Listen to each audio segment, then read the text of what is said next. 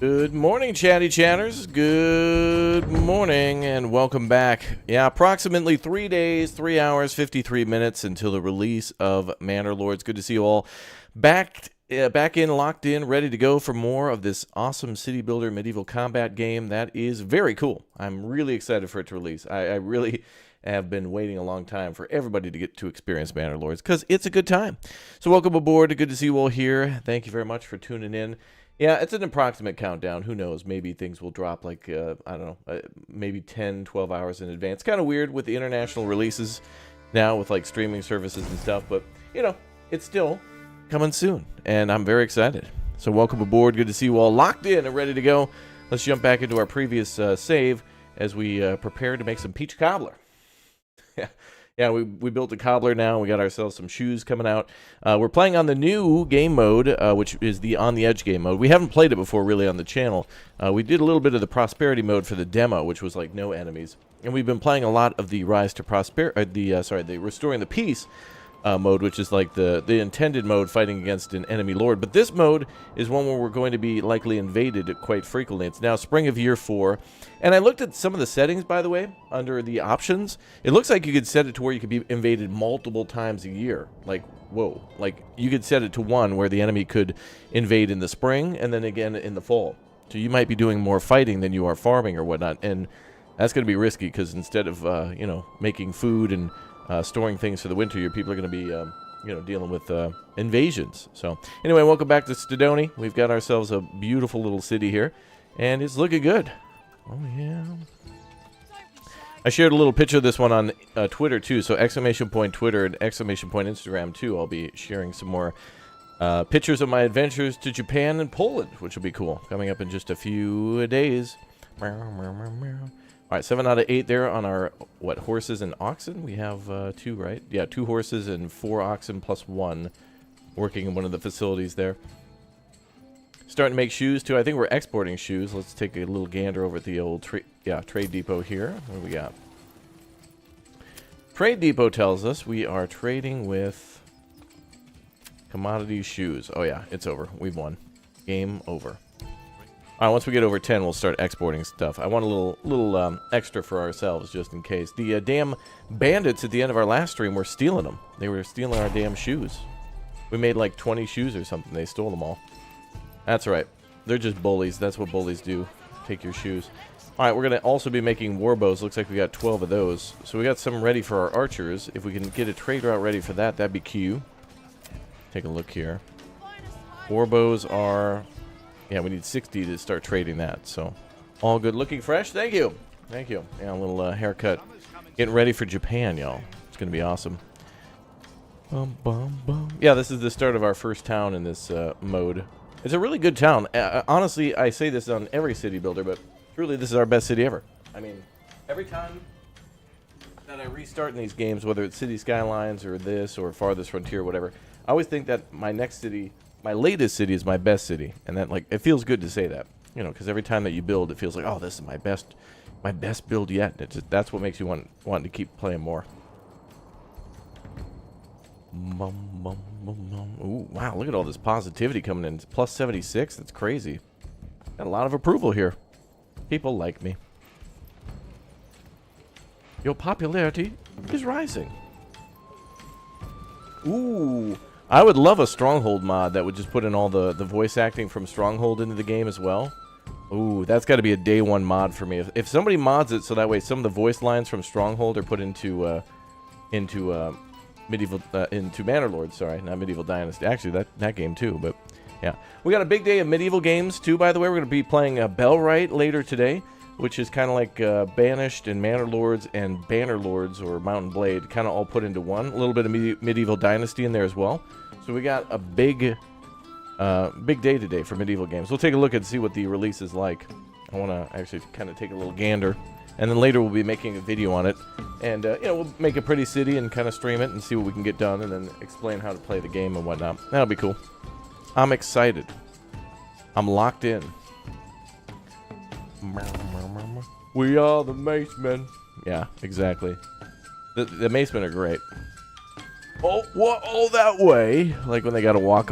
That was a great thing about Stronghold, too, is that if you clicked on your troops, and if the distance was far enough, the troops would complain about how far they had to go. I loved it. The granary is full, my liege. Yeah. So many good voice lines. Stronghold is so very much with me today. That's why I loved playing the Definitive Edition when it came out. I still haven't beaten all the extra DLCs they put on top of it. But honestly, for a few bucks for that game, totally worth it to, like, relive the game and then, like, all the DLC. Like, they added new missions, and it's just like... If devs are going to do that, where they just kind of keep adding to an old game that's just really, really good, that's awesome. Especially when the DLCs were like $2. Like, okay, fine. You got me. I love that game so much. Speaking of games you might love, by the way, chat, I got a little pro tip for you. There's a game on Steam you might enjoy that's on big sale. Chat made me aware of this the other day, but it's still going strong.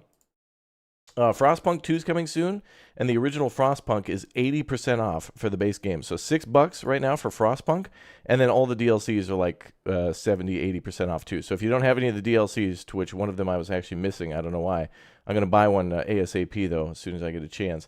And the DLCs are like $5 too. So Frostpunk 2 is great. I'm really excited to get a first look at that one when it fully releases. But the original Frostpunk is incredible. I mean, that is like... one of the most brutal and hardcore city builders ever. Like, the brutal cold, and then, like, day one decisions are, all right, do we do child labor or cannibalism? What do you guys want to do? Like, what the... Like, you could really quickly go down some shady business right away in the game. So, and the second game seems to have that, and then even more. But more political-wise, it seems to be a little bit more like a political thriller, which actually is quite interesting. I didn't think I would like that, but I kind of missed the beta. I would have played it more, but it only let you play 300 turns, and I was just like, I don't really want to do that. So I want to play the full game. I think it'll be July when that one drops, so I'm very excited to see more about that. Also, 11-Bit Studios, the same makers of that game, same people who also made This War of Mine. They're making a game called The Altars, which is that really weird game with like a bunch of clones or whatever. Like you play as a guy, but you play as a bunch of different versions of that guy. I don't know how to explain it. Other than that, if you haven't seen the trailer, I really don't know how to explain it. So, interesting.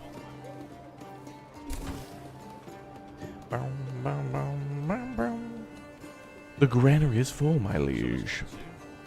Nice day for fishing, ain't it? That's true. It is a beautiful day. That would be something I'd love to see in this game, would be little ponds and lakes that you could fish in. That'd be really cool. Oh, and then imagine building, like, your manor on a hill next to a lake. Oh. Beautiful. Alright, we've almost cut down all those trees. How are we doing? We got 2 people free. Doing a lot of building, a lot of cutting. Doing a lot of moving and shaking right here. Dodoni's doing well. Ahoy. Ahoy. Dobre rano, everybody. Good morning.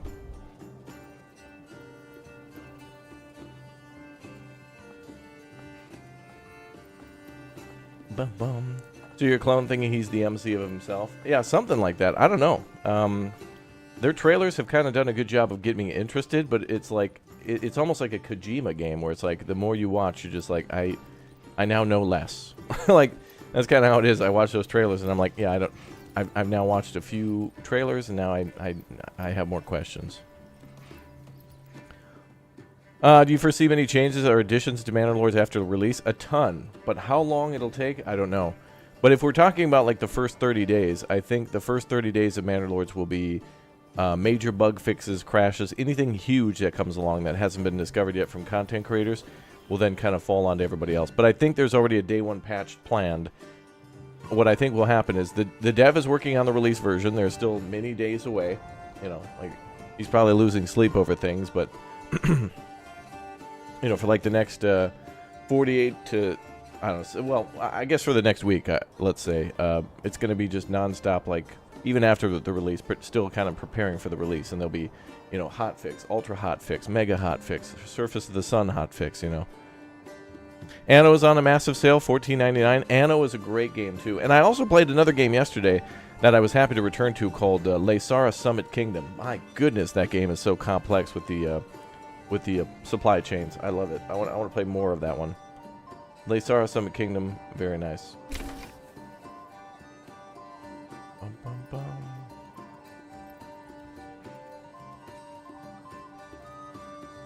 Bum, bum, bum, bum, bum, bum, bum, bum. Ah, look at this beautiful, like, sky thing going on here. Build a huge army. We're working on it. Actually, today we will put out a video on the military, and it's so huge, it's almost I think maybe around an hour long. There's a lot of information about building a military in this game, not just like, there's about commanding your troops, about keeping everybody happy. You know, approval rating is also tied to your morale, which is something I may have forgotten to cover in it, but, you know, stances. I mean, like, aside from the whole managing of the military, like giving them commands, like literally your city is part of your military too. Like if the enemy attacks and we have tier 2 and tier 3 burgage plots, that means those troops can use better armor. So if we happen to have like chainmail and stuff, tier 1 troops can't use that for the militia, but tier 3 troops can. So interestingly enough, the better you design your city and the more you like upgrade it and like care for it, the better your troops can be. So you don't really need huge hordes of troops. You just need like, you know, you can win against superior numbers. Like, I think we've won against forces 2 times our size before, and that's pretty amazing. And we didn't even do anything sort of crazy like with archers or whatnot. I wasn't pulling any sort of crazy victories. We were just playing smart, like hold the high ground, use shield wall or defensive stance, let the enemy burn themselves out, and then start pushing them back down the hill. And get that, like, you know, that moving forward downhill bonus. And yeah, it's pretty powerful. I'm no expert, but, you know, I know the basics, and pretty cool to see. I'm glad we were able to win so far. We had our first battle. We didn't take any losses, and we killed like 20 men, so that's a pretty damn big dub. Gotta say. Okay, we need more families. What do we got room for? 32? Okay, we got 26. Okay. Room to maneuver. And are we building more houses? No. I thought we were doing upgrades, though. We could definitely add living spaces here. Let's do that. Let's get these, or should we upgrade? Oh, tier 3 or higher. Okay, that means we need to upgrade the church, but to do that, I'm going to need more people. We got to get our population up. I want more people in our town. And we need more money to specialize the burgage plots, so there you go. Is it true that terrain is a factor for battles? It is, and same with the weather. If it starts to rain, your archers will... I can't remember if it's become more inaccurate or if they have a shorter range, or both. But yeah, if it's raining during the battle, your archers are not as effective, which is actually really cool. I've had it happen. In the video you're about to see today, it will rain. And it does say something about that somewhere. Let me see. Maybe it's in the game pop-ups. I wonder if there's a thing about archers. Let's see. Military... ranged attack...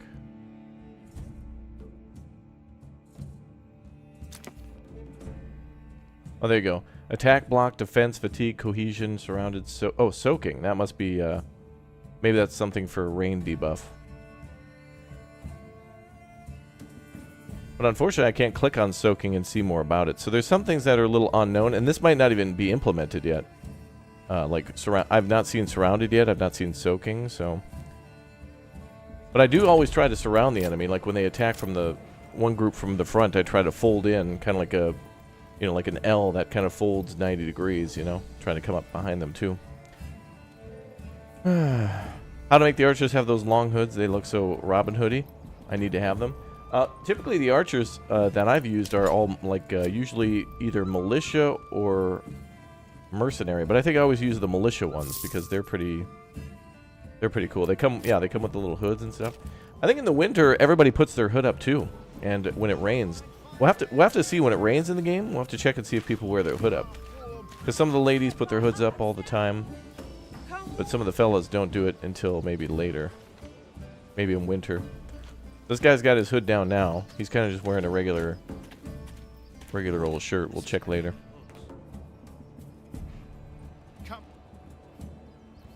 Yeah, there's some mechanics for that, though. That's actually quite interesting that there is mechanics for the weather.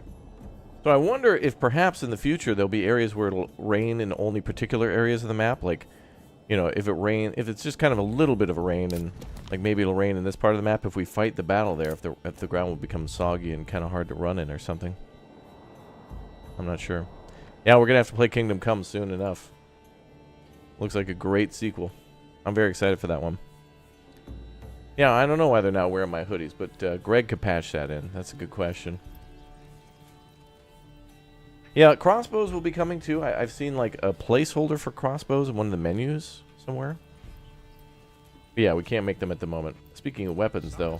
Wow, we've already made 21 war bows. 2 Fletchers could make so many bows. That's crazy. Does rain help in the case of fire? No. I've had like vicious rainstorms, and then lightning will hit a house, and then the whole house will burn down, even though the house is drenched in water. Drenched.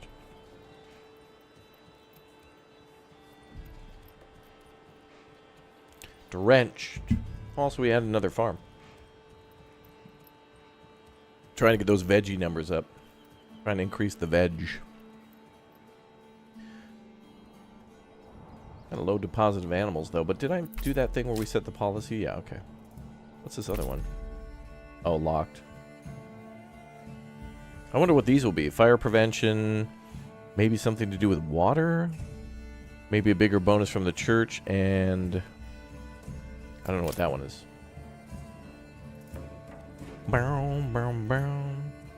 No, I didn't play the first Kingdom Come. That's why I want to play it. It actually was on my list of games to play as of like last year. I was like, dude, we're going to play that game.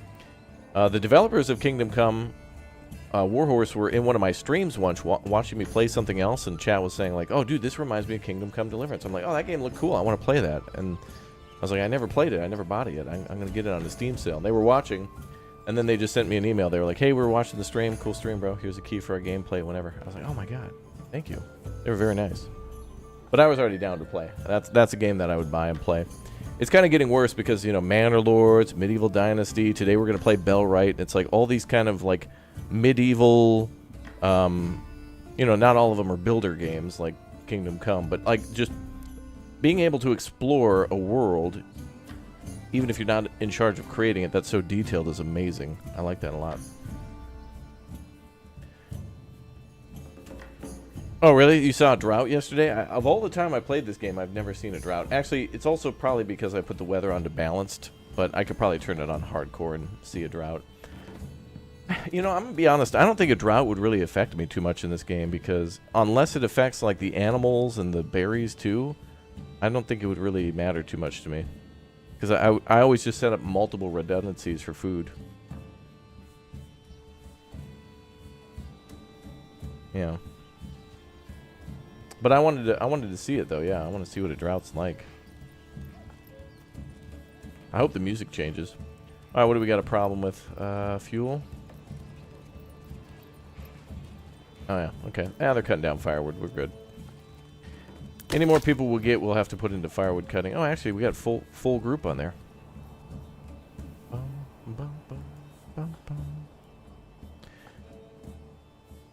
Yeah, we'll play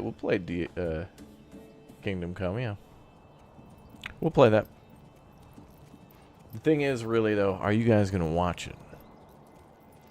That's something you watch because I'd like to do a full playthrough, but there's so many new games coming out. We got to make room for those too.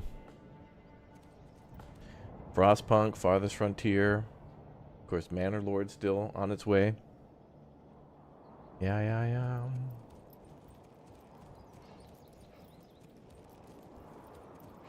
What do we got? Crops. Warbows going up. Bum, bum, bum, bum, bum. Oh, it's the Tavern's Pause still. Now we're just focused on the home extensions. Oh, there we go. One of the extendos is going up. Hey, all right. Cool. So now we got space for 35. I'm going to try to keep like somewhere between like a 4 to 6 buffer. Maybe even preferably 10.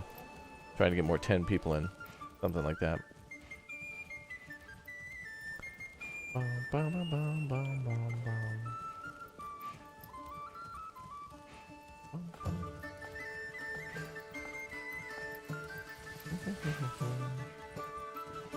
No, our firewood supply is just low. The firewood cutter is here, and the storage area for it is right next door to it. So it's the number of stored, not the distribution. They have to go a little bit of ways to get to the forest, but we're purposely clearing land. We got it. Don't worry. We're good. We're good. We're locked in. We'll be fine. Oh, eggs are coming in too. Boom, boom, boom, boom. I do know, yep. Yeah, about 3 days to Manor Lords now. Give or take a couple hours, you know, but... Nice haircut. Well, thank you. Yeah, all fresh and new as of yesterday.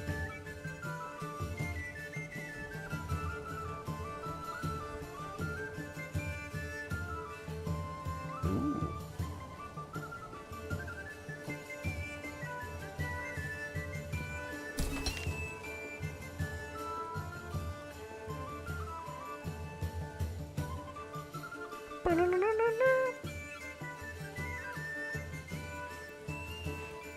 Is this multiplayer? No. Not for a while. Any changes when it releases? Possibly. We'll have to see. We'll have to see what changes on release day.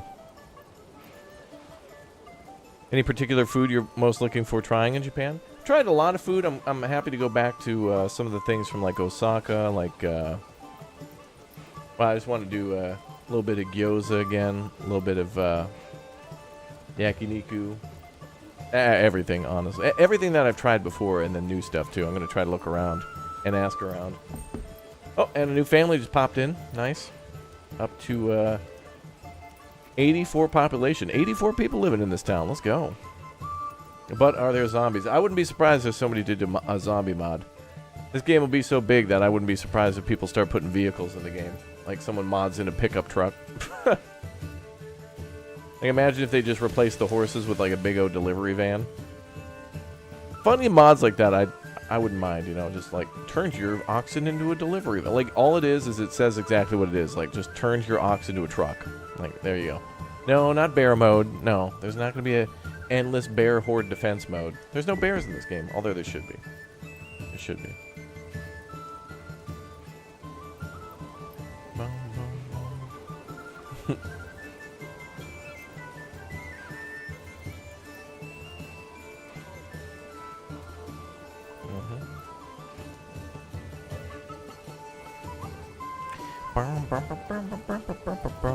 Just saw a trailer for the Tales of the Shire. Hope it's a good game. Really?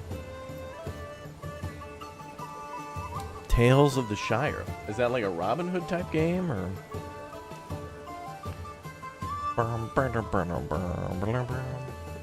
Yeah, honestly, I think wild animal attack. More animals should be in this game, in my opinion. There are birds that fly around randomly, but I would love to see just random animals, I guess, from time to time. But then again, we clear all the forests, so I don't know.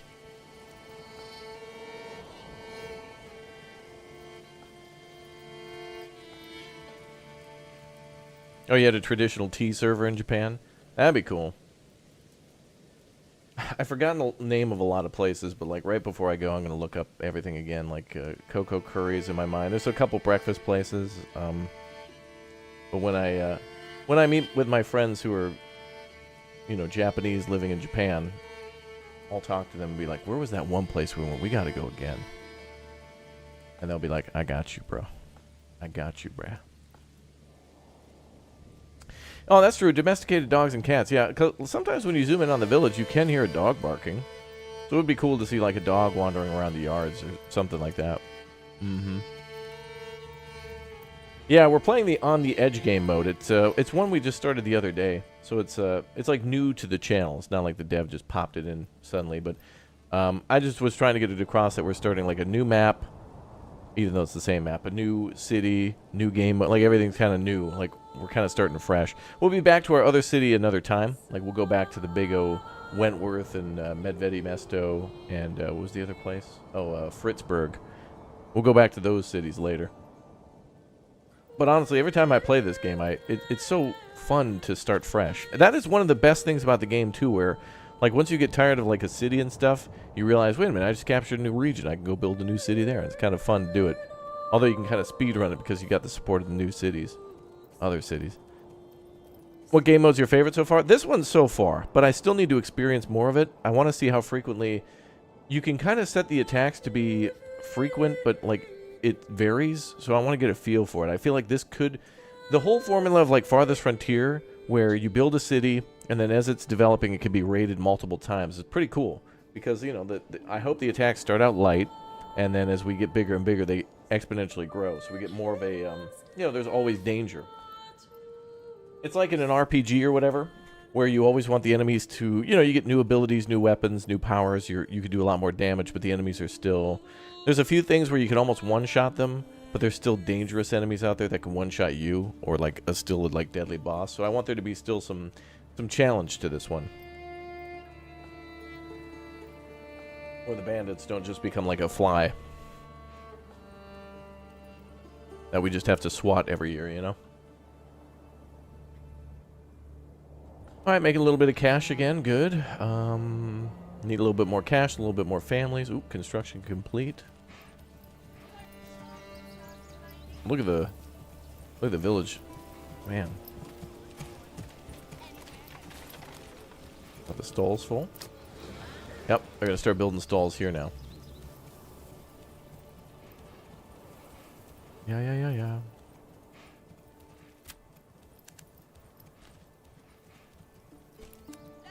Maybe something there.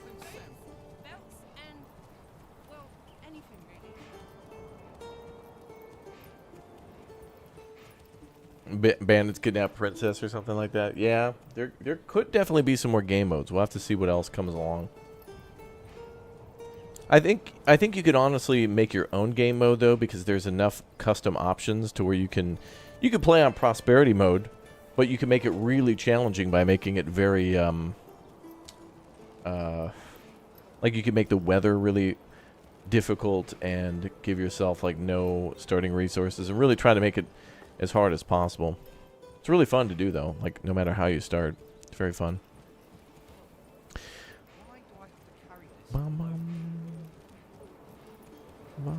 Yeah, we will get cavalry will be coming soon, yeah. Yep. I think, you know, my thought is that cavalry was supposed to be in for this version for content creators, but maybe there was some sort of a... There's probably some major reason why they didn't put it in, and we'll be saving it for later. But one thing that I thought of yesterday, and here's something that I think may happen, and it might not, I don't know, but it would be really cool. I think it would be an awesome thing, is if the developer had a few things that weren't in this build for content creators that everybody gets to experience on launch. So maybe cavalry could come in at launch, or maybe there'd be like a new map, or maybe there's going to be one major new thing that we didn't see that's not for content creators that comes in the launch version. So as far as we know, the developers already got some other things done that they've pulled out for now and then will leave for everybody on release. So that way, once the game releases, even though it's out and everybody will be playing it, maybe even more people will play it, because it's like maybe the creators who already made their videos on it and moved on to other things already will have to come back, because now there's a new map, there's new buildings, there's new, you know, something could be new. I don't know what, and I'm just speculating, but that'd be cool. That'd be really cool.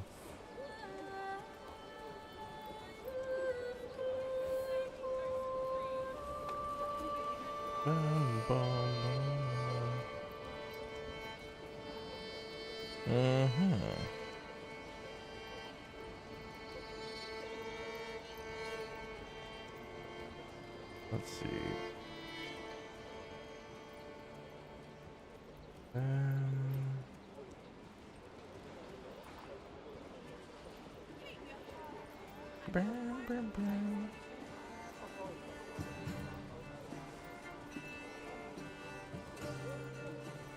Cool.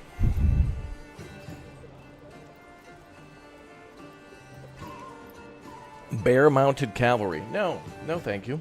Smiley. The music's popping again. All right, we got to get a couple houses to tier 3. Still trying to get those people up, and we also... Are we building that yet? Okay. Oh, the mining pit's done. All right, let's mine a little bit of clay. And mine a little bit of clay, and then we're going to build our furnace for that.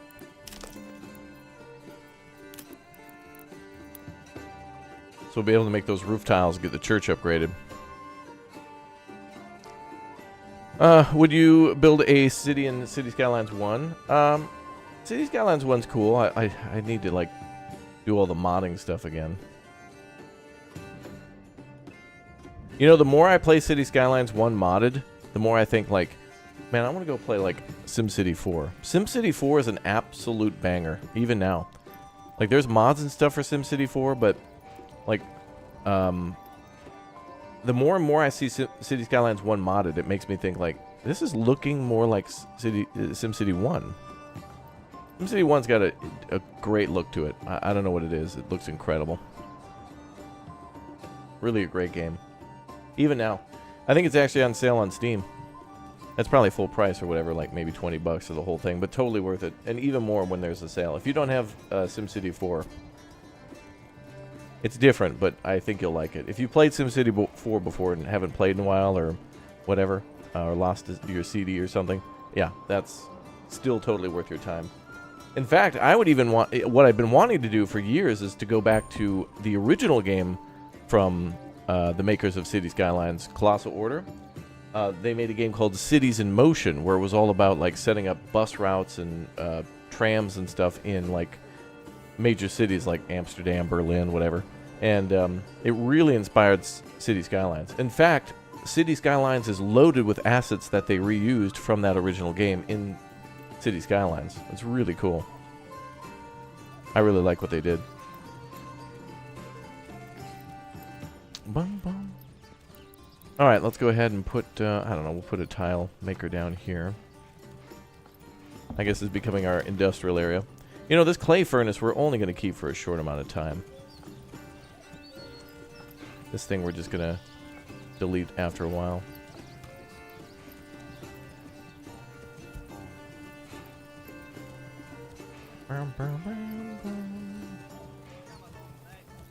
Well, let's put it there, I guess. Gonna be a little lower on our priority list, though. Oh, boy. Oh, we got another family to move in. Cool.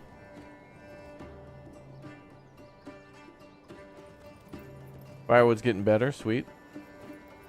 Money's at 13. Nice. How we doing on shoes? 11. Good. Warbow's 33.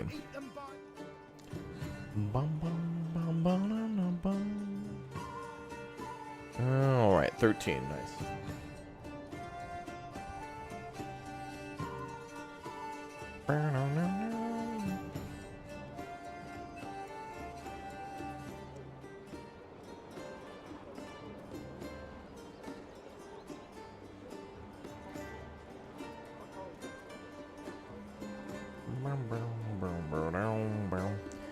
Okay, so supply is probably that, yeah, the sawmill again.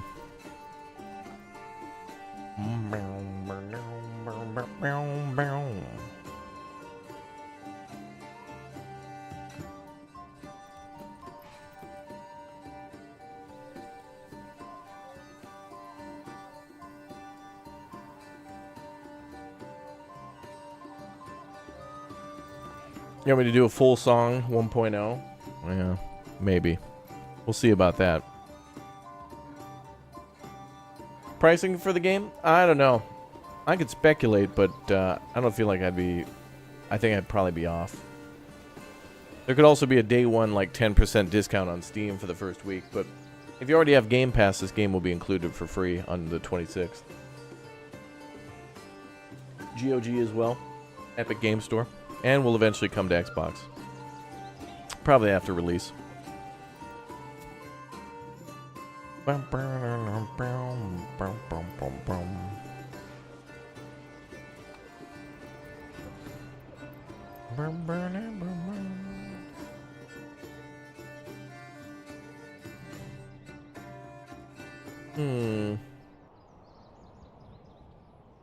You think Frostpunk 2 is the most anticipated game?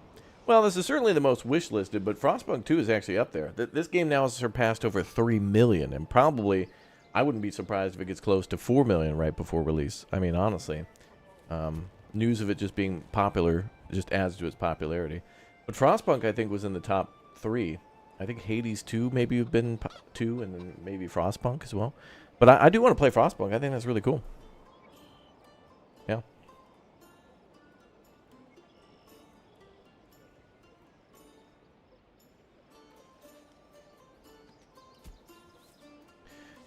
Yeah. Frostpunk 2 said 2 million a couple weeks ago. Yeah, and I think after the beta, that could have maybe gone up.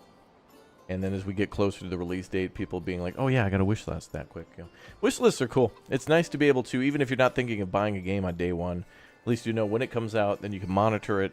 And then if there's a price drop or a DLC or a bundle, then you can snag it whenever the time is right for you, which is cool.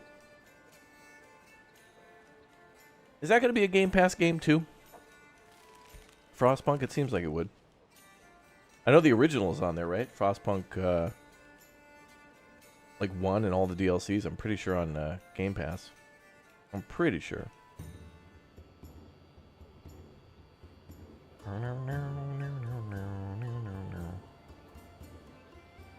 Ah, man. 11 leather, okay. It'll be on Game Pass, cool. Cool.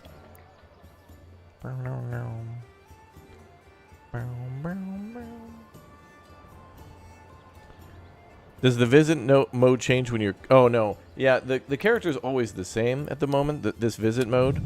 It's always just this, I don't know, blonde dude in a red cape. We all know what that means. But I think eventually there'll be some reworking to maybe we can customize how our character looks. I really want visit mode to eventually let us ride a horse, because once you've got a territory big enough, like multiple regions under your control, imagine riding a horse through all of the cities that you built. Like, you go through one and you visit it and you're like, oh, that was cool. But then you go down the King's Road, which is essentially like the highway to the next city, to go take a look at that one too. Because the landscape in this game is just beautiful.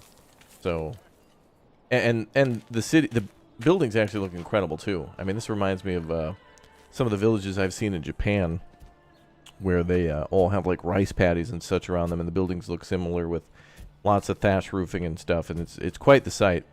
So being able to ride through each of these cities would be incredible. I think about all the beautiful windmills you could see, the churches you built, you know, all the rivers and stuff like that. It's pretty cool.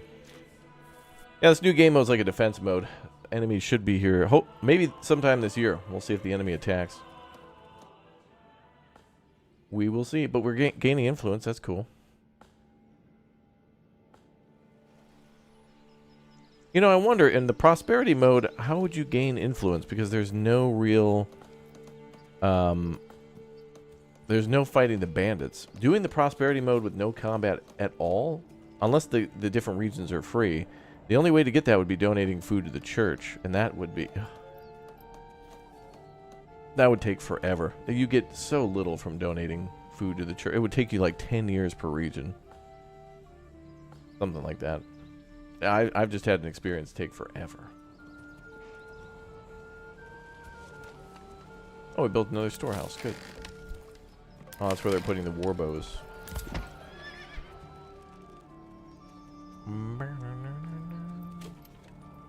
Oh, yeah. Ghost of Tsushima. Yeah, I did a full playthrough on PlayStation. I'll want to play that again when it comes out, but unfortunately I'll be in Japan, so I won't be able to play.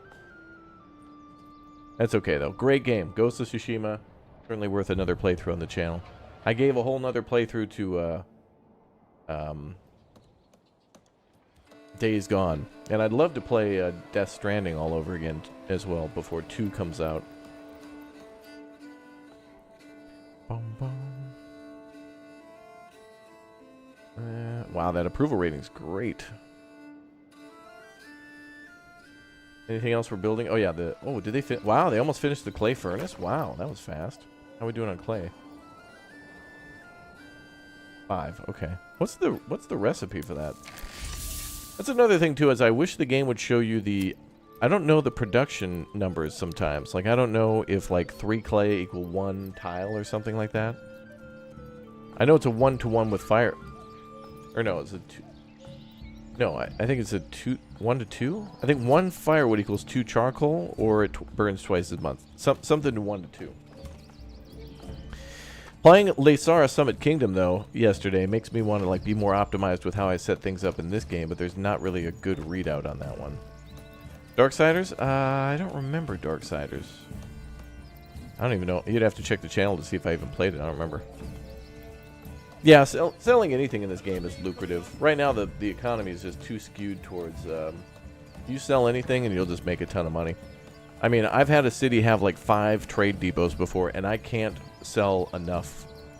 Like, I've literally in one city kind of stopped producing goods to where I've got like 4 buildings making, you know, shoes and bows, and that's it. And it just made me like $25,000+, and then taxing that like 75,000.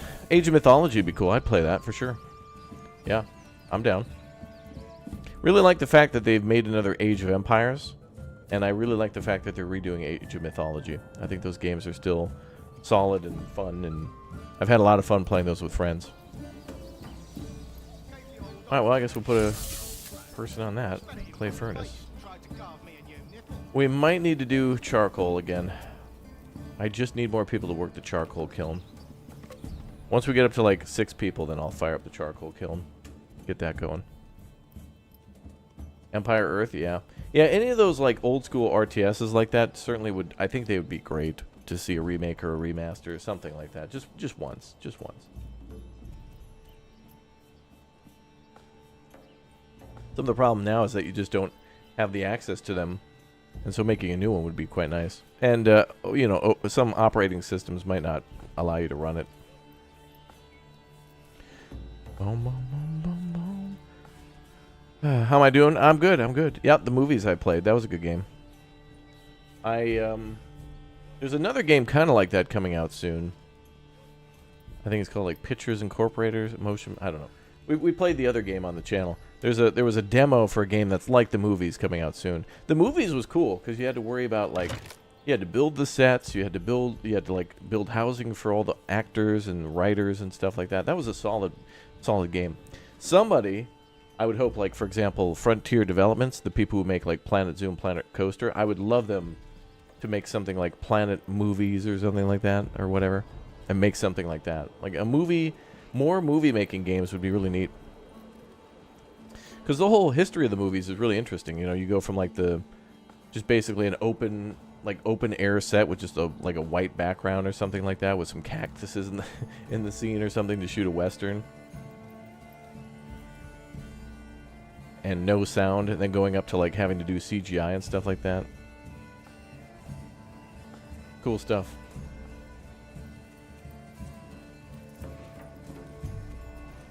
I want it.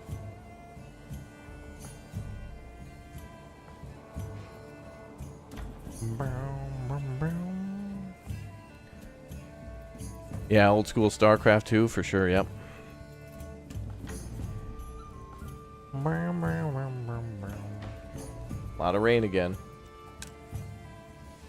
Pantry is full. Uh-oh. Let's get this building shut down and that one turned up. Get somebody else there to store. Blockbuster Incorporated. Is that the name of the game? It could be. Dude, imagine a game where you would run movie rental stores. Actually, that's one that we have the supermarket simulator, but a movie rental game would be interesting. Like, imagine that supermarket simulator, but movie rentals. You could put out, like, the little popcorn stand. You'd have to stock video games and movies. You'd have to do a rewind mini game where you have to rewind all the VHS tapes. You'd have to sort out all the returns, make sure they were, rewind all those. What else? Now you could sell the peripherals, like some controllers and other junk.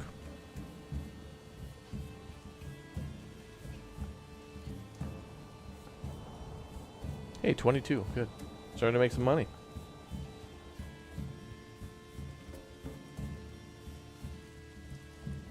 Oh, we're making shoes now. Yeah, I want to save my cash until we get enough to, like, export bows.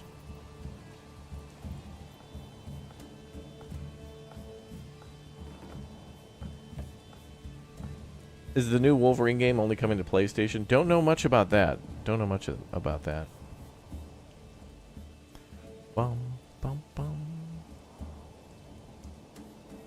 I mean, we played a game before where we were able to manage a laundromat, and then you're supposed to slowly turn that into an arcade, like hidden in the back of the laundromat. Really cool games like that, man. Fun games. Yeah, I got a haircut just yesterday. Yep. Yeah, yeah, yeah. All right, money's good, things are good. Yep, good, good, good.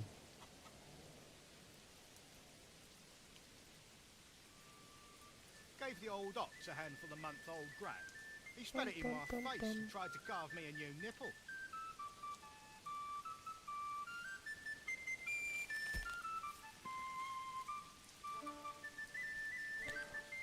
Arcade Paradise, that's exactly it. Yep, good one.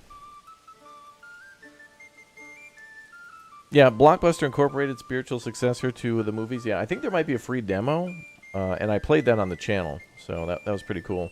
I know there's been some other bangers that have dropped lately, too, like, I've been wanting to play that game Harold Halibut, but Manor Lords came out, you know.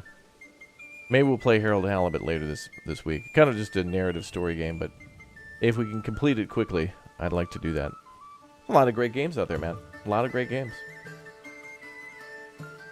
Problem is like what to watch, what to do. There's a lot of good stuff out there. A lot of great stuff going on.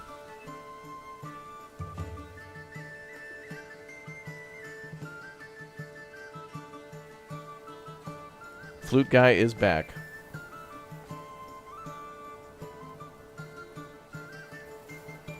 Okay, we got 29 out of 35. Any other houses to upgrade?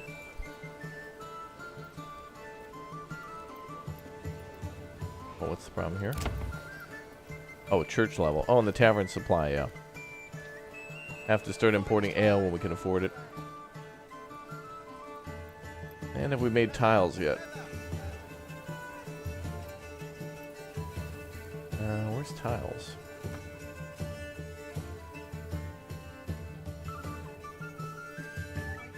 Ah, roof tiles there. First tab. You excited for, what is that, Uyin Chronicles coming out today on Game Pass? Oh, nice. Nice.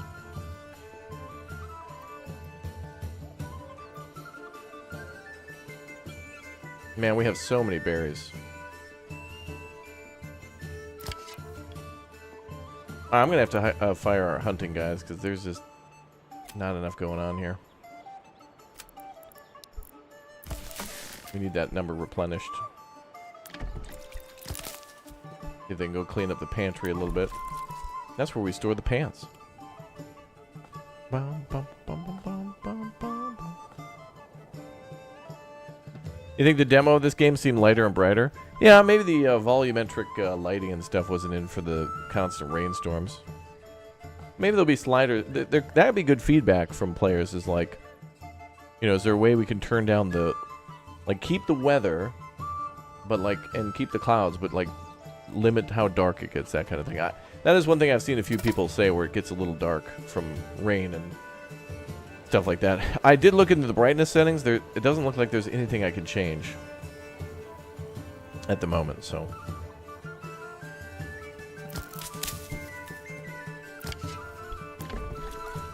That's good feedback.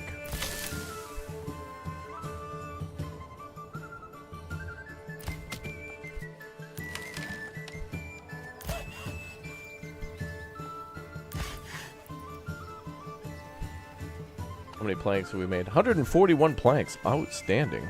Are we selling them? Oh, we are. We sure are.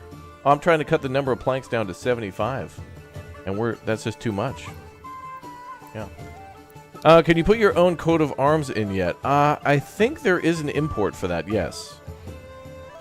There is a way to make some in the game and then save them. And then I think there's ways to import stuff. I think. I'm pretty sure. Yeah. Bro, you just have the countdown timer taunting us? Oh, it's not taunting. I know people are... I'm just trying to clarify when the game comes out. Because as we get closer and closer to release, people will be like, when is this game coming out? And so there's your intel. It's not... It's approximate. It's not, you know, precise. In fact, I hope it's a little overestimate, you know, by maybe 8 to 12 hours, something like that.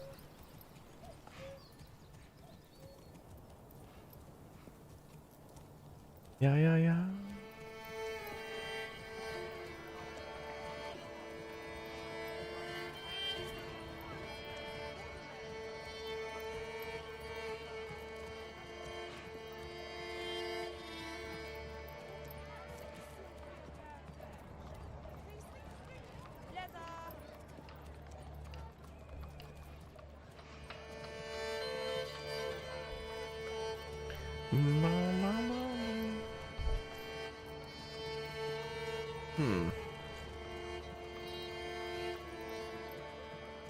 As soon as we make enough money, too, I'm going to start importing ale. It's just kind of easier to do that at the start. I want to do everything, but everything comes down to manpower, too. Oh, we're starting to make those roof tiles. Let's go. That's enough clay. Oh. I'll put another guy on clay tiles. If we can get that church upgraded faster, that'd be great. That'd be great. Yeah. Yep. Bellright's already streamed, or scheduled for a stream on the channel. Yep. What do you do with the in-game money? Well, there's two types of money. There's your regional wealth, and you could use that to upgrade like burgage plots and do trading, so you can import stuff. And then the money that you make from trading, you can actually tax, and also these houses provide money too. And it'll go to your treasury. So kind of like there's like the regional tax of each little district or whatever, and then there's the global money. And you can only make money by like taxing those people for a property tax and stuff. So the more people, more business you have going on, the more money you can make from that. So yeah, good idea to have a lot of people in high upgraded houses. It's a good time.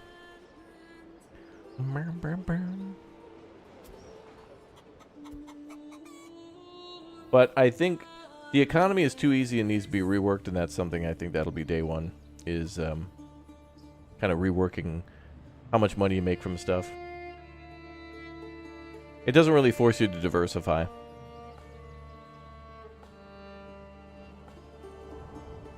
Oh, you played Captain of Industry? Oh, awesome. Captain of Industry was a great game. I have more keys for that one to give away, too.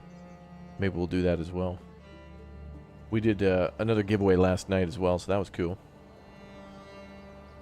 Love giving away free stuff to chat. Also, I don't know. It looks like things are still broken for our pop-ups. Let me just see here. So for those of you guys who subscribe or follow the channel, your name should be popping up here. But again, it seems like every other day, either the bot is broken or the notification is broken. Let's try something like this. Yeah.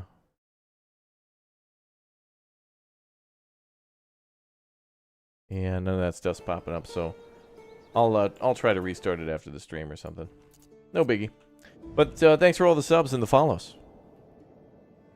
Appreciate it. Yeah, Planet Crafter's great.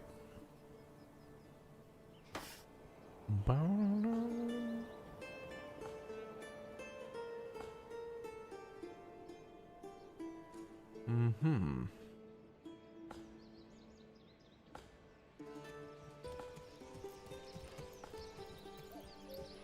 You missed a key giveaway or something else? No, we gave away a key. Yep. Not for this game, but we'll keep doing giveaways on our Discord. So exclamation point Discord. Make sure you follow the Discord there. And sometimes we give away stuff when I'm streaming. Sometimes I give our moderators keys, and I'm just like, just drop this key sometime tonight. And they'll be like, okay. Just keep it random for everybody who's in there randomly. I think random is just the most fair. Because, you know, somebody could be watching the stream hours after I've gone to bed. And they could be enjoying the stream and stuff and be like, oh yeah, you should join the Discord for a giveaway. And they'll be like, oh sure, I should do that. And then they join and they could win a giveaway when I'm sleeping too. Everybody should be a winner.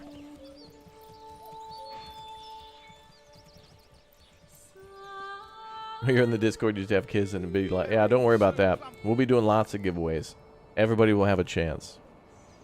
Trying to get more people in. 2 weeks to Homeworld? Yep. Homeworld's, we'll have a video up on Homeworld. I think, I'll be very excited to do a full live stream of, Homeworld when I return. I've already played it a little bit. I'm very excited to play more. I think, I don't know if I can say anything on this, but some changes have been made and they're quite good. The developer, another instance of developers listening to feedback and being like, oh, okay. And then they made changes in it. I could be wrong, but to me it was just like, wow, they listened, they made changes, that's great. Thank you. I love that. Love that.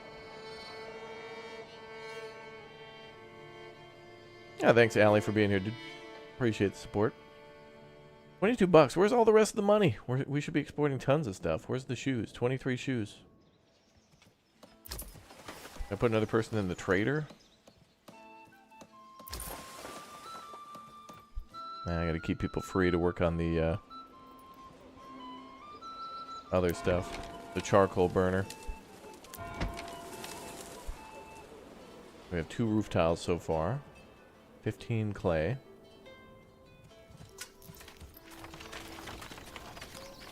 How's the clay furnace work?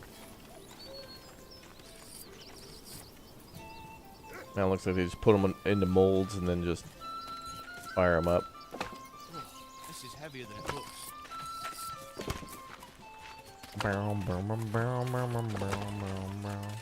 Thank you, Allie.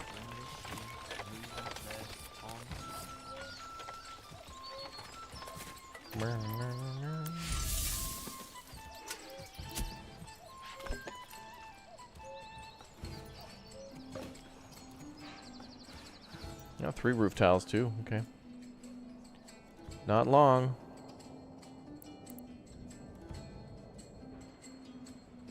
I think we need more houses again. Just do a quick check. Raidable.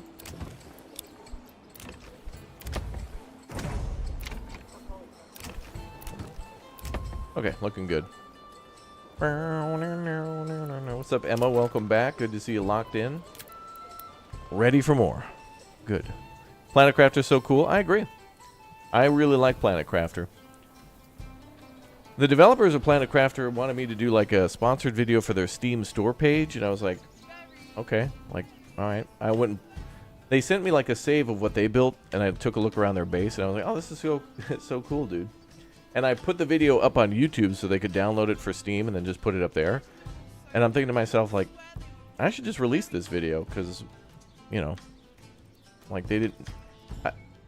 I like Planet Crafter. Like that married couple that's made that game. It's like so cool. It's another dub for gamers. They made another group of gamers made a cool game. Game is just cool, dude. Terraform a planet and try not to die to death. I love it. Ben Smith, thank you very much for the Twitch Prime sub. But very much, you know, since like the development of this game and like Planet Crafter and stuff, I'm so for. Oh boy. I'm so for developers, you know, pulling off massive dubs by just being passionate. Being like, here's our game, here's what we want to make. Hope you guys like it. Or we want to listen to feedback. It's heartwarming.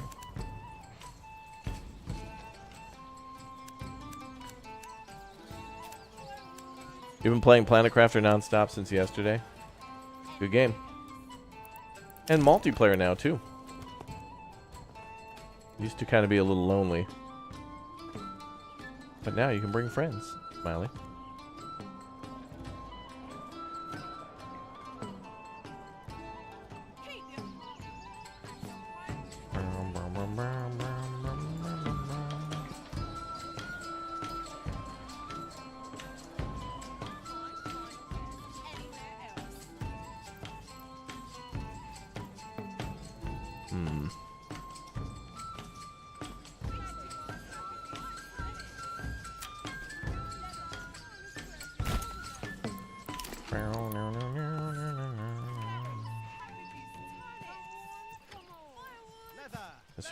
Don't want to destroy those trees up there if I can help it.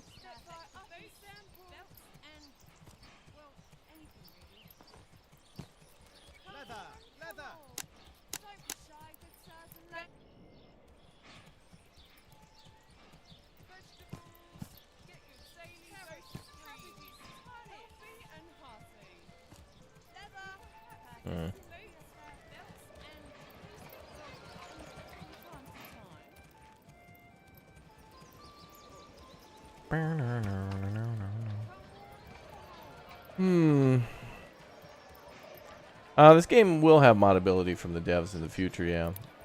How far that will go, I'm not sure, but we shall see.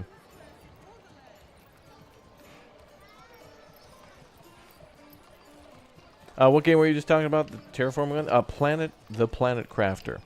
The Planet Crafter.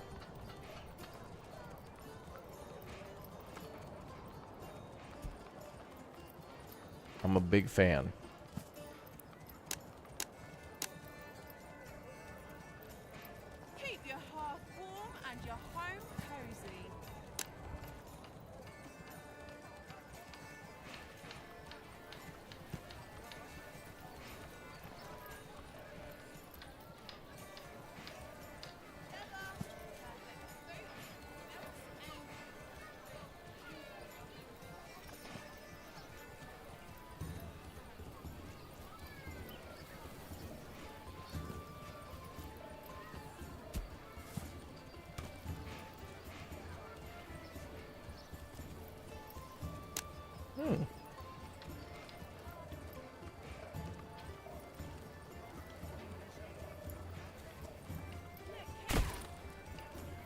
Couple more houses there.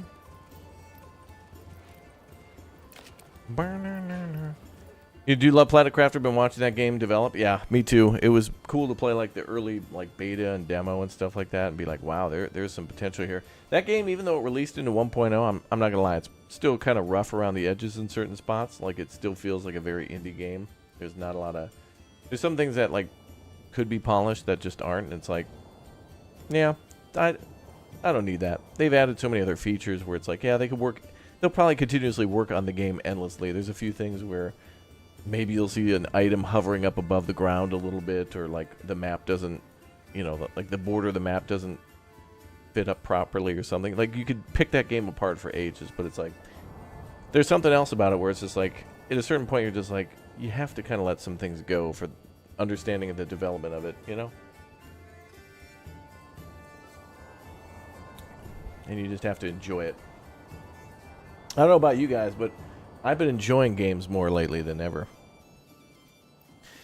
I'm just choosing to put my time into things that I've been enjoying a lot more. And boy, do I feel free.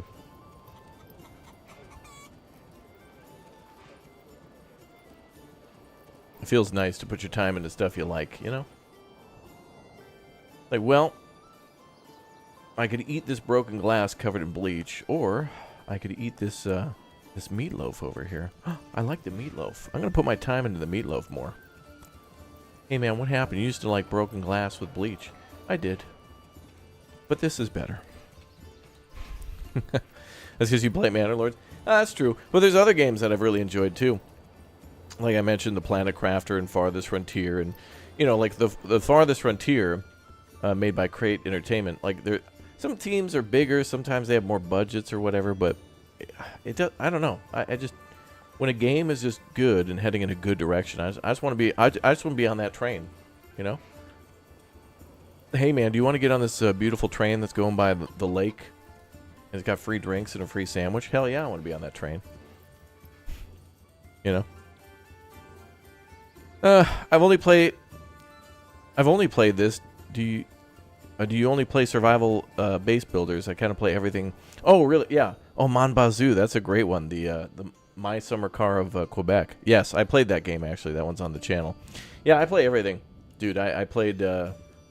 lately, it's been a lot more city builders, because I think 2024 is the year of the city builder. We got Frostpunk 2. We got Farthest Frontier. We got Manor Lords. We got Laysara Summit Kingdom. We already had the Frostpunk 2 beta. We'll be playing Bellwright later today, which in my eyes is technically a medieval city builder too.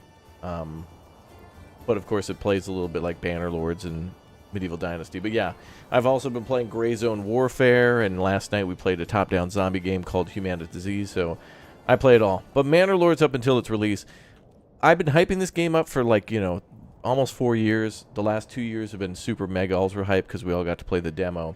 And I'm going on vacation soon, and so if I was to hype the hell out of this game and then not play it before I went out, I would have felt bad. I would have felt like all that hype was for nothing. So I want to make sure I give this all the time. And then we'll be back to other games too, like The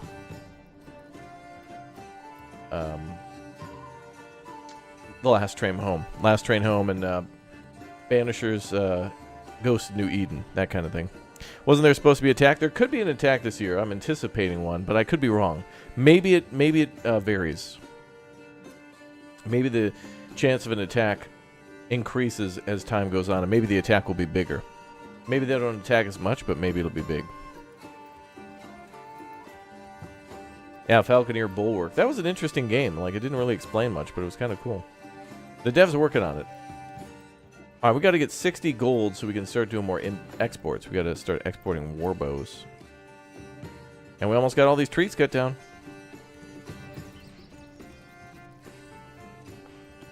Good job. Then we'll need to put a forester down soon. And then we got 4 people assigned to construction, so that's cool. Making some more plots there. Can I make another house?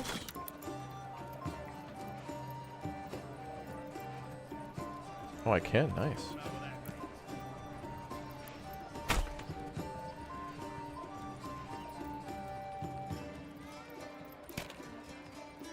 Yeah, there are other games other than Manor Lords, believe it or not, chat. Yeah, I was surprised too. I went on this website called Steam the other day. Apparently they have another video game on there. Just one other one. I think. I thought Steam was just for downloading Manor Lords, but I was wrong. Yeah, Bellwright just came out today, so we'll be streaming that a little later. I was going to start with Bellwright, but I thought we'll just get in the mood for Bellwright by playing a little medieval city building action from the top-down perspective known as Manor Lords.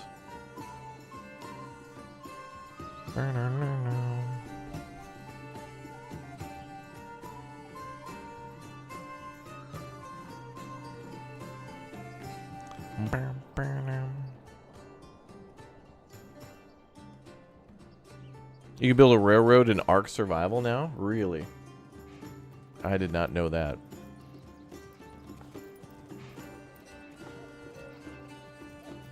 Steam? Never heard of it. That's right.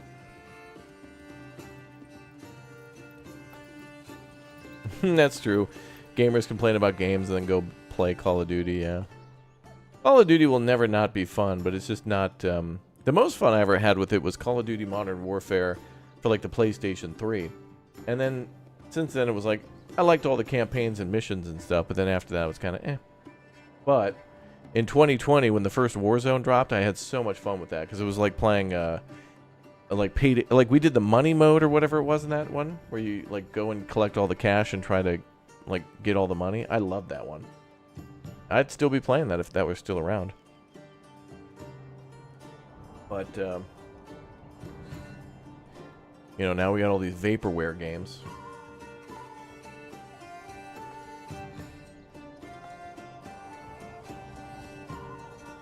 Sad, man. Oh. Alright, animal deposits are back.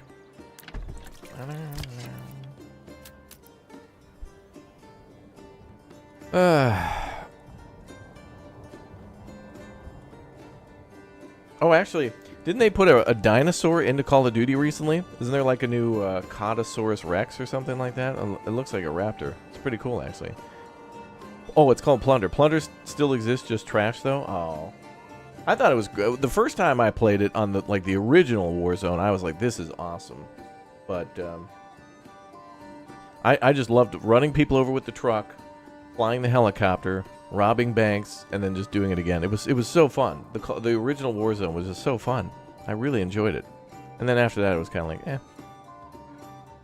After that, it was just like, I don't want to play Call of Duty anymore. I'm done. I would have played that forever.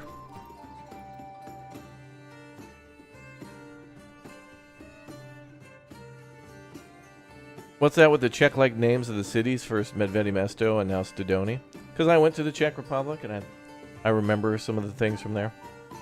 We can do Polish stuff too. I've been to Poland now. Yeah. We do Katowice, Warsaw's where I've been. I'll go into Krakow soon, I think. We'll have fun with it. Is base building your favorite types of games to play? Yes. Well, top-down games are, yeah, very fun. I guess, you know, both the RTS genre and city builders are both really well done top-down, you know what I mean? Like City Skylines, this game, you know, like Red Alert, you know, Stronghold. A lot of these top-down games, I think, existed because the computing power back in the day was kind of limited. So people would do, like, top-down games to, you know, like, zoom out from the perspective. And it worked. And they're just so damn good. Being able to build a town like this, it fits it perfectly, like it was meant to be. But yeah, I don't really like racing games too much, at least not on the channel. Sports games, not really.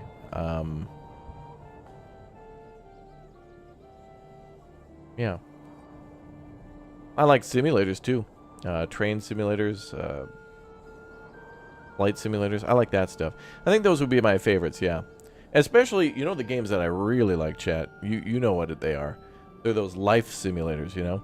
Like My Summer Car, Supermarket Simulator. You know, all those games that even if they try to go for realism or whatnot, I don't know. There's something about running a business in first person that's just so exciting. Like Gas Station Simulator.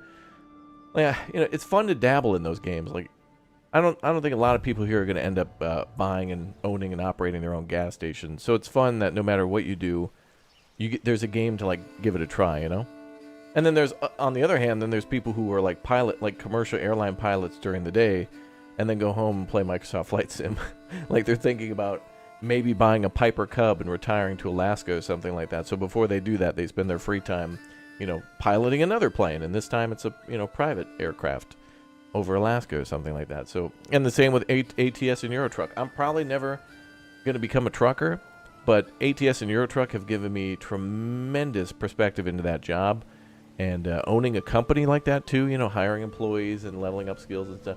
So, of course, much more serious when you're doing it in real life, but I mean, it gives you a lot of and all the places I've been able to see because of that, like in Eurotruck and ATS. So it's really cool to have, when I'll play like the Baltic DLC or something, or I'll be in Italy or Switzerland or something, someone will be like, dude, that's the town I live in. That's cool, man. Dude, I live there. Dude, you're coming up on my town. It's the same when we play Train Sim, too. People will be like, oh, what? Dude, I take this train line every day for work. It's cool, man.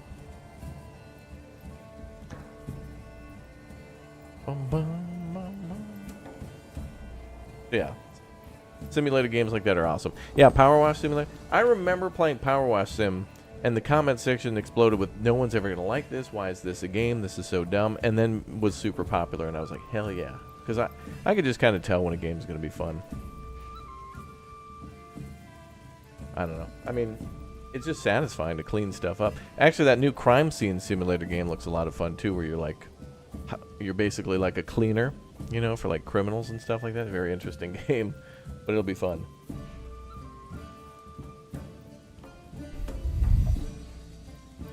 But speaking of that new flight sim, it's really neat that you could just like pick a city and just kind of circle around it and look at what it looks like. Like go to Toronto, go to Mexico City, take a swing around the Taj Mahal, go to Tokyo and fly around all the major buildings there and stuff. Very neat.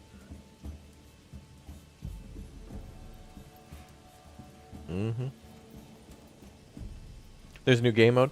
This game mode's called On the Edge. We haven't played it before, so we've kind of started I've started a new playthrough, building a new city in a game mode we haven't played before, so it's like new to the channel. It's not like the dev just added it yesterday or something, but I was just trying to get it.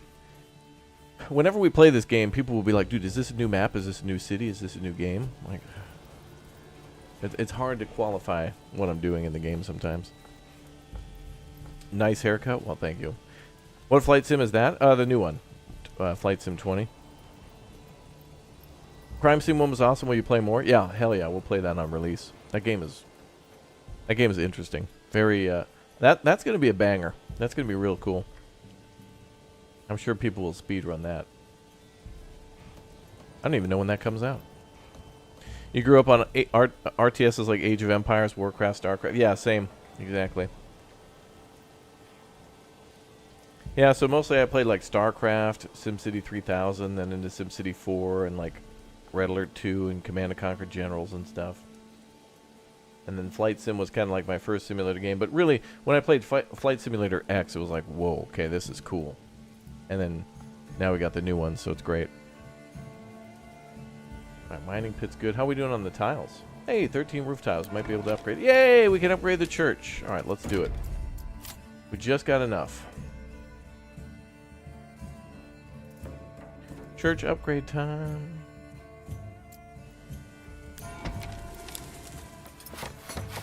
We got a lot of people free in the city to work on that, so that's good. Let's get even more people free. Now, in order to upgrade some more houses, we need to make more roof tiles. So we should keep making those, but I'm going to speedrun making more roof tiles first. We got a lot of clay in storage. We got a lot of clay. A lot of clay and excitement. Make more. Yeah. Today I'm good. Love the previous series of this game. Looking forward to this one. Hope you have a great time. I'm having a great time, man. I'm locked in. I'm having a great time. Plus 40 money. Let's go. Oh, we needed to get 60 to unlock that new trade route, so let's do that. Weapons. War bows. Locked in. Let's export down to 20. Oh, baby, we got the money. Money, money, money. Here comes the money, yeah. So how does this game mode differ from the ones we used to play? This one should have more invasions on us. So there should be more enemies coming in from off-map to attack us. In the first game mode, the prosperity mode, there's like no attacks. You can turn on bandits, but you know, it's set to be kind of like just default, peaceful, just survive kind of thing, you know, worry about the winters. The main game mode has bandits, the, what is it called again? The Restoring the Peace game mode. You have to fight against the bandits who are in the bandit camps, and sometimes they'll invade, but it's not as frequent. And then you have to press claims on these different territories, and when you do that, the other enemy will attack you. So you can kind of control when you go to war, but this one's kind of more of a forced, constant invasion from raiders kind of thing. And hopefully, and this is my first time playing it, but I'm hoping that exponentially there's more and more attacks and more attackers, kind of like in Farthest Frontier. It's like the Farthest Frontier game mode. Have I heard of Tempest Rising? I did. I made a video on that one. I can't remember too much about the demo, but there is a video on it where I talked about the game, and I liked it. I thought it was pretty cool. I don't remember what I thought about it specifically, though. What mode would you recommend for new players on Manor Lord campaign? Definitely try the prosperity mode. There's no shame in that. And if you want a little extra challenge, you can add those bandit camps to it, and then attack them when you're ready. That kind of thing. I think that's a good move for anybody new. No, this game will not have multiplayer, at least at launch, into early access. It could maybe come around 1.0, maybe if there's enough, you know, enough time and stuff. But I think it's safe to assume that this probably, just don't expect multiplayer. But if it happens, then just be like, oh my god, you know, that kind of thing. Don't get disappointed. Is there a mode where you can have more than one AI Lord? That will be something coming soon, I think. Because there is a option for off-map opponents, either on or off, so I could see it also being changed to like 1, 2, 3 maybe. And with maybe bigger maps would be cool. Like maybe there could be 4 players where you start in like the lower left corner, and then everybody else is in the opposing corners. Something like that. That'd be cool. See how they fight it out. Yeah. No, this doesn't really play like Age of Empires, but you can kind of think of it like Age of Empires, though. Like, you know, you build your city, although it's much different than that. The only way I would qualify it being like Age of Empires is when you go to take a territory, you have to fight, you know, if there's another enemy lord, you have to fight them for the territory. So it's kind of like an Age of Empires when you know, if you're making a push into somebody's territory, you fight their army and then you take those resources that are there, like, I don't know, gold or something like that. So, I mean, it's like it, but very, very lightly. Like, if you like that about Age of Empires, that, you know, the combat and taking territory for resources is there. That's a thing. Yeah, the battles are fun. Oh, what is this? Oh, we're getting more. Couple more trees to cut down. Oh, we put our manor in such a good spot. Love it. I love it. Get rid of those bushes there. Oh, it's a tree. Flute guy.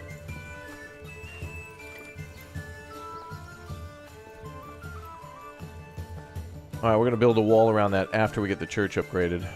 I don't have enough construction workers to do everything at once. Yeah, multiplayer would be incredible. It would be a great thing. It doesn't need it, but, you know, the fact that, I don't know, it'd be nice to, like, play with friends and not be so lonely. Building pretty villages. That's something you can do in SimCity from 2013. That's cool.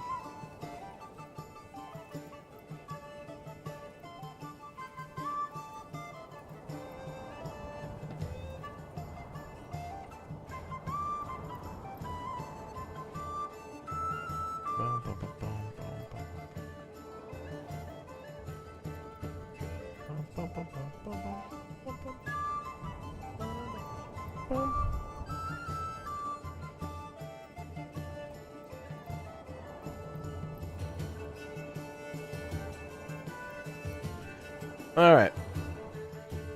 So now we wait for the big old church upgrade.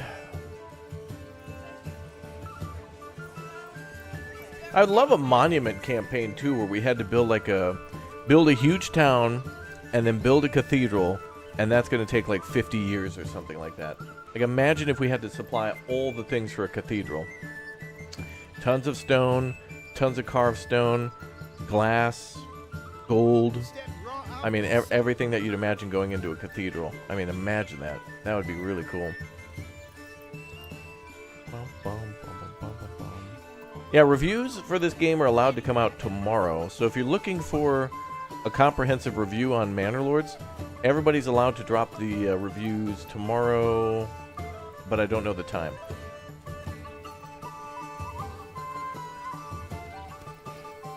Yeah. How many hours of this have I played? I think I'm over 120 hours now. Yeah. Yeah, I think I'm approaching 100 and maybe 30 hours. Certainly by the time this game comes out, we'll probably be 150 hours in. Yeah, I could see mods for this exploding too. I'd love mods to make this look like Stronghold or something. I'd love for somebody to take like the granary in this game and just tweak the appearance of it and make it look like you know, granaries from other games and stuff.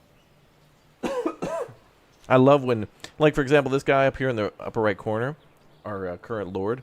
I'm pretty sure this guy is from Stronghold. I'm pretty sure that's Sir Longarm from Stronghold. In fact, let's pull up an image of this guy. Let's see, Stronghold. Let's see. I mean, I'm pretty sure. Let's see if we can get a portrait of this guy.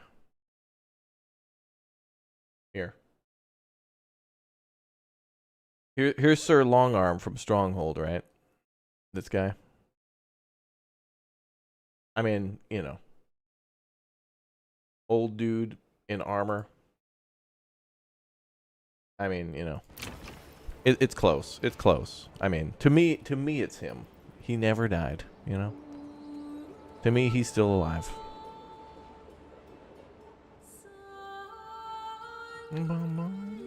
It's a homage. Yeah, exactly. Yeah, I mean, you know. I love when games inspire other games, or when devs put like kind of little hints at previous games that they played. Like there's no game developer out there now making games that wasn't inspired to go into that career by not playing other games and then not hiding things in there. I mean, there's references all over to things. Like there's a Simpsons reference in Lasara Summit Kingdom called like literally just Mr. Plow. Like, why would you name it Mr. Plow if it weren't just a Simpsons reference? Like, it's supposed to be a Himalayan mountainside, like, summit city builder. There's no other ways around it, you know. Mr. Plow, that's his name. The name again is Mr. Plow. That's how it is. Just how it goes. Yeah.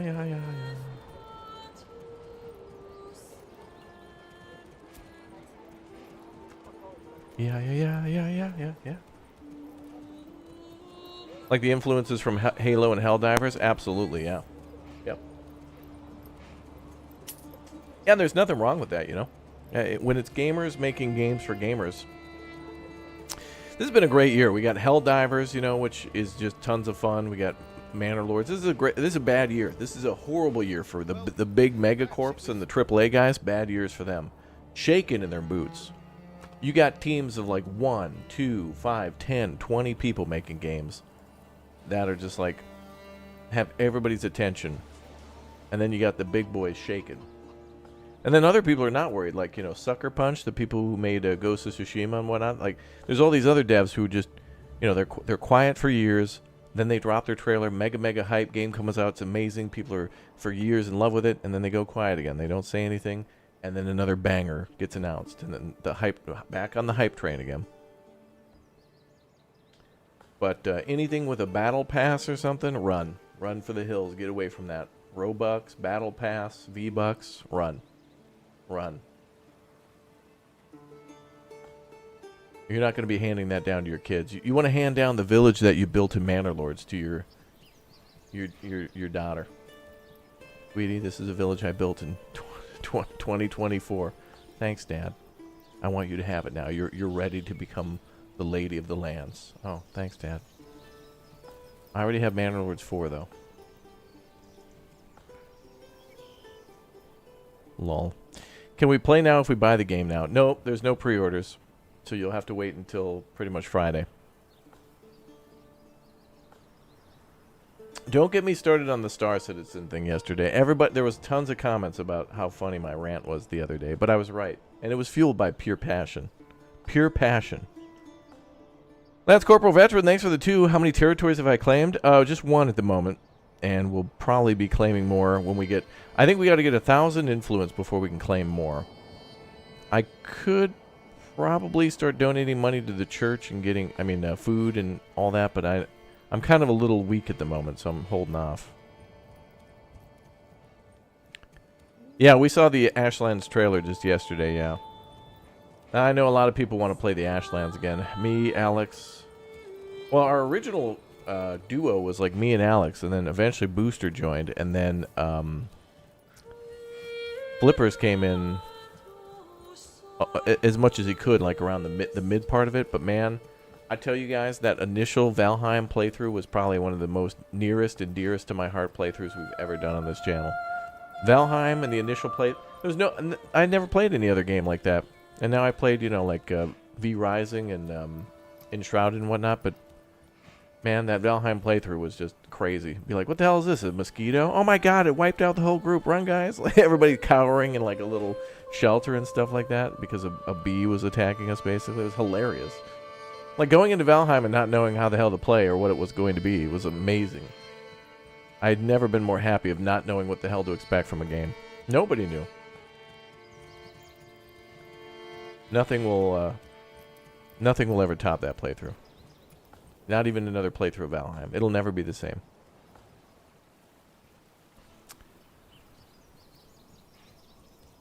It'll be cool to see a criminal justice system in Manor Lords similar to Stronghold 2. There does seem to be a public order system.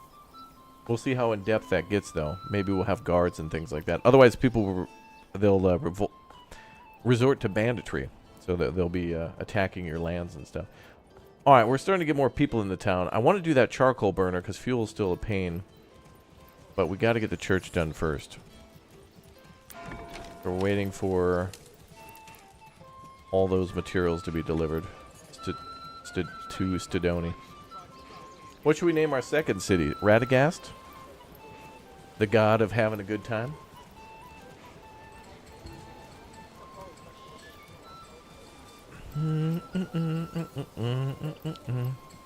Yeah, so the grid-based thing. So let me talk a little bit about that. So we've at this point I played, about 120 hours or so, and I built cities that are trying to be a little bit more organic. So we built like kind of an organic burgage plot and stuff down here, and trying to like not do the gridiron thing. However, in my experience, when we're trying to purposely build tier 2 and tier 3 buildings, they look best and fit the best in these grid squares. And the reason that is because the tier 3 building gets so big. This thing looks like the damn hotel from The Shining. If you build these tier 3s kind of on a curve and stuff like that, they'll start clipping into the road. And they don't look so good on a curvy road. So only specifically around the church with the market square, I built, a square there, and then also the church is kind of a square too. So for like the first block, I try to make it like square, and then I want to try to like blend away from that. So I'm trying to make this look like a kind of a really settled, well done city in the middle, but then I want to kind of go a little bit more rogue and like not be so gridiron. So like maybe we'll do gridiron here, but yeah, I want to get away from that. But the gridiron does let us use the most amount of space and try to shove as much stuff in there as we can. In fact, actually this is the biggest space I've been able to build in. Usually it's pretty cramped. And so we build like kind of in a long... This allows me to build like a giant square, as we're building in like a long line. So yeah, a couple more trees left. But yeah, that's just kind of how it feels for me. Is there a benefit for building larger or smaller fields? Or square versus oval? I think, in my opinion, it is a good idea to build 1 Morgan squares, because if you build... You should build at least 4 of those, because you're going to have to account for crop rotation. If you build 1 giant field, the fertility could drop quickly because you're always constantly, unless you have the certain development points for it. But my opinion is you should build 4 fields in the area that you'd build 1 big one and then put them on rotation. So if you're going to do wheat, then you can do, wheat, follow, and then you can just have them like, like 2 fields working independently or whatever. And then you could also switch that too. So like if you got one field that's wheat, you could always change that to flax one year or something like that, or barley, something like that. Anyway, diversify your crops, people. Don't just go with the one type. I'll be putting a tutorial up on farming in a little while. It's not farming's not so exciting, but it is. I think it's cool. I think farming's really cool because now we're starting to see Ostriv, which is another city builder like this game, OSTRIV, based in Ukraine in like the 1700s. That game is the first game that blew me away with how they did crop rotation, fertility, and allowing animals to go on the fields to use them as a pasture to fertilize them and stuff like that. And then Farthest Frontier came around too and did things like weediness and rock removal, and then having to maintain your fields that way. So really cool stuff. So I hope to see more of that. And this game does that as well a little bit. Well, church is getting taken down. Gotta have all those materials. Oh, good. They're delivering the stone. Excellent. Very good. Farthest Frontier is outstanding, yeah. Would this be a bad game to get if you're a city builder noob? No, this would be a great game to start. Start in prosperity mode, turn all the enemies off, take your time, put it on the easiest settings, no shame. If you're looking for a game similar to this and you think it's still a little too rough, you could find a game called Foundation. There's a game on the channel called Foundation, and it plays a lot like this too. And it's really neat. And I hope that we get some big building style buildings in this game, like where we could build a cathedral, or in other words, you know how we build the manor in this game, where we can plan it out and kind of customize it. That's what I'm hoping for more of Manor Lords in the future, is more customized stuff, which would be sweet. Yes, Foundation is amazing.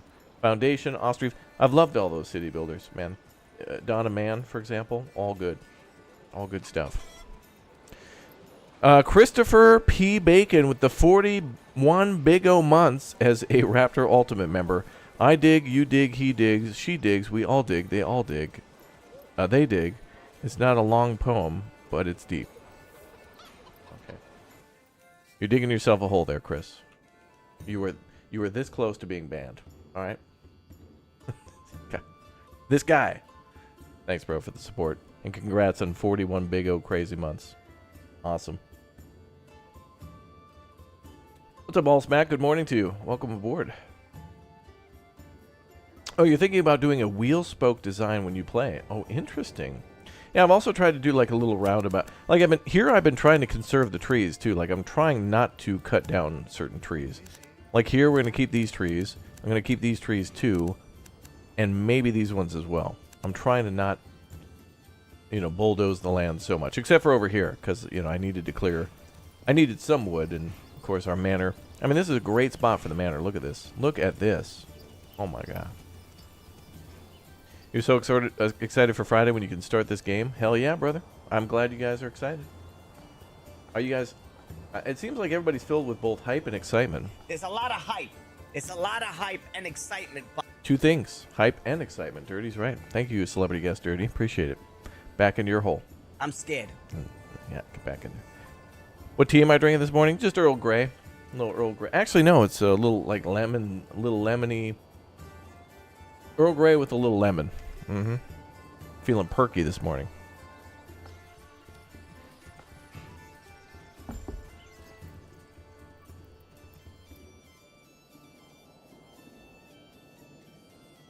Mm-hmm. 27 roof tiles. Great. How are we doing on meat? Meat. Back to hunting again. Alright. Alright, the church is almost ready. A little bit more to go. 3 years and 2 more months to go. No, that's 3 days, 2 hours, 18 minutes, 22 seconds.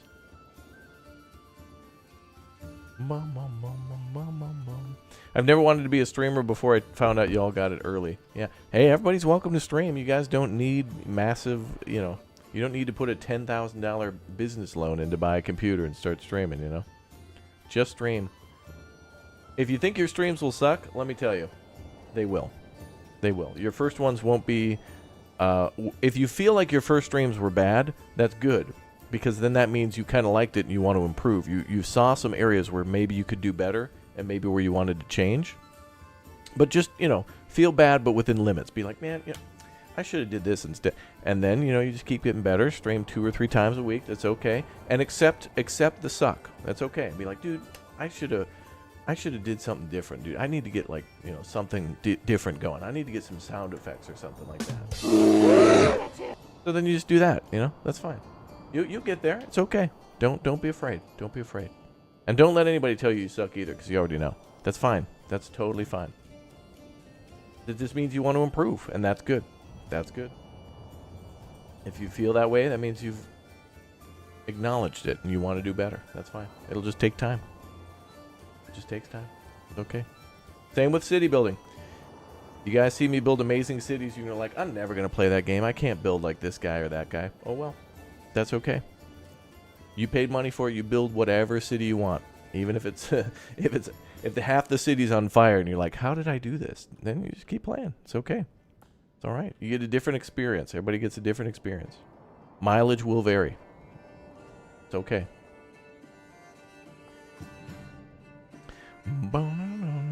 Your stream's bad. You got 860 followers somehow trying to improve. Totally fine. Totally fine. Hey, that's close to 1,000. That's your next goal. Congratulations. And we're close to 22,000, by the way. So if you're watching on YouTube, !Twitch, make sure you follow over there. Let's get to 21,700. We could do it. Everybody make sure you follow. We'll be doing more giveaways, and there's a lot of hype. A lot of hype and excitement about this game. We'll keep playing it till the day it launches and beyond. Yeah, you do have to kind of be thick-skinned. Yeah, a little bit. Yeah. Yeah. Don't take things personally. There's a lot. It's the internet. There's a lot of angry people for no reason. Don't worry. They'll just be mad. But you'll find the good people. They're just kind of harder to. They're harder to find because they're just quiet. They're just busy being good people, and good people are just kind of busy and sometimes just drop in. They got other things going on. It's totally fine. Any free keys for Foundation or Ostriv? I did once get free keys for maybe both those games, and I think I already did giveaways. I know for sure the devs of Foundation reached out and gave me free keys, and as for Ostriv, maybe a couple years ago. But the developer of Ostriv had a new DLC, and I bought that with my own money. I was just like, nope, I'm buying that, and I just played it. It was the same with the DLC for Workers and Resources Soviet Republic as well. Bought that one too. So, but yeah, those are great games. Great games.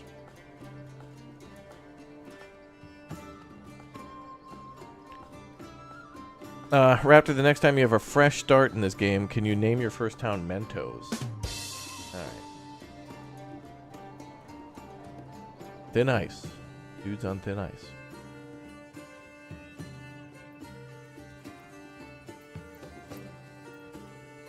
Alright, the church is going to be a while. It's going to be a while. Actually, did we set it to highest priority? We did. Okay. Lumberjack Samurai? Is that it? Member for 20 months? We've been friends for almost 2 years. Unfortunately. Thank you very much for your 20 months as a bear cub. Miss you, love you, bye. Mike was on. No, it wasn't. He's been playing a lot of Gray Zone. I've actually been happy to drop in to watch you guys while I'm doing other stuff. Dirty and Lumberjack, that's their game, man. Gray Zone is a perfect game for those two. Lumberjack, I don't know if you were here, but I was just talking about the Warzone Plunder mode, and I was like, man, I wish I knew you guys like 4 years ago when Warzone first dropped. I love that Plunder mode so much. Exclamation point Lumberjack in the chat, too, by the way. Make sure you sub. Do it. Do it. Hey, what's up, Hard Game Squad? Hey, mate, how's it going? Isn't it boring to play after the first walkthrough? Oh, you mean, is it like boring to start again in a whole new map and stuff after playing a little bit? I don't think so. Honestly, I was just mentioning this where my first cities, I don't think were my best, and I was just learning.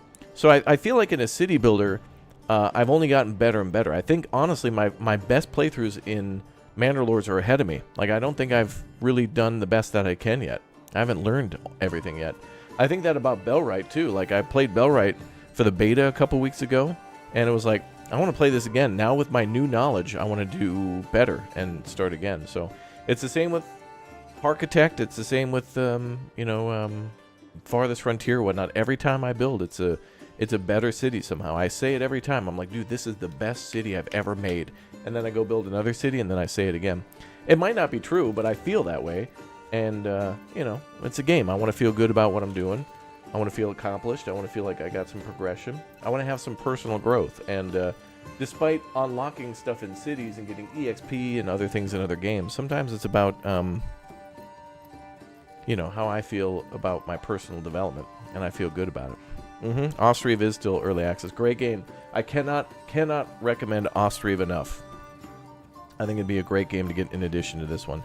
Yeah, Bellright's out today. We'll be taking a look at that a little later today, for sure.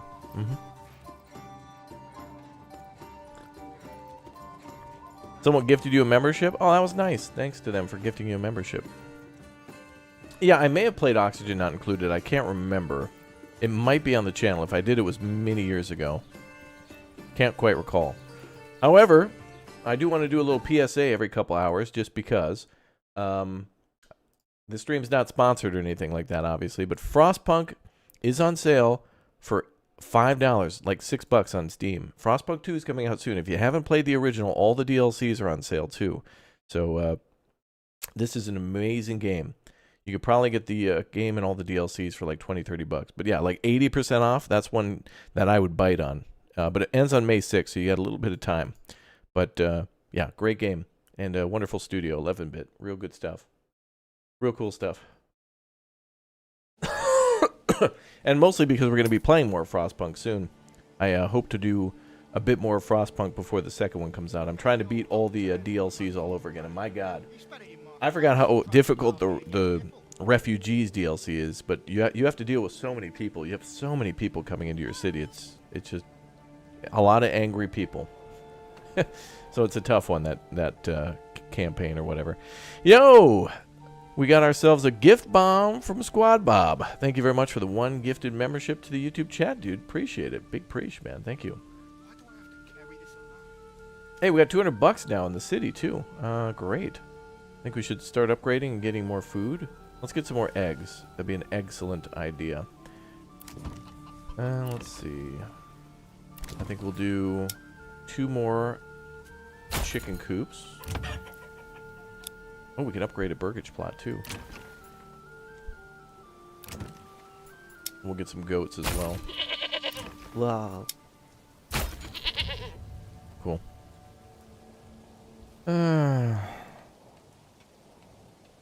Why did devs of all those games stop working on them after a while? In some cases, I think it's okay. Because you got to move on to another game, you know? Like Death Stranding 2. Like, you know, Kojima and his team has probably moved on to that game, but still make fixes for the first game. But that's an interesting topic. Like, some games, you got to move on. Other games can be supported forever, like Stardew Valley. Dude could upgrade Stardew Valley and continue to sell that game for another 20 years. It's timeless at this point.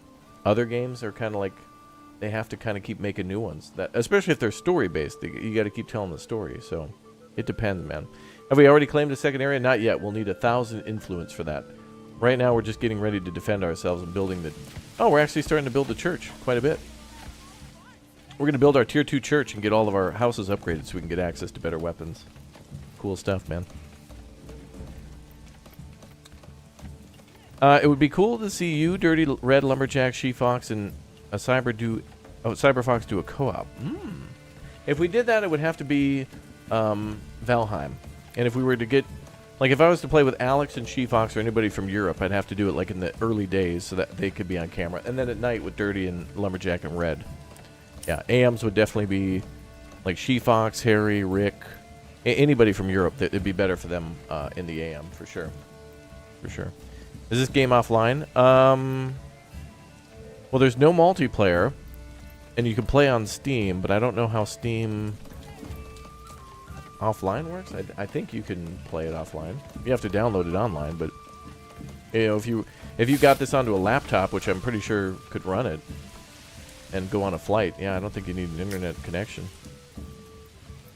You'd be the mile-high Manor Lord then. There goes the church, man. I think we just need, yeah, a little bit more planks, a little bit more roof tiles, and then we got ourselves the Tier 2. And then we got to start importing ale. That's one thing we should do. You know what I'd like at the bottom of the screen, too, would be a trade. There should be a button just for trade that just pops up the... Because all the trade, no matter what post you click on, is all the same. I'd love a post for that. Or a hotkey to go to a post. So now let's go ahead and start importing ale. For now. It'll just be easier. And no matter what, eventually we're going to have to import anyway. No internet connection confirmed by dev? Okay. Thank you, chat. Bod, thank you very much for the 2. Big, huge safe. Thank you, bro. Thank you. Okay, so we're going to import some ale just to get the whole tavern thing rolling. That's what I like to do, is jumpstart the ale production by buying a bunch of barrels of it and then slowly catch up to the farming. Because farming does take a while. Like, if we built a farm right now, it would still take, like, almost 2 years to have enough barley in storage and going through the malter to then go to the brewery to then... Well, and then we'd have to upgrade some of the houses to have a brewery in it as well. So it would take a little bit of time. Something like that.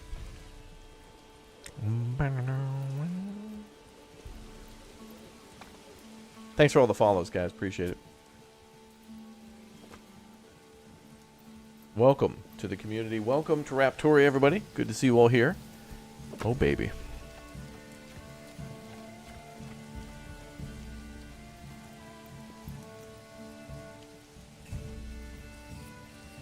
Okay, we got just a few more things to deliver. It's so cool to see the church get built. One of the coolest construction projects in the game.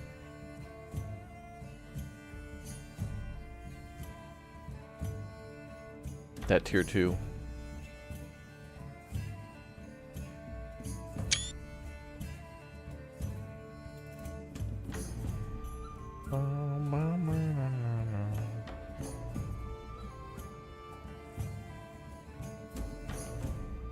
So pretty.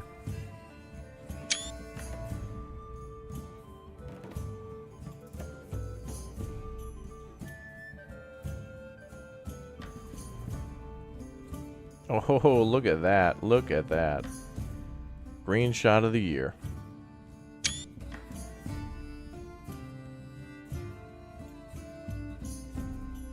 Nice. Okay.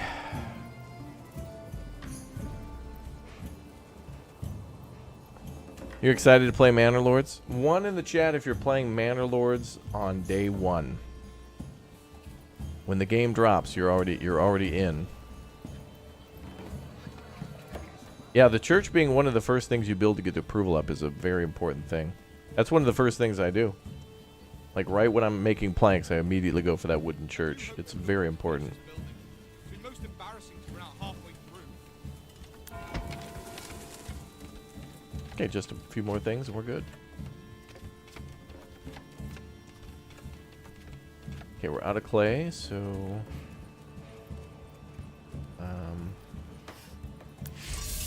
turn that building down for now.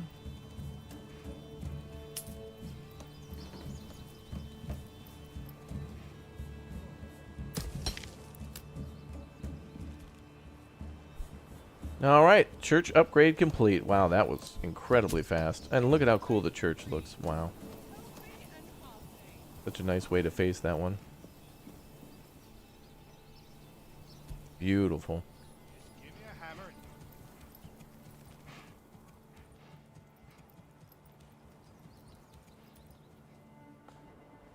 Yeah, tier 2 is the current max for the church, yeah. I think there'll be more upgrades in the future, though, for sure. Okay, so now these homes just need ale, and then they can be upgraded to tier 3. So now we're building the tavern. Nice.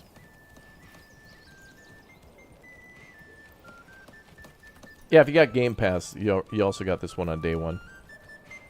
Didn't know you were on Twitch too. Subbed on YouTube. Yeah, thanks for subbing, dude. Thanks for following on Twitch. All that stuff. Cool. I'm streaming on both now. It's nice to be able to be in both places.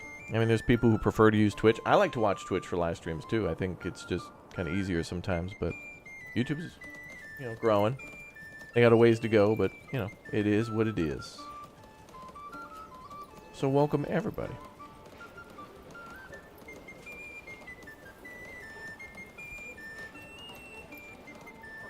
Berries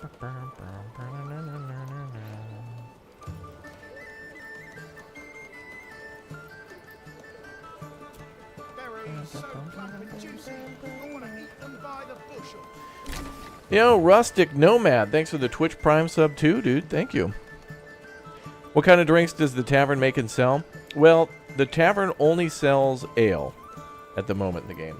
And then ale is produced from a brewery that is then made from malted barley, which is then grown by you. So you can make it or you can import it. We're going to import for starters, which is expensive, but it helps to get those levels up early. And then I hope in the future, because we can grow apples and we can also make honey in the game, I hope we can make stuff out of that too in the future. You know, then you can diversify how you make alcohol. So that way if your barley crop fails one year, you can either import ale or malted barley or barley. And then, you know, then you can also make cider or mead. Maybe wine in the future too, I don't know.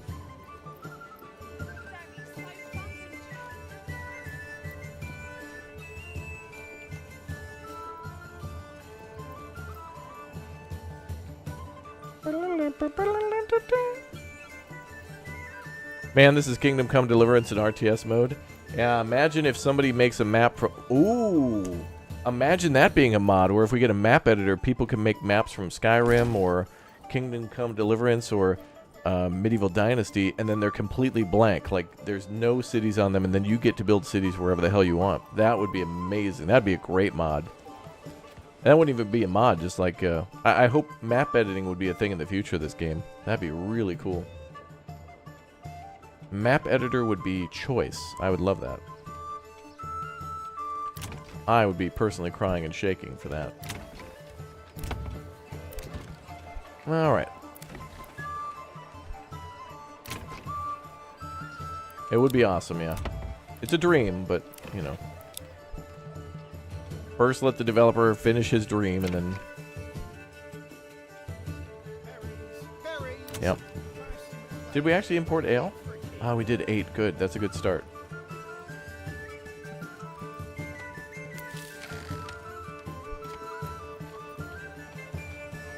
Beautiful. Hello from Brazil. Hello, and welcome. You want random wolf or pack... wolf pack or bear attacks? Yeah. Honestly, I think that would be kind of cool.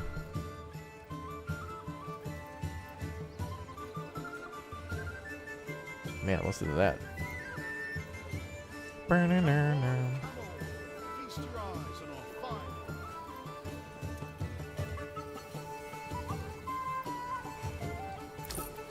Keep your heart warm and your home cozy. Okay, we've traded down the planks.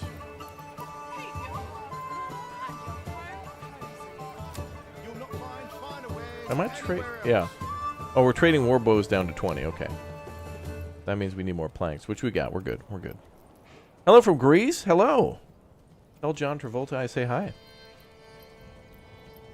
you know if Greg plans to have an option to buy the soundtrack for this game? That is a good question. Chad, is there a soundtrack for Manor Lords for purchase on Steam?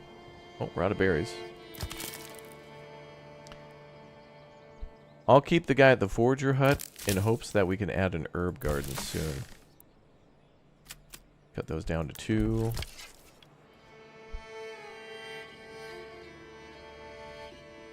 Yeah, we got a lot of free people to work on stuff.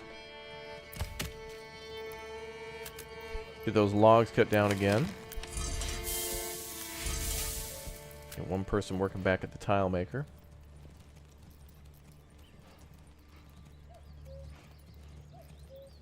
There seems to be a listing for the soundtrack on the store page. Okay, and maybe it's not available for purchase yet.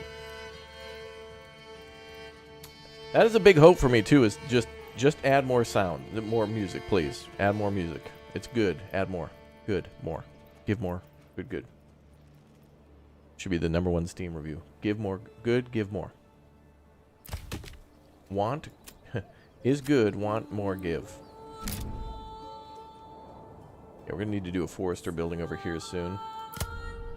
All right, so we cleared the hill essentially for the manor.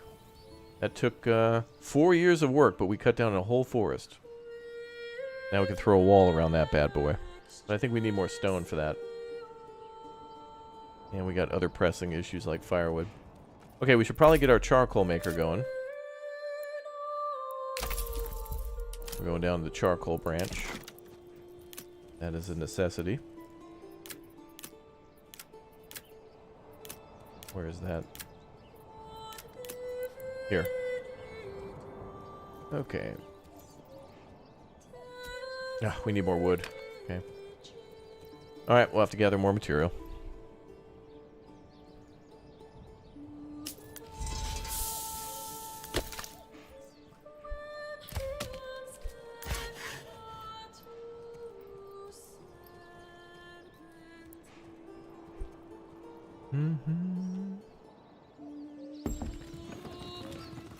Can I buy another oxen? I better leave some of those unemployed for now.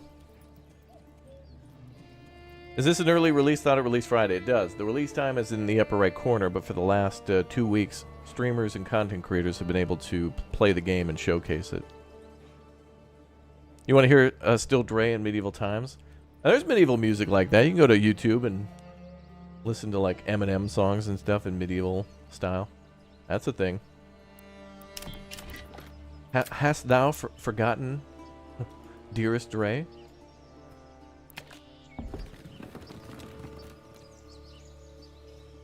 That's a good spot for the manor, man.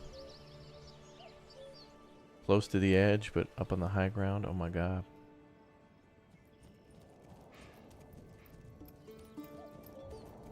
Stone needed. Yeah. Yeah, that'd be great. Like a, I want a mod for Stronghold that goes into this game, putting in all some of the music and the stuff from that too. Be great. All right, so yeah, we desperately need firewood, and we need charcoal too. Fuel is an important thing. Charcoal is almost always a requirement to buy that charcoal maker. I don't think we're selling charcoal anymore, are we? I mean, firewood. We should not be selling firewood anymore. We're not. Okay. Well, let's import up to at least 25 at all times. Keep those rookie numbers up. It's kind of a good idea in this game to, once you start making tons of money, to just have like a minimum threshold import thing where, like, you know, every time you hit a minimum of like 25 or something, it'll import more. Or try to hold it at 25. Like ale or something like that. If your crop fails, you can keep the tavern flowing. Look at our tavern here. It's going to be in a nice spot next to the well as well. The shady drinking water hole. The shady water hole.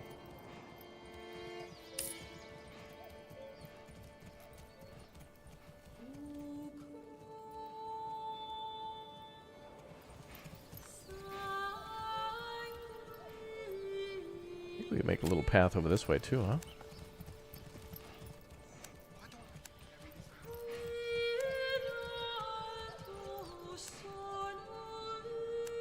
Or not, maybe I can put more trees there. We do need a forestry building though, finally.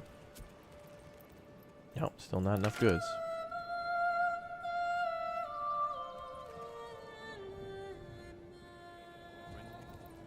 Yeah, we'll get it. When can we start brewing IPAs? Yeah, we're gonna do, yeah, literally, when people brew beer, they can do it at home. So technically, it's like you can open up a craft brewery.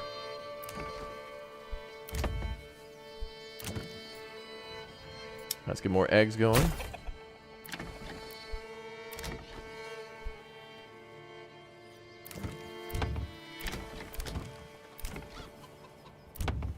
And one more. Let's get maybe another little mini vegetable garden. It's all good.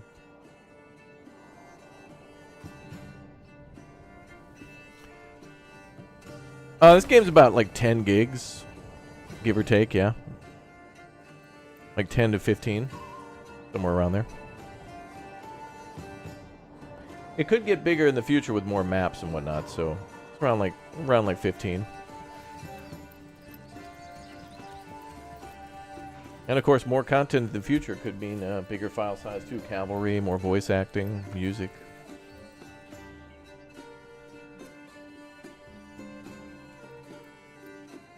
Ye old Wendy's, yeah. Yeah, I'm voting for like being able to name stuff. Like being able to name the church and the tavern would be cool for me. And then you could name them after actual like medieval locations if you want to. Like the first McDonald's.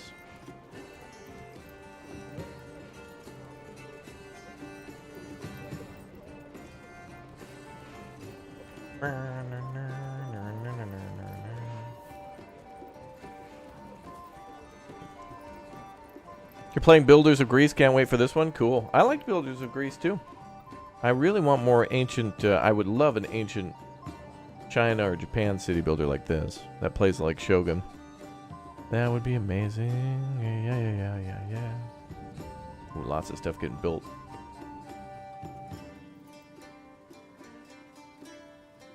Still no timber though.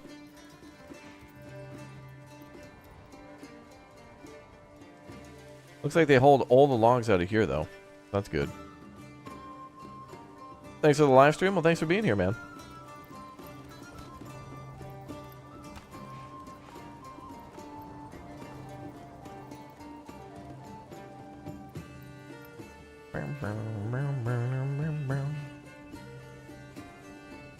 Medieval Dynasty has a Japan version. It does, called Sengoku Dynasty. You can find that on the channel. Sengoku Dynasty. Multiplayer, open world, Japanese, Sengoku period city builder. Lots of cool stuff in that one. I liked it.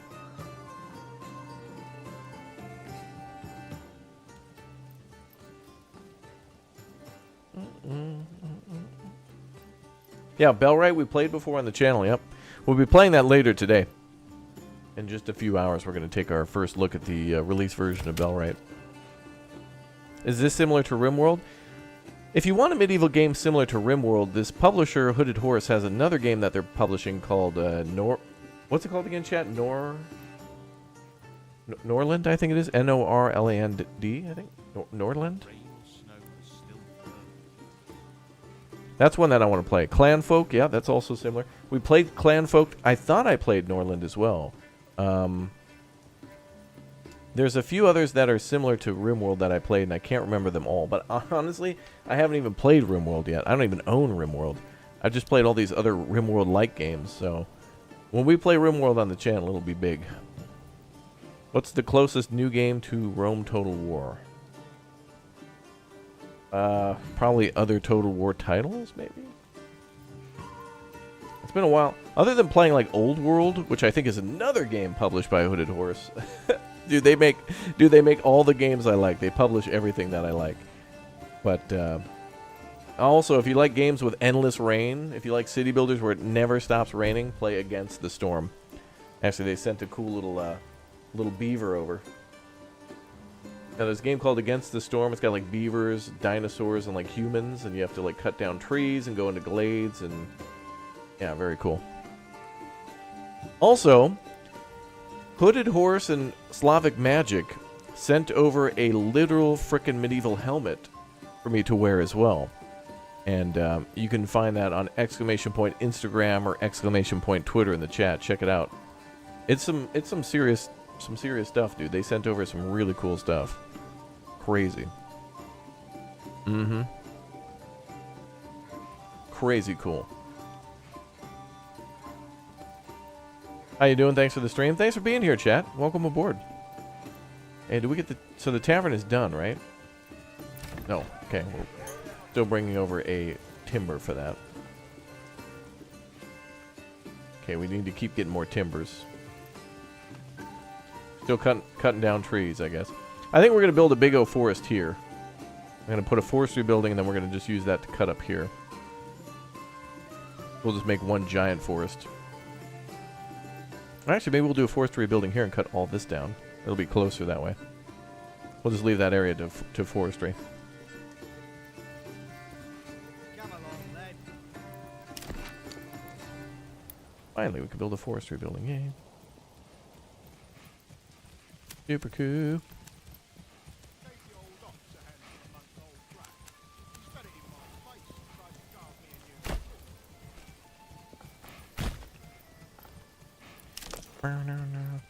Have I played the amazing cultivation simulator? No.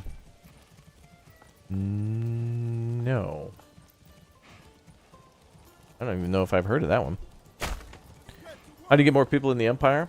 You just got to have a good approval rating, and then people will come in over time. There's no childbirths or anything at the moment in the game.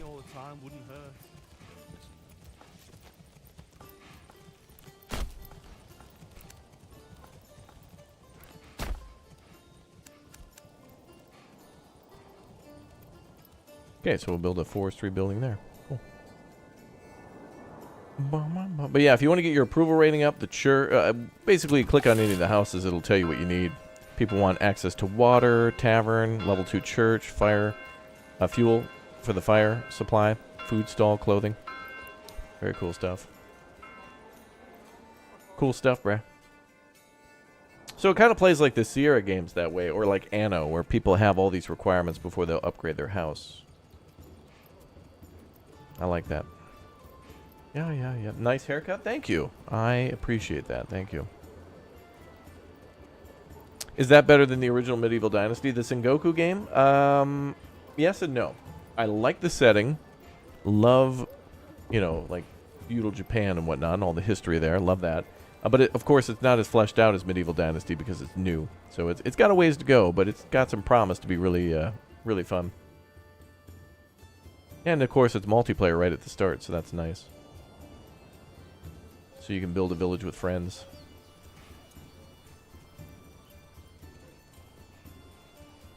People are coming to the castle, my liege. Your popularity is rising. Exactly.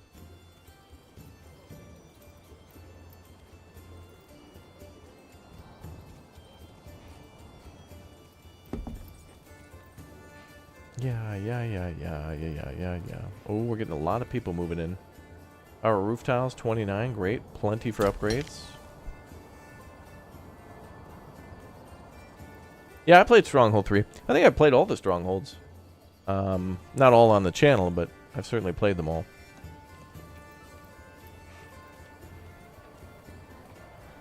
Step right up and sample. Can we build another house here? Oh, we can. Oh, we'll even have a burgage plot. Look at that.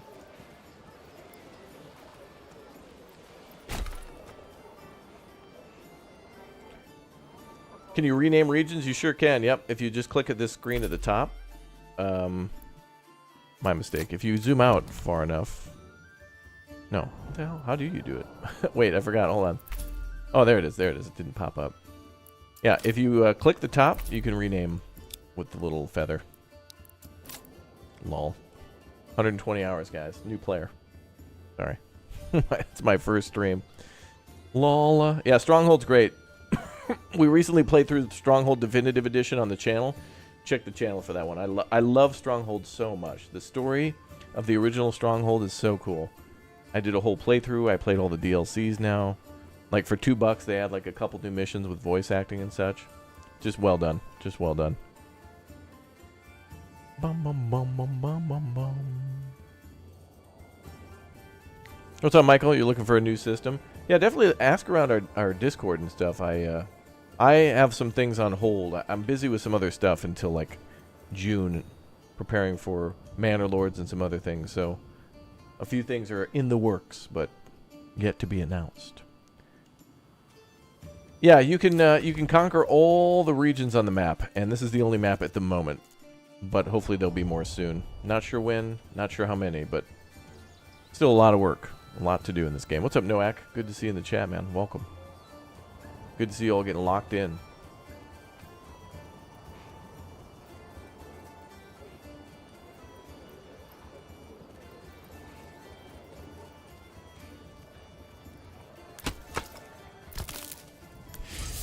Got a lot of stuff to build here. A lot of stuff to build. A lot of upgrades to do, too. Work area empty. Alright, we'll unassign the forager now. A lot of hides, not a lot of leather.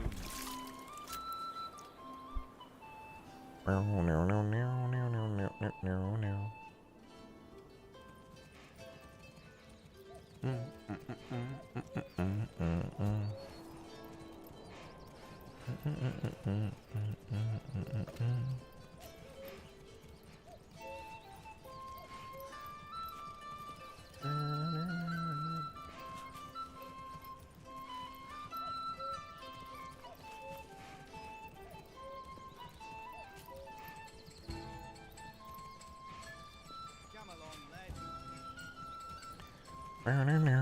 Tavern banger. Oh yeah, there's certainly a combat system in this game. Yep, there is medieval warfare here. That's kind of what this whole game mode is about. Like, eventually we'll be attacked. I thought we'd be attacked this year. I was fairly convinced, but maybe... Well, it could still come in the winter. I mean, I think I was thinking like it was farthest frontier where they're always going to attack in the spring. That's when I would attack, but... yeah, seems like they could come anytime. When do we get to build the space station? Well, you know, we've got to achieve a population of several 100 million. And then we can start our space program. Of course, we got to develop things like rocket fuel and computers and, you know, like large-scale ironworking and welding. But we'll get there. Now, we just got a few units ready to deploy. Well, actually, we can have a militia, so we can have everybody in the town grab weapons that we're making. So, like 20...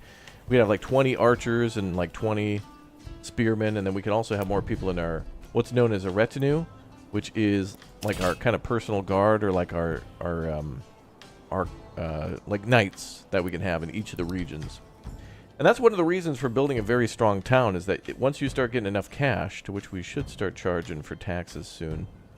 In fact, I'm going to go ahead and kick that off a little bit. Let's start with the 5%. There we go. That'll anger everybody, but it's fine. Don't worry, once the tavern pops out, people kind of forget about the taxes. Step right up. Here comes Chat Banger again. Here we go. Are y'all ready? What are the questions again?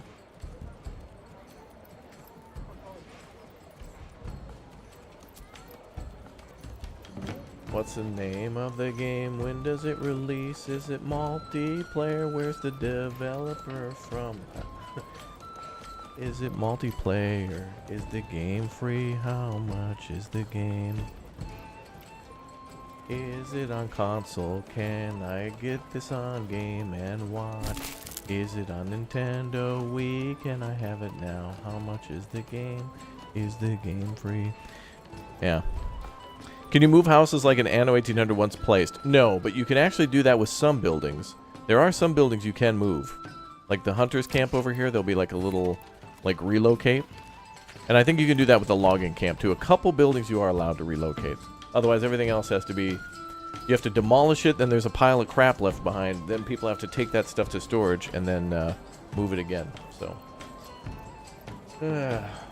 You want to see me without glasses? Exclamation point Instagram. Exclamation point Instagram for the exclusive hot pics. Is the game free? Yeah.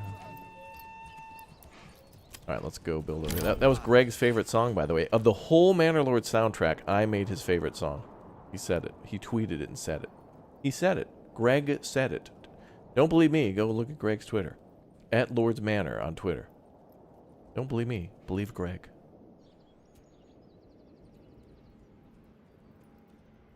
His tweet says, dude. It starts with... Actually, it starts with bruh. Bruv. It starts with... starts with bruv. Bruv. That's a right banger that YouTuber made right there. Love Greg, is what it said. Then he told everyone to subscribe.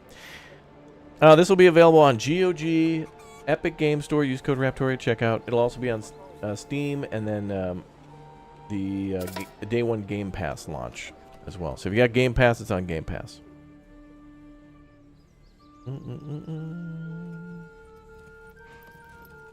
Oh, do we have enough timber to finally make our charcoal burner? Sweet. Now we can finally get more wood. Problem solved. Ah, there it is.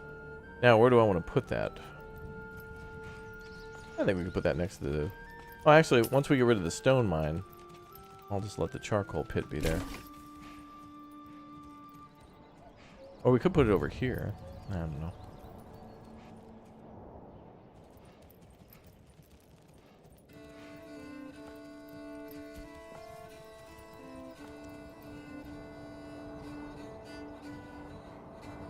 I feel like up here somewhere, but like where?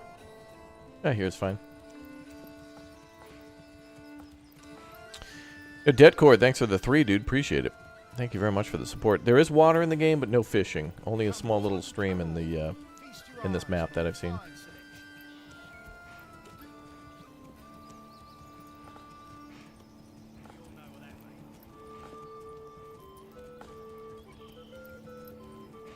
Oh, we could put it over here.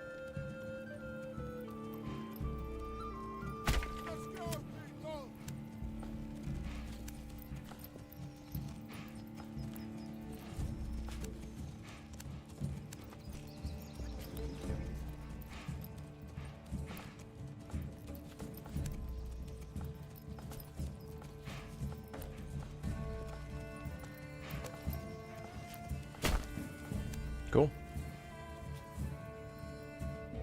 Yeah, water mills would be amazing. I'd love to see that. Yep.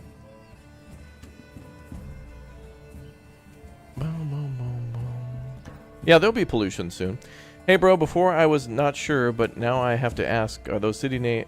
where do the city names come from? Why are they Czech? Because they've come from Czechia. They're Czech. Stodoni is a street in Ostrava that is like... It's Party City, baby. That's where all the bars and stuff are. I was on a Stodoni Street. I was there, bro. Bruno. Prague. I've been there. I don't know, I just thought I'd name them all after some funny things, like Medvedi Mesto. All good stuff.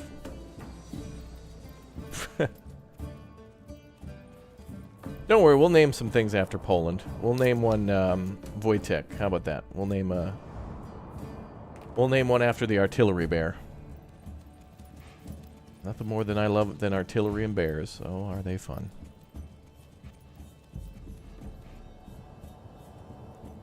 Yeah, we get to build ourselves a manor, yeah. There's our little manor house in the garrison for now, but it's not really... How the hell are people supposed to get... What the hell is this? I think there's supposed to be a stairwell coming... What the hell? Bro, they built this tower like 10,000 feet off the ground. They're going to have to put like a... That's going to be an FAA violation if they don't put a thing on there. Well, that's a hell of a fall. Anyway. Early access, early access. Game's not perfect. You're not buying a perfect game when you get this game. It's just a really, really, really, really good game. Really good game. I would describe this game as probably a pravdu dobre. That's what I would say. Just me. That's myself person.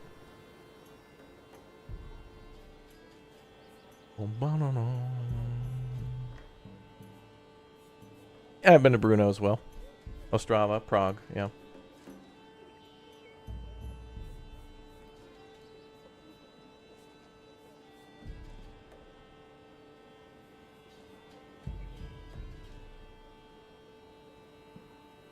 Your guards can fly, that's right. That's where they take off from their jetpacks.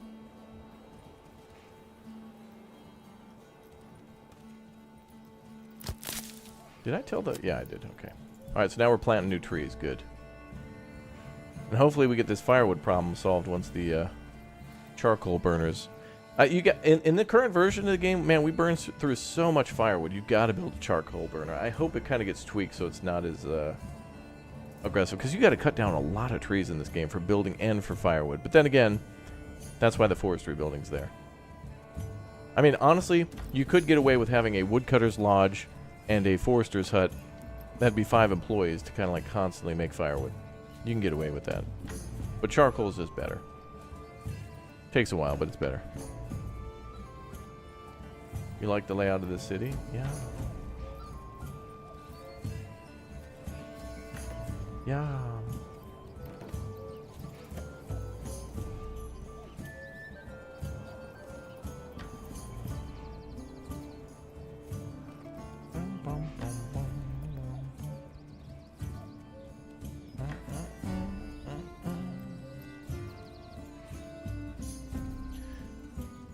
Yeah. Have we only had more than one attack yet? Not yet. Just one. But the more they don't attack, that's worse for them. I get more money. I get more powerful. If they strike me down, I'll become more powerful than they could ever imagine. I'll become a VTuber. Imagine that kind of power. Unlimited power, truly. Come over this summer to where? Where? To Czech Republic? I'll be going back.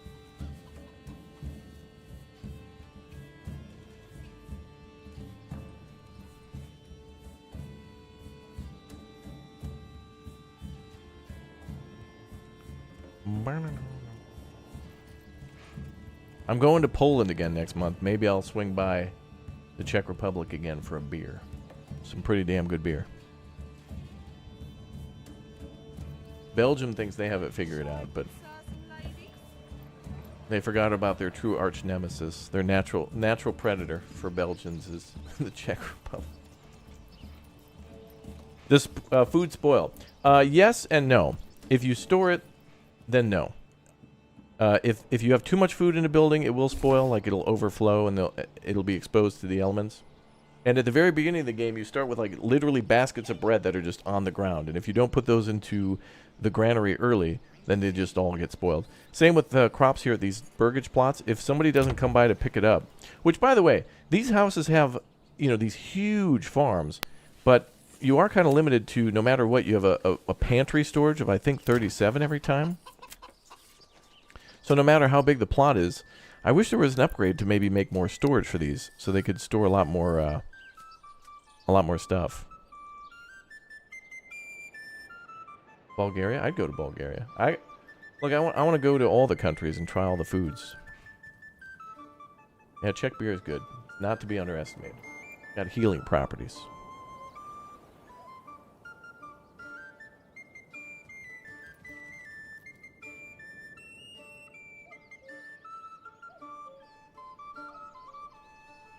Somebody accidentally cuts themselves with a knife cooking or something. They're like, you crack a beer. You pour the beer on there. You heal up like the T-2000 in Terminator. Hand just comes back together. You're good. Good stuff, man. Good stuff. I love this music. Loved it. What's up, Aquane Bay? Welcome back, dude.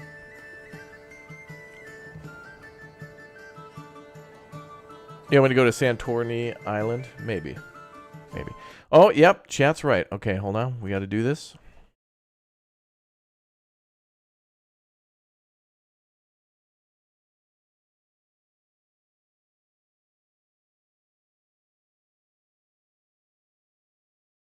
There, we'll do that. Otherwise, chat starts razzing on each other. There we go. Fixed. Don't come to Denmark. We don't have Wendy's. That's all right. I've gone to Denmark and Copenhagen and just had beers in the park and ate sandwiches. So that was cool enough. Big shout out to Elias. I miss you, bro.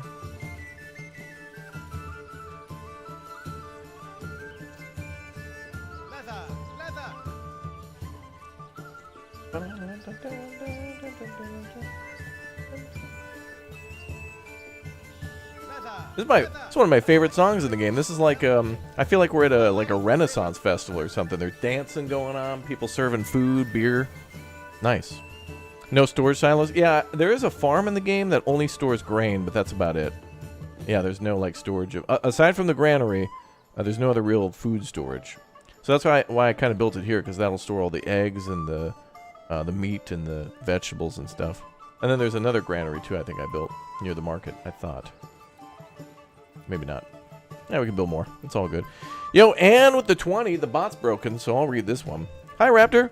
Just wanted to complain to you as you got me hooked on Laysara last night. Bought it and spent 8 hours on it trying to get over the first hurdle. Stop making stuff look so easy, lol. Yay for Manor Lords. Thank you very much, Ann Rose, for the 20.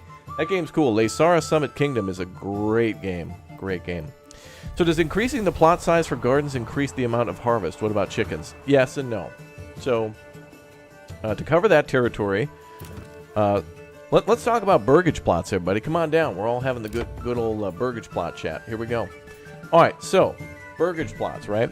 These are homes that are owned and operated by peasants, basically, right? They live here, and they do whatever jobs that you assign them to in the town, but also they'll work side gigs. So for a lot of the Tier 1 jobs, they'll do things like, oh, it doesn't list them all, but let me find one.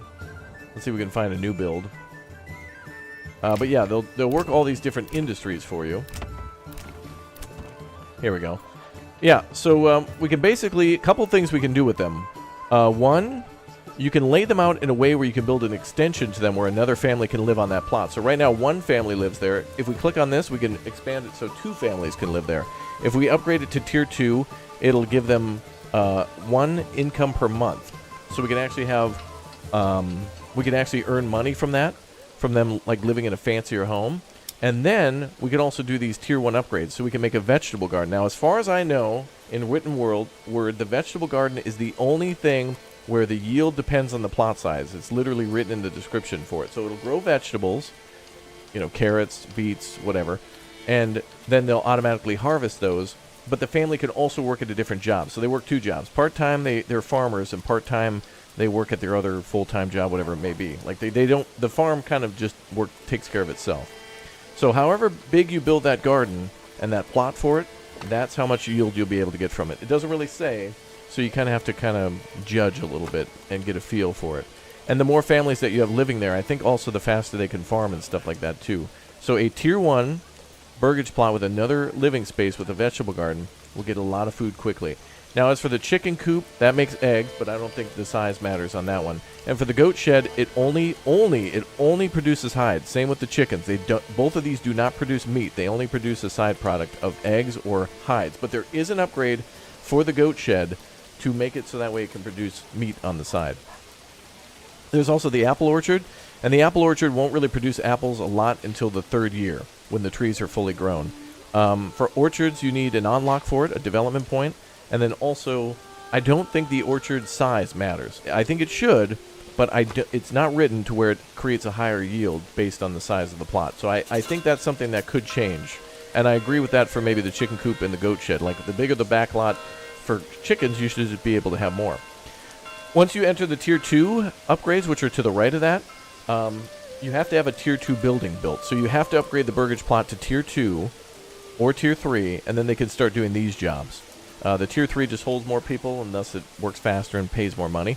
But if you get these people to work the following jobs, they will not be they won't be free to work on other jobs anymore. When you upgrade it to do like a bakery or a brewery, they do that full time. So essentially, think of that family as kind of like no longer being assignable. You can't like have them work or not work in that industry. It's like permanent until you delete the house.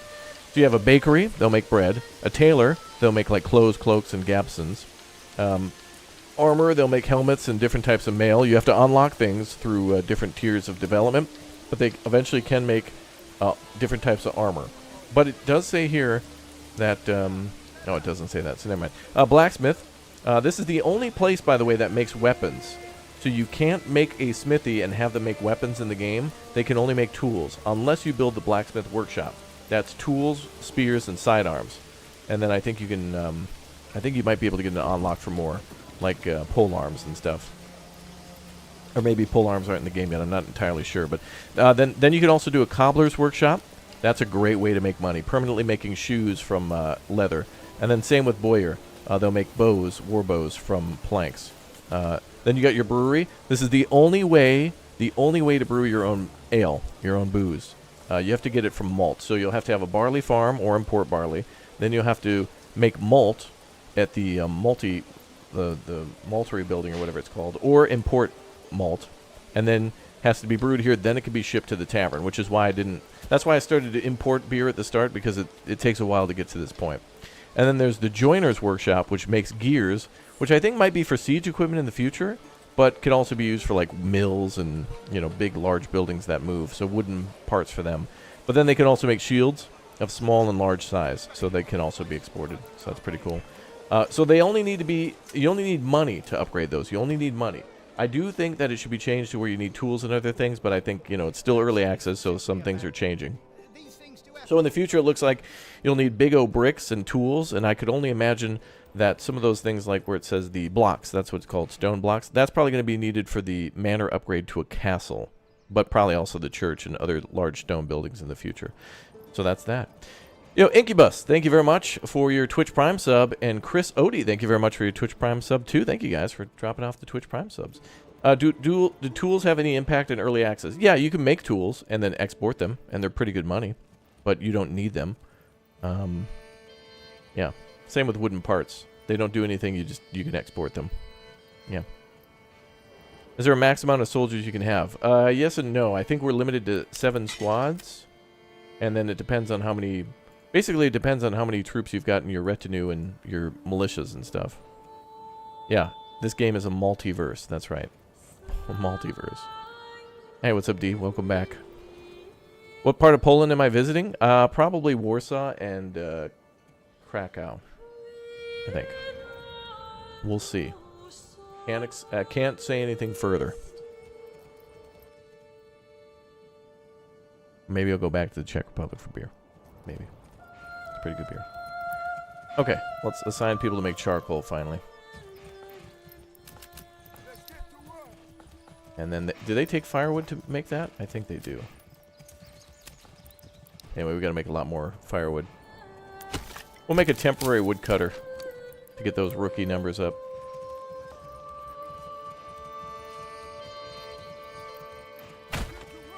There we go.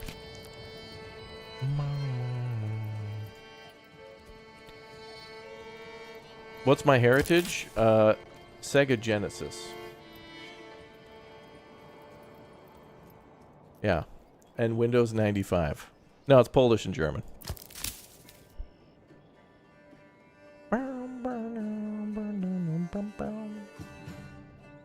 Yeah, you guys are welcome for the explanation. By the way, if you guys want some more tips about the game, I have been making YouTube videos on them. Today I'm going to release a video that's about an hour on just military stuff. The military in this game, a lot of people have been showcasing the combat and whatnot, but because it's baked into how you design your city and like has a lot to do with your approval and stuff, there's a lot more to military than just like, like there's some basic military tactics, like, put the archers out there and keep them behind other troops. There's the military tactics, but there's a lot more to building up your military. It's not just like make troops, make formations, tell them to hold their ground and then win the battle. There's a lot more to it than that. Gen 1, 2, or 3. The original Genesis. No, not... It was like the Tier 2, not the Tier 3. Yeah, that first Genesis is weird with the sliders and stuff. I got the Tier 2 Genesis. And then I think the Tier 3 Genesis was like smaller, which was pretty cool, but yeah. How many times have you been to Japan? 2. It'll be my 3rd time soon. What parts are your favorite? All of it, but of course Kyoto with the walk up to the temple. And then I think I also went to a frickin' monkey temple in Kyoto too. Exclamation point Instagram for photos on that one. I went and hung out with monkeys, dude. It was awesome. We were hanging out. We were vibing. Yeah, this will release into early access on Friday. Yep. Food supply. You only need... Well, food kind of goes in towards approval, but the army doesn't really take any extra food. It's like, if you don't have food, people get sad, and your approval rating will go down. And if you have a low approval rating, it'll hurt the your army's motivation or morale. Yeah.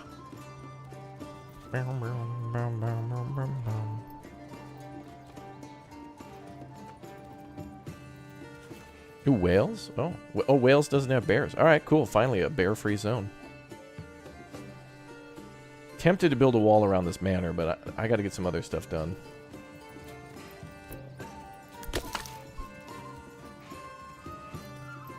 How much more stone is here? 112.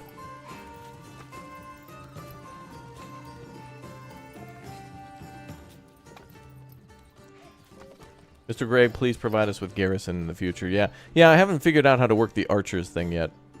In my video, I'll explain it today, and maybe someone can explain it to me. I know a lot of stuff about this game, but not everything. No way. So some of my videos are more like a, hey, I don't know, guys. Could you tell me what you know? Like, kind of thing. The videos really just kind of serve as a, hey, here's everything I know, and for anything I missed or didn't have time to cover, like, please write in, lengthy detail. Teach me.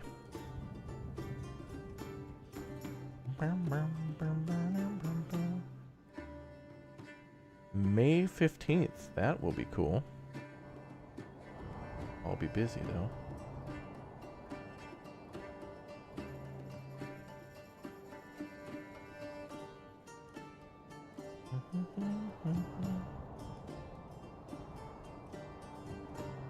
Okay. Yeah. What game is this I gotta go? You gotta go play this game on Friday, Uthris. Are you taking the day off, Uthris, on Friday to play this? You probably have some extra PTO to burn, even though you're gonna be burning PTO anyway. I think Uthris has like months of PTO. He's like me, where we could...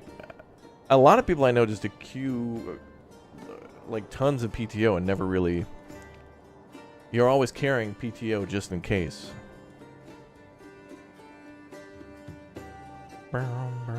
What's up, Whirly? Oh, you're trying to get work ready for you being gone. Oh, right. You gotta do onboarding and have people cover you. Oh, yeah. Oh, that'll be fun. I don't get anybody to cover me. Well, maybe we'll, maybe I'll give the stream key to Bradford or something, or Lumberjack.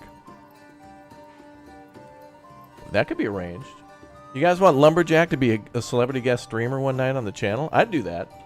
I think I trust Dirty and Lumberjack enough to do that. Red could do a stream one night too. Let everybody fill in. Raptor, your boss is pretty generous with PTO? Hell no. No, if you... Sometimes YouTube will think you die if you go like 2 days without making a video. Be like, hey, what happened, man? You know what the YouTube algorithm is like? The YouTube algorithm is like Bill Lumberg from Office Space. Be like, hey, if you could go ahead and make videos every day until you die, that'd be great. It's like, well, I have a family and... no. No. Just keep making videos, thanks. It's like that. Raptor's channel will turn into the Daily Show and constant change of host. Hey, you can stream here too. Then maybe I can go take a nap. That'd be cool. In fact, most of this stream is just to basically promote how talented Uthris is and all my other friends. When we play Vintage Story, Valheim...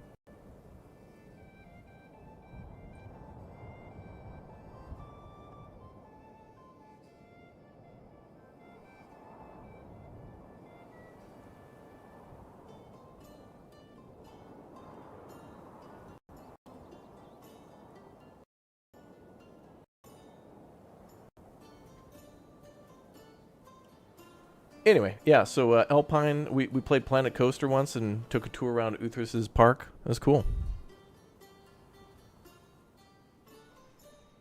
Should I do a super secret Uthris Planet Coaster stream here? I mean, you can. We should actually play Parkitect. They added a bunch of new stuff to Parkitect now. For free! Love Parkitect.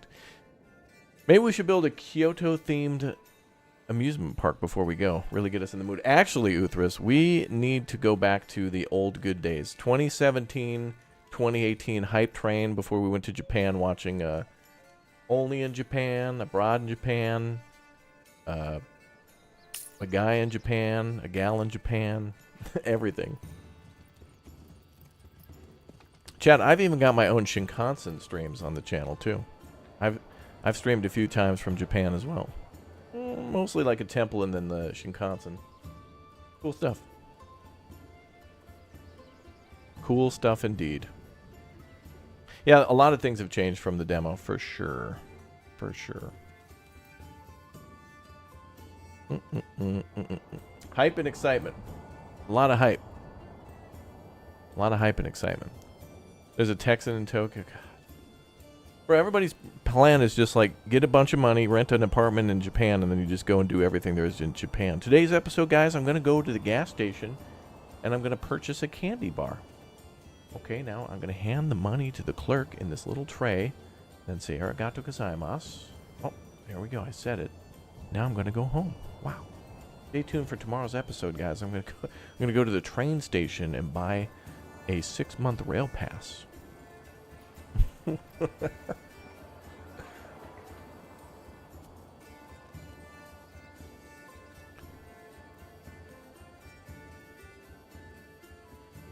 You hear the prawn burger in McDonald's Japan is supposed to be amazing. Really? I don't know about that. I think, didn't Japan have like an all-black burger from Burger King? Like it was just, for whatever reason, my mind's going to Spider-Man. Like they tried to do a Venom burger, question mark, where they just dyed the bread black and stuff. I don't know. What are the horses used for? The horses are for trade. When you buy horses, they'll go to the trading post. You can assign them here, and then they will work on... yeah, they'll work on trade.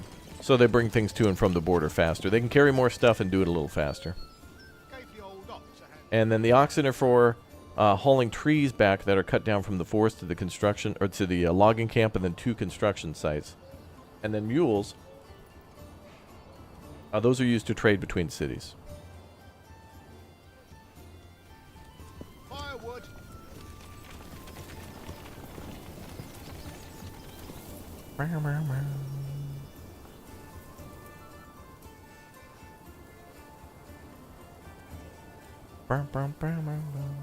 Whoa, whoa, whoa. A squid ink buns, yeah. Oh, it was a Halloween burger where they dyed it black? Maybe, I don't remember. You only hear about the weird, crazy stuff that they do, you know? Like, a company will do something crazy in Japan, and then we'll hear about it in America, and it's like, man, they get all the cool stuff.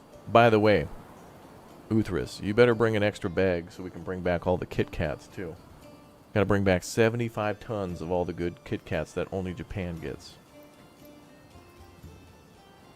Like, strawberry shortcake, hazelnut. I think I had sake before. All we get is like chocolate, more chocolate, white chocolate, and birthday cake, and that's it. It's like, these suck. They have green tea ones as well, which are absolute bangers. Kit Kat. If you guys are Kit Kat fans, you book a flight right now to Japan. Just swing by a Family Mart, spend 50,000 yen, and head out. Be like, my duty is done here. Arigato gozaimasu on the way out, and then you're good. Or as Pinto would say, arigato gracias? What the hell did he say? Pinto was in Japan trying to speak Spanish. Alright, how are we doing on housing? 45, okay, we're gonna need some more houses. Surprise, surprise. Alright, we're about ready to do some farming maybe next spring.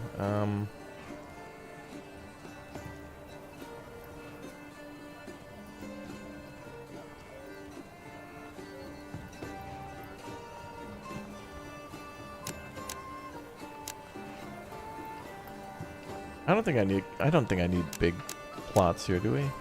Or we could do the bonus extendos. Let's do the bonus extendo. Oh, there we go. Yeah, alright. Grid City, sad face. Yeah, we're just experimenting. The higher tier buildings look better here, trust me. When we start upgrading to tier 3, they're going to look mint. You'll like it, trust me.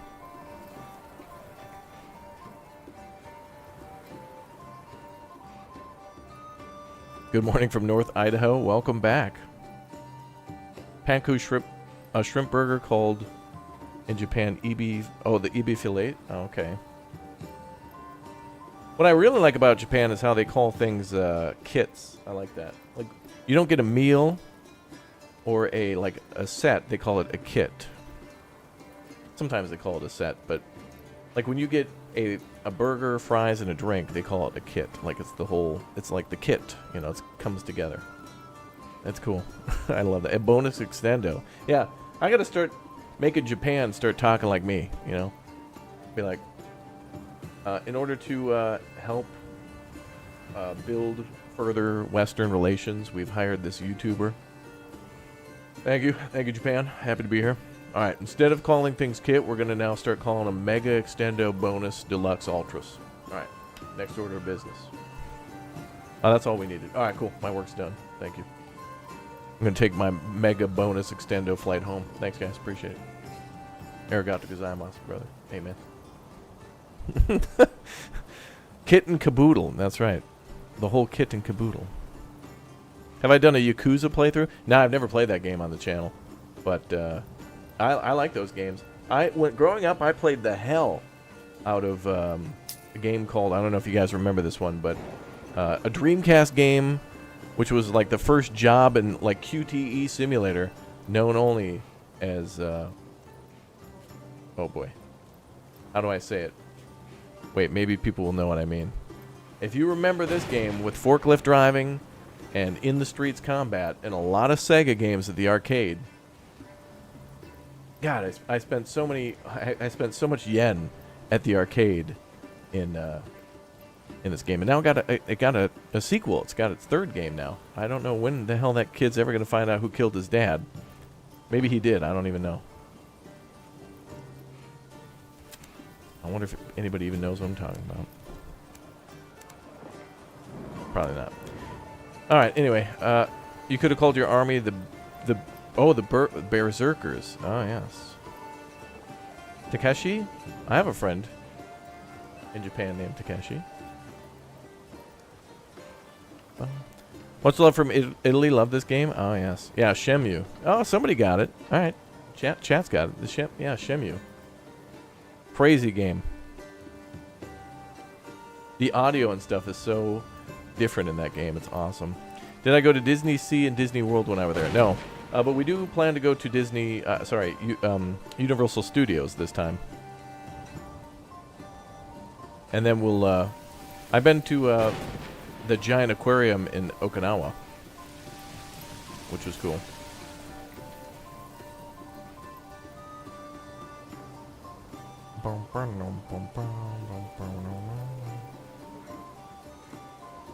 Just to say hi? Well, hello. You lived in Japan as a teenager? Ah, cool. Yeah, that's cool. Alright, finally, we're starting to make some good charcoal. And then we got our new woodcutter up, so let's fire that up. I'm doing all this to try to solve the fuel problem permanently now. Oh, and it looks like we're planting a lot of trees. Good. I think I need to get another forestry building up. Trying to get that forest filled in.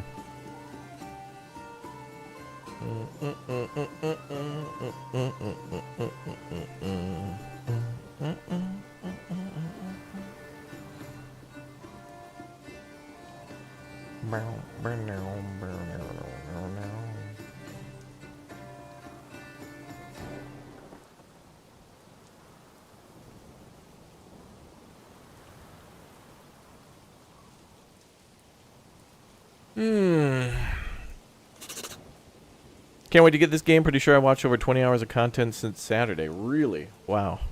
Yeah, I'm happy that you're all excited. When is this game out? Approximately up above me in about 3 days, 1 hour, 4 minutes, 21 seconds. Approximately. Never know with these big O streaming services like Gamepass or whatnot. I think what's going to happen is like Steam is going to wait. This is the #1 most wishlisted game on Steam, so I think this has a little bit of a kind of a special thing going for it where like once it drops on Game Pass, Steam's going to want that money too. So Steam might try to time its launch with everybody else or try to get ahead. And that might prompt other people. So we'll have to see. I don't know exactly how it works, but you got like, you know, GOG and Epic and Steam and also Game Pass dropping this one. So there's going to be like somebody's going to get it before someone else. Like, I don't think it'll all be at the same minute, second, or hour even. Because people will be like, I got it on GOG. And they'll be playing it or something. You want it now? I know. Well, if there's something that you need and you want it now, then you have to call the phone number. And chat knows what number that is. If it's your game and you need it now, there's only one number to call. And it's not Ghostbusters.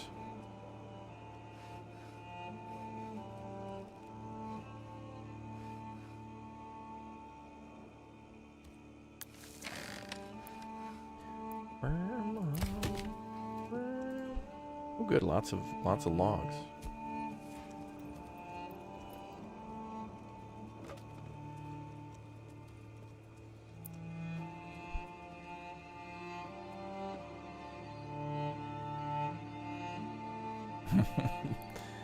$877 cash now. What number is that, chat?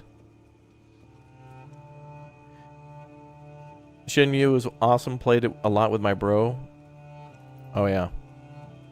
That was a damn fine game. It was so different. It really set the precedent for a lot of other games too. 1-800-GIVE-GAME-NOW. That's not an actual number, chat. Wow, we got a lot of materials in storage. That is good. We just need more fuel. Well, at least it's not 0 here. Like, it shows that we have some surplus, just not a lot.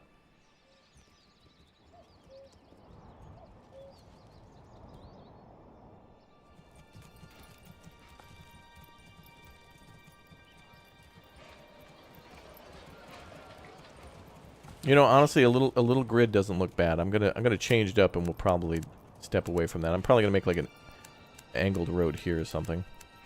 We'll figure it out. But I'm telling you, those tier 3 buildings are gonna look nice as soon as we can upgrade to tier 3. The tavern has no supply again. Really? Oh, I don't have anybody working there. All right. Okay, now we're gonna get 3 people working there. They're gonna start bringing ale over to the tavern. Hopefully we can find out where they stored all the ale.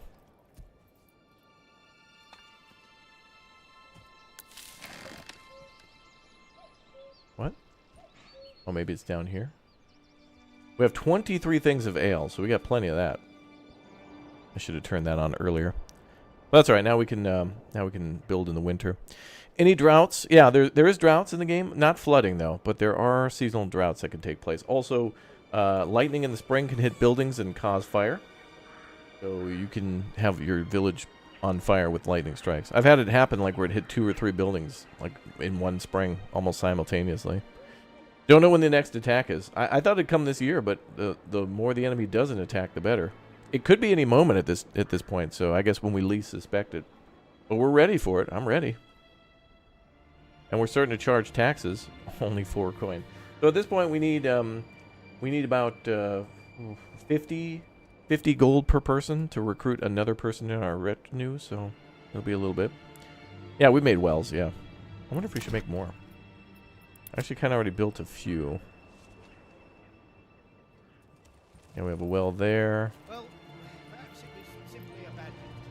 These things do happen from time to time. I guess we can build one there.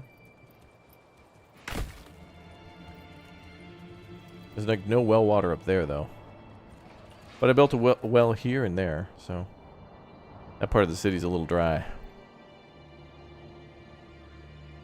Oh well.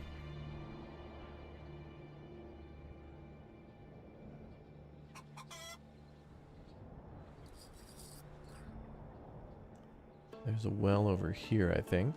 Yep, there's a well there.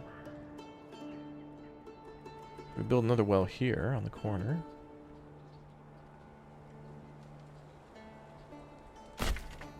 There we go. Well done. Thank you, chat. I think we did well there.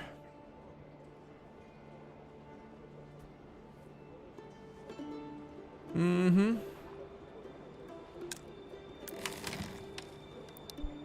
Alright, so hopefully the fuel problem is done in the next year. Now, time to focus on military stuff. So, in order to get a better military, or rather our militia to be better armed, I'm going to try to upgrade our houses to tier 3. So we want to get that upgrade done and then start importing. We want to get a lot more cash and then start importing, like exporting war bows and shoes, and start importing like mail armor and like maybe more spears and stuff. We can just easily buy it.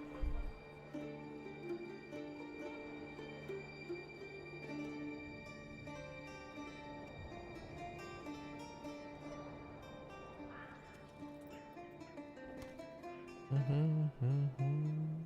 877 cash now. Yeah, yeah, yeah.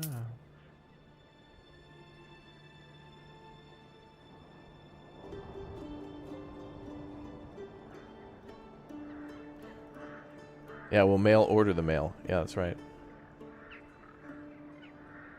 Yeah, yeah, yeah. Hmm. Oh, and there comes winter again. Look at that. First couple of years are a little scary for winter. Like, I always think to myself, do I have enough firewood? Do I have enough food? And now we're into, what, year 4? Going into year 5.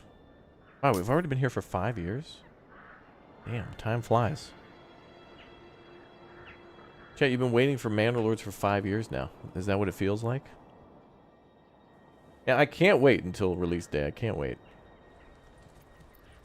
I really can't wait until everybody gets to play. I want to hear like good things and good feedback too.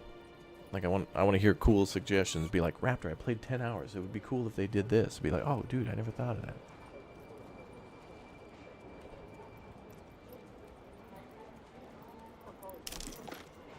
Good idea.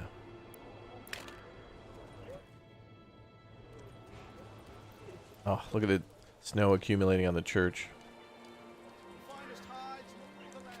That's looking frosty. Honestly, I feel like they gave creators a bit too much early access. I wonder if there was a reason for that, like to maybe help to discover bugs or something early or something like that. I don't know. They did the same with Gray Zone Warfare. They gave creators about a week and a half or 2 weeks. Honestly, it worked out for me. Because if we didn't get this much time before I went to Japan, I would have been sad. Honestly. That was my biggest thing about planning our Japan trip was like, I've been waiting for Manor Lords for 4 years, but also been waiting for Japan for the same time. Like choosing between steak and bacon. Like I don't want to give up either. So I'm grateful for the extra extendo time I got. Chat won't miss me. For the next 2 weeks, you guys are going to be playing this game anyway. And then I'll come back and we'll play like Homeworld 3 and Lysara Summit Kingdom. Greetings from Spain. Well, hello there. My Sal, good to see you. Welcome. Oh, we get to have steak in Japan again? True. You have to pour all my drinks because of rules? Oh. I think it also means you have to carry my bags too and like open all the doors for me. I'm pretty sure. Ancient tradition, Uthris. Ancient. Goes back like 20, 30 years. But do you know if there will be any differences between early access you're playing and compared to the early access in Steam in 3 days? Yeah. I think a few things to the economy will be tweaked. I think there'll be tweaks and bug fixes, but it won't be anything gargantuan. Like, it could be possible that perhaps we'll get a surprise map, maybe within the first couple of days or like at launch. I don't think that'll happen, but I know the things that are confirmed, or at least the economy and the market system, will be reworked a little bit to kind of remove exploits and you know, I think as the developer adds more and more stuff, it will be, you know, they'll be add new things, it'll be on balance, then tweak those and iron it out, and it'll go on and so forth. For the longest time, I think there was about 130 people who were working the alpha testers, so they were playing the game, giving feedback, and just completing the cycle. And now everybody gets to be a beta tester, which is how early access kind of works. But the cool thing is Greg will come up with an idea. Like, for example, the game has a day-night cycle, but you have to turn it on. And people were like, you know, Greg was like, hey, I made a day-night cycle, but I'm not really feeling it. Should I leave it in the game, or should I just get rid of it? And people were like, no, I want it. And he's like, okay. Well, the compromise to that will be then I'll put it in as a cosmetic mode. And he did. So, no, not bear tester, chat. Beta tester. Come on.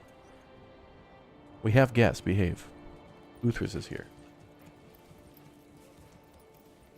What am I planning to do inside the circle road? I'm just going to leave this. I just built a little roundabout around the trees and thought it looked nice. I'm probably going to add even more trees, actually, to separate the Tier 1 burgage plot areas from the, you know, cityllc.com. Sponsored by Mountain Dew. Or whatever. America Town.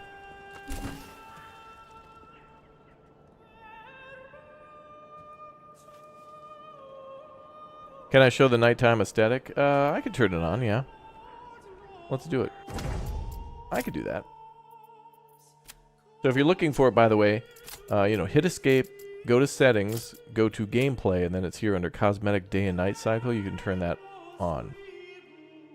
Then you back out and it'll be on. How's your Japanese these days, Dino Guy, since you've gone a few more times than us? I've only went one more time. I would have went way more. but I only went once. I kind of forgot a lot, really.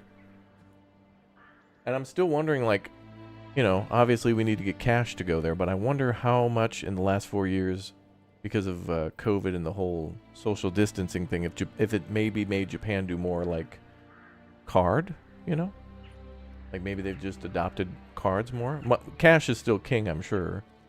But I wonder how much more cards are prevalent now.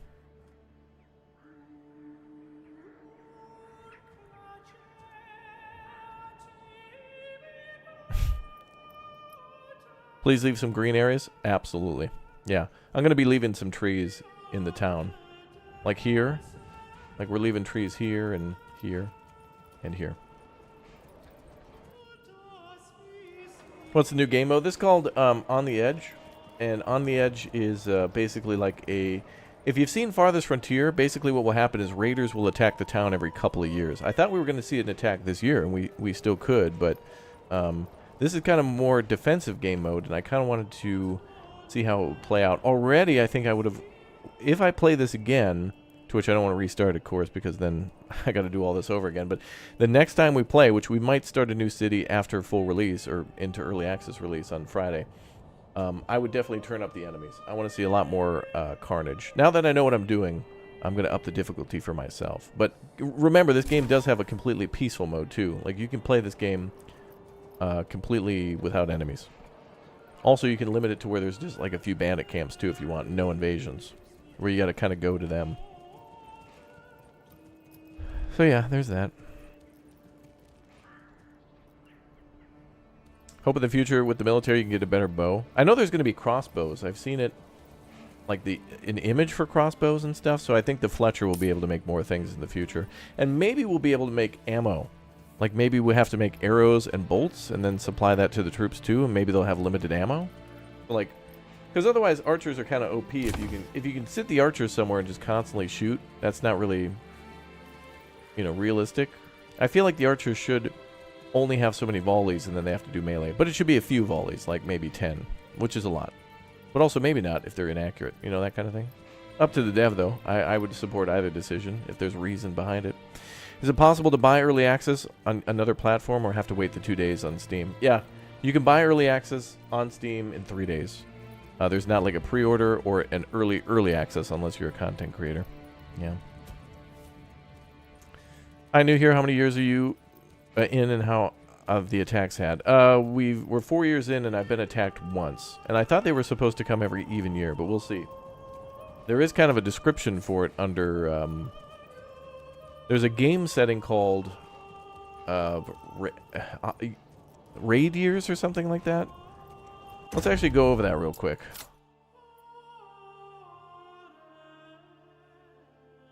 We also have the day and night cycle on. Let's go and check this real quick because I really want to be able to explain this correctly to everybody. We're just going to take a little peek at something real quick.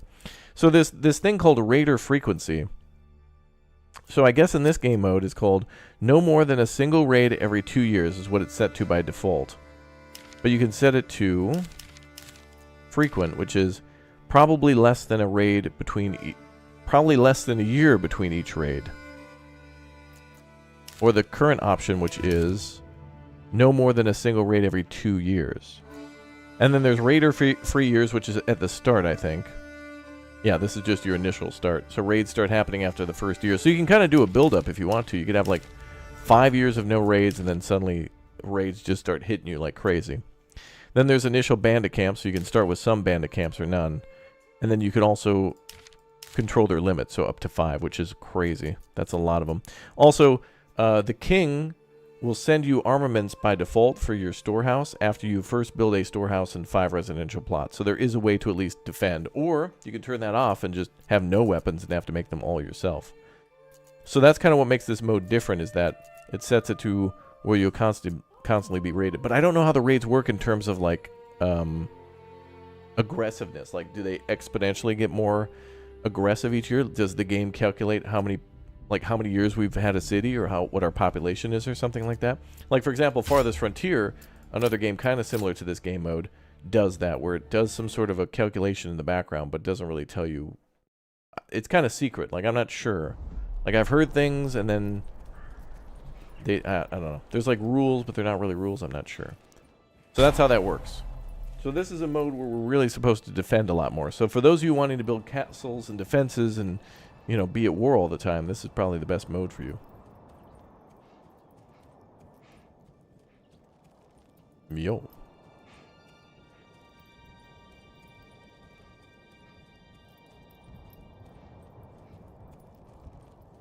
Yeah, I love the customization options too. It essentially means you could start in peaceful mode and then make it really challenging without having to worry about war. Yeah. Yeah, this is we have early access to the early access version. So everyone will get access to a version of this in about 3 days.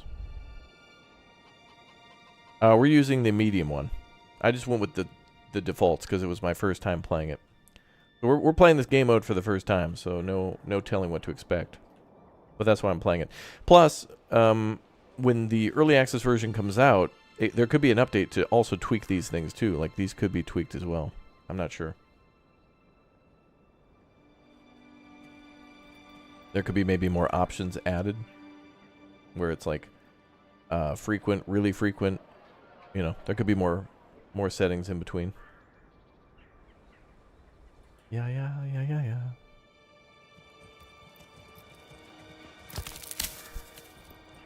It's kind of weird. What would the forester's hut need for storage? Pantry implies that it's going to produce food, but all it's doing is planting trees.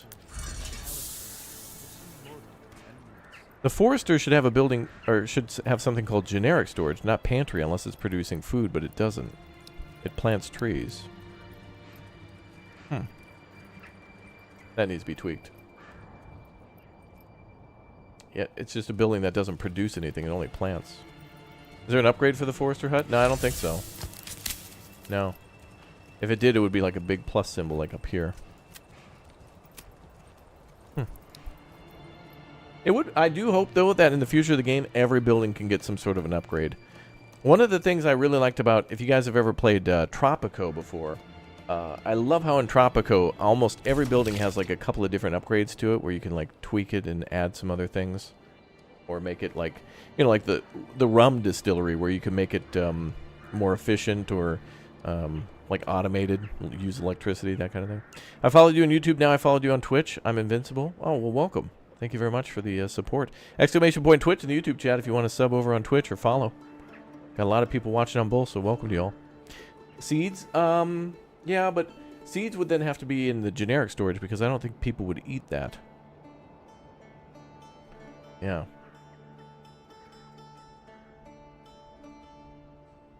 You think the forester's hut should be an upgrade to the logging camp, similar to the herb garden and the forager's hut? Interesting. Interesting thought, for sure. You want to see fairgrounds? That'd be great. That would be cool.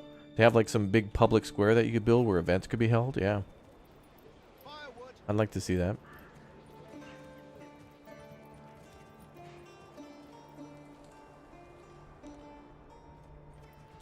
Alright, are we getting the ale yet? Hell yeah, we are. Alright, now these houses can finally go up to tier 3. Which is interesting because this one shows tavern supply is no, but yet I can still upgrade it, so whatever. I'm doing it. Upgrades.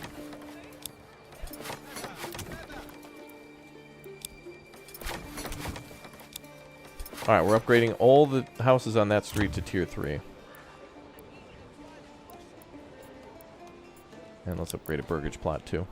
So they'll pay us a lot more money. Hey Simon, how am I doing, små brede? Adu bro? Nice haircut, pretty boy. Thank you. Don't, hey. Be nice.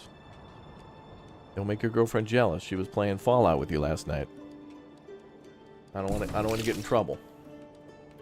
I don't want to hear no trouble.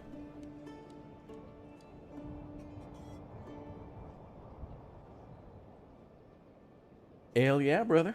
More beer, whiskey, tequila, more beer, vodka, tequila, beer, more whiskey, more vodka, more beer.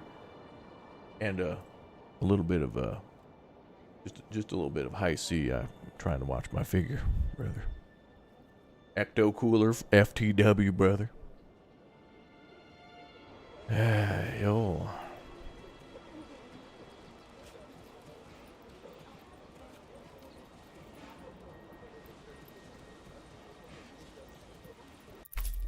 Whiskey, vodka, more beer.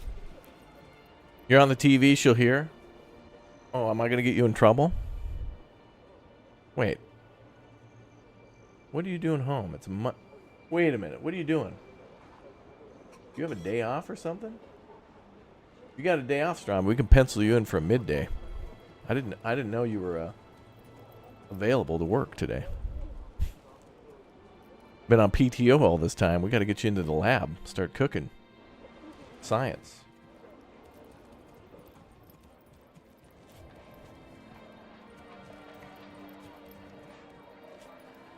It's 6 p.m., bro. Well, why the hell am I not on in the TV in the living room every night then? You guys are watching frickin' ABBA replays and sports. And probably like Metallica Live. Wishing you were there in 87. Oh, actually, they were oh, here's what happened. They ran out of episodes of Fallout to watch, and now they don't know what to watch, so they had to come over here.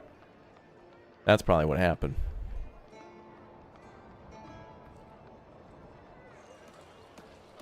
See him on. Welcome, good to see you. Hope everything's well. Strommy got a new cat, everybody. Now Roger has a friend. That's lovely. Well, anything really.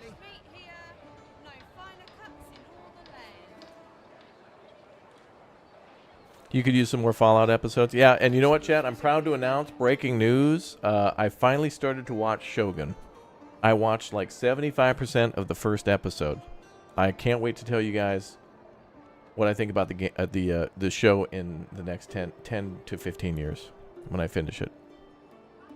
You're on most nights for a couple minutes. Well, thank you. That's nice. I'm glad you dropped in to say hi. Hey, Stromby, we played the new Construction Sim DLC. That's what I was going to ask you to come play. It's mint.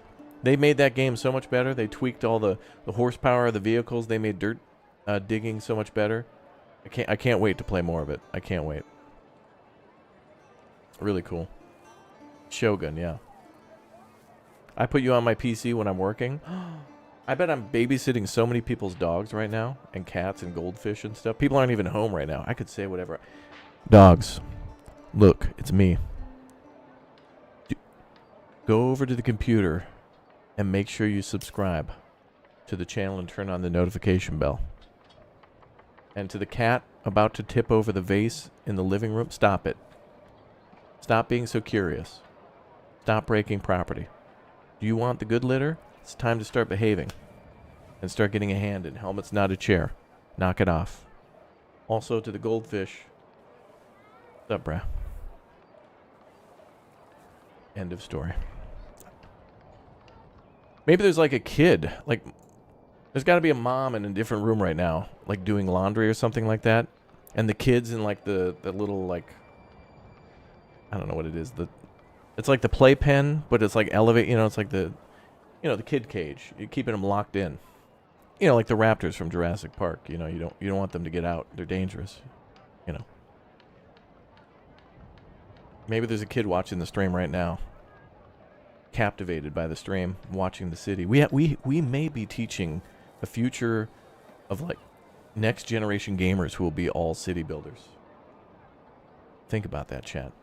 The kid watching right now, like 4 months old, just watching the screen, locked in, being like, can't wait to play that whenever I know how to stand and read and write. Can't wait. And then they just crap their pants. And that's what kids do, and that's fine. Which game are you excited for this year? Frostpunk 2, Manor Lords, Farthest Frontier.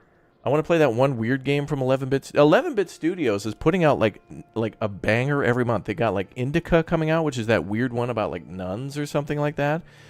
And then they've got Frostpunk 2, and then they've got that other game called The Altars. You know, I'm excited to finish the Frostpunk DLC, so I can get ready for Frostpunk 2. I'm sure there's a lot of other ones, but I'm kind of like just focused on 30 days at a time. So I don't know about a cat, but a duck watching me. There's ducks watching? Hell yeah. That's awesome, dude. Put some fake bread on the screen, have them attack the TV. Mm-hmm. My cat is watching you at home right now. Really? See, I'm babysitting. I'm babysitting chat's pets. That's awesome, dude. I'm like Mr. Rogers, but more importantly, like Bob Barker, but for kids or for people's pets. But Bob Barker, man, I swear, half the people who watch Bob Barker must have been like retired people. The other half, people staying home sick from school. I can't tell you how many times I've seen somebody spin that wheel and almost get taken under that wheel. I can't believe it, man. Price is Right nearly wiped out the greatest generation. Good sirs and ladies. I can't believe it. Oh, I'm in the living room. Great. Oh, the chat is over my face? I didn't know that. Oh, cat getting perky. Trami's got a massive TV. Where the hell? You got like a rich uncle or something? Trami's got this huge TV in his living room. It's the size of a wall. Isn't there a new Fable coming out soon? I don't know about that. I don't know.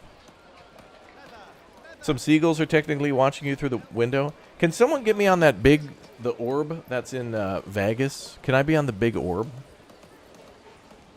People of Vegas, here are my demands. I have a thermonuclear device in the Earth's core right now.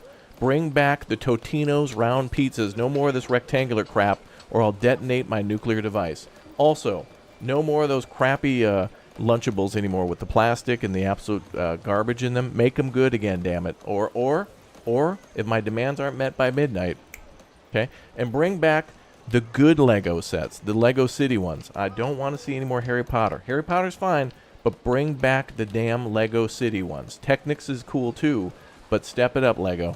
I have spoken. And to show that I'm serious about my threats, I'm going to make...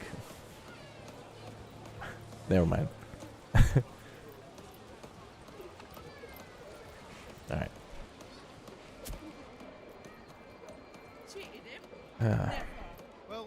That's what I want to do. I just want to make. That's what I want to do, Chad. Is just make those types of threats. Like bring attention, Earth. I will destroy the planet if you don't bring back DVD Easter eggs anymore. Unless in the next 24 hours that you bring back the DVD Easter egg menus, I will detonate my device.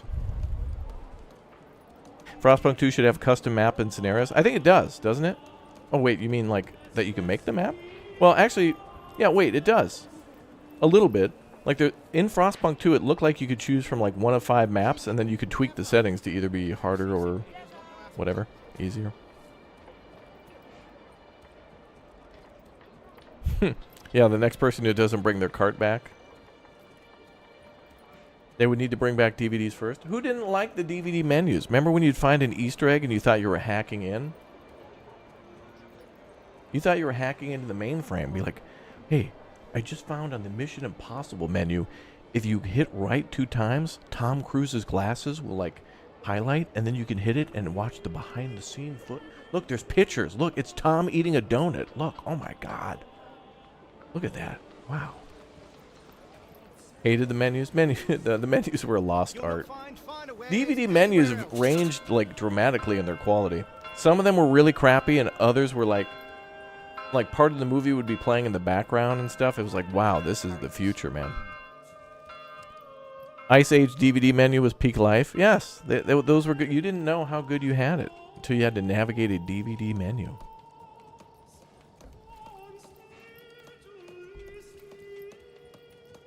Yeah, a mind control emitter telling people to like the stream. Lol. Would you play Fabledom or Too Cute for You? No, I played Fabledom on the channel. That was a cool game. Is that out? Because I like Fabledom, but it I kind of like got busy with other stuff, and I want to check it out again soon. Fabledom kind of reminded me of Foundation. I'd play that again. Hell yeah.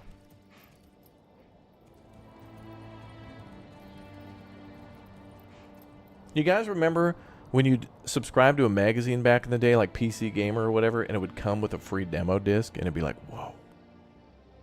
I have to cancel my plans for this month. I'm locked in. I missed demo disc, dude. No matter what the game was, I had to play like 10 hours of it to figure out what it was and like learn all I could about the game and to like beat the demo like perfectly. Like you'd get a demo for a level from Crash Bandicoot or something like that and be like, oh, dude, I beat it. All right, now I got to do it with no damage. Okay, now I did it with no damage. Now I got to beat it in the shortest amount of time possible. You'd start setting up all these challenges for yourself because like you couldn't buy the game or you didn't have the money or like, what were you going to do? You couldn't get into your Little Tykes red and yellow car and like, you know, pedal your ass down to the Best Buy. with your Monopoly money. Games took real money. And that was just something you didn't have as a kid. You wouldn't download a car, would you?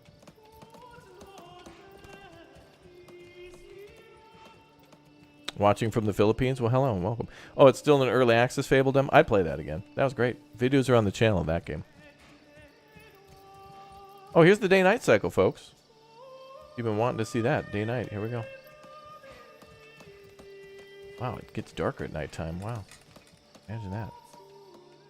Blown away, man. Hey, Pat, welcome back, dude. Alright, let's, there we go. You played the Spider-Man Entro Electro PS1? Oh my god. Sweet. Demos are a lost art too. Well, the demo disc. But I'm really happy that Steam brought back demos because... Stromby, didn't we play a bunch of Broken Arrow demo? I played that with Elmox and I played it with Pinto and Bradford. It's been great to play demos again. Oh, look at that. You can actually see the stars in the sky. Any constellations?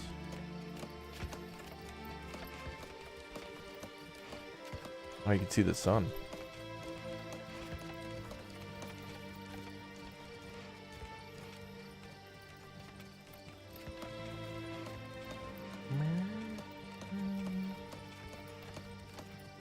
Demo for the Matrix on PC. Wow.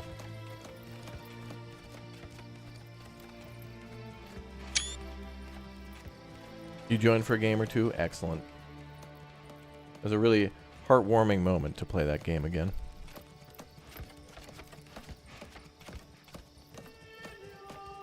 I have an old Command & Conquer mod on a demo disc that allows you to change all the people into dinosaurs. Really?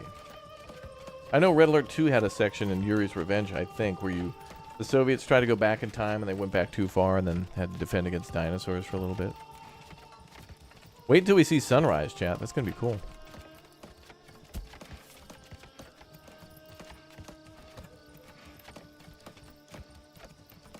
Yeah, yeah.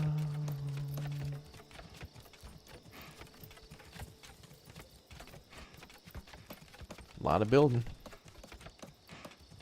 So anyway, as I was saying, I tried to make these gridiron, not because I wanted to, but because I think it fits these buildings the best, these tier 3s. So just watch when they upgrade.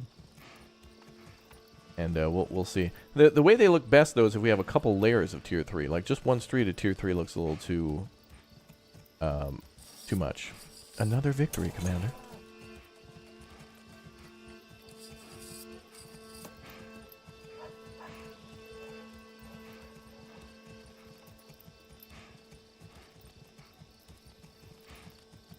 We'll let the day-night cycle play out and see how it looks. I think we can actually see... I thought I saw before the Northern Lights, the Aurora Borealis, but maybe not.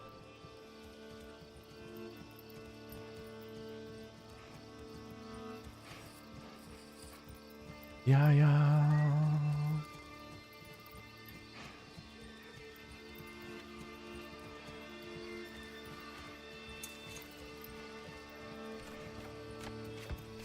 I wonder if these houses are all up to code. I hope so.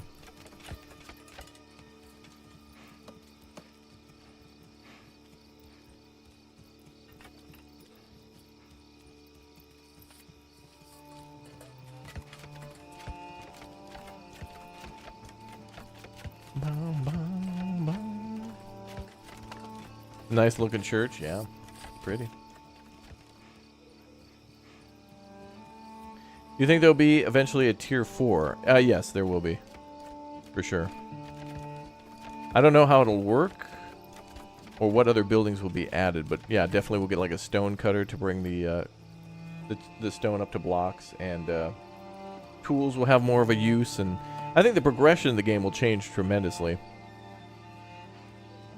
Honestly, even though we've been playing on the slow setting, now that I kind of know how to lay out a city in advance, it comes together pretty quickly, considering. I'm really excited to go back to our other map, too, and keep building onto the 2 other cities that we built there. A lot of potential to build big, crazy $1 million cities. Brother, yeah. Okay, we got 11 Shoes, a lot of ale. Cool, bruh. Yeah. Yeah. Is there a sword stuck in a stone? Yeah. Uh-huh. Later skaters? Yeah, Strami's the coolest dude who comes in this chat, man. This guy comes in like 4 times a year. Once a quarter, he renews his "Hey, I'm not dead," guys. Identification card. And then it's back into the Shadow Realms to him. Bye, Strami. Love you.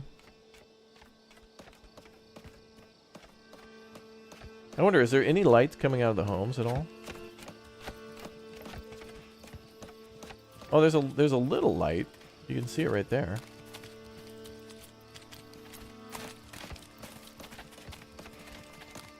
What the hell's going on in this house?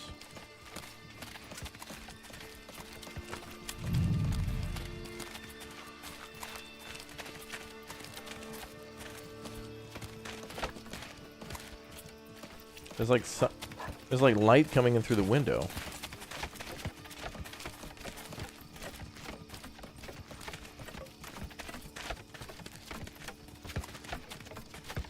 Yeah, whatever. I don't care. It still looked good. Oh, they're actually tearing down these houses first. No, they're rebuilding. Bro, look at these tier 2 builds going to a tier 3. We're getting the tier triple.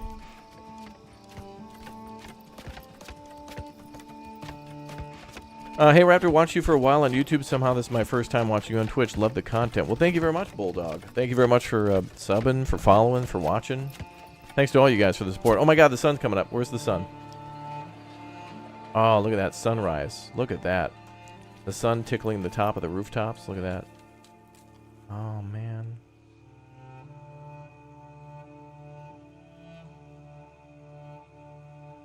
Well, this town will look much nicer when we got to have more buildings in here. It'll be much more impressive. Look at the sunrise. Look at that. Look at that. That's about as dark as it gets, I think. Actually, I think winters are a little brighter just because of the snow on the ground. So I think when winter's over and spring is here, then it gets a little darker. That looks nice. But just imagine it like, 10 more years when the city really gets fleshed out. We'll have a big O, like, watch out, Paris. I'm coming. Oh, there you go. There's those tier 3s.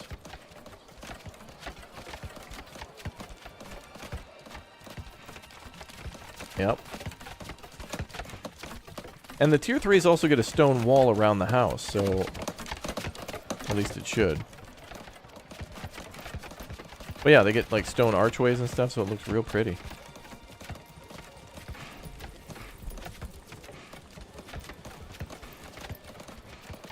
Looking cute.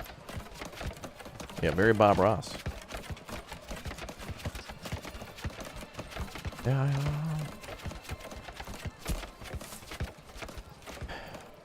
Is this the new Planet of the Apes game? It is, yeah. What's up, Lord Zath?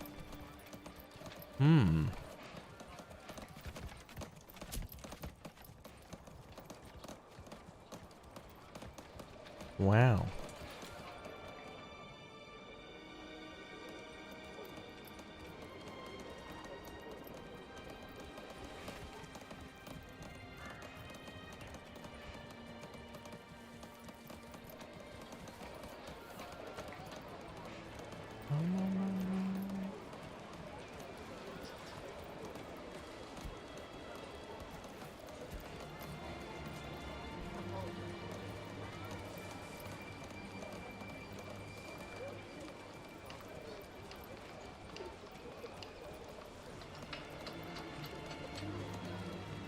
Alright, so we're now into January.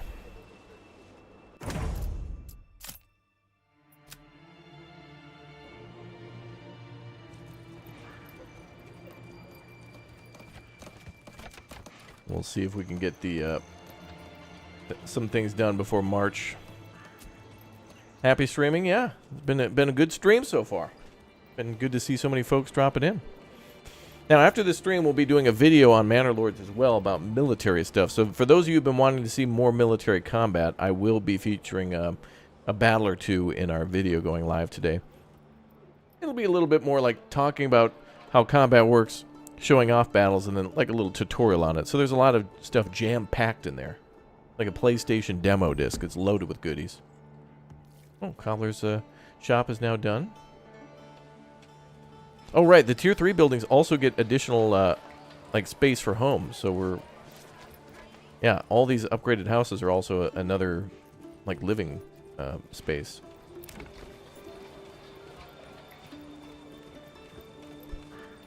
Looks like we need more booze for the tavern, though. I'm going to try to get more people assigned there at the tavern.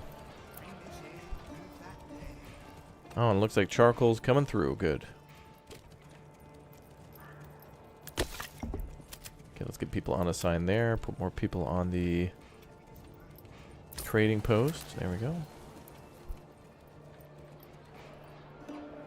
Will we be rated this year? I hope so.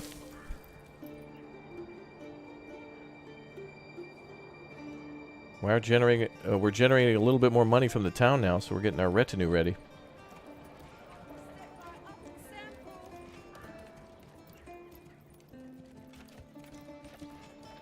How can you play Manor Lords before 426? Well, you have to be a content creator, and it's kind of invite only till then. I don't think there's any other real way to get in. So just be patient. I know. Not much longer. Almost there.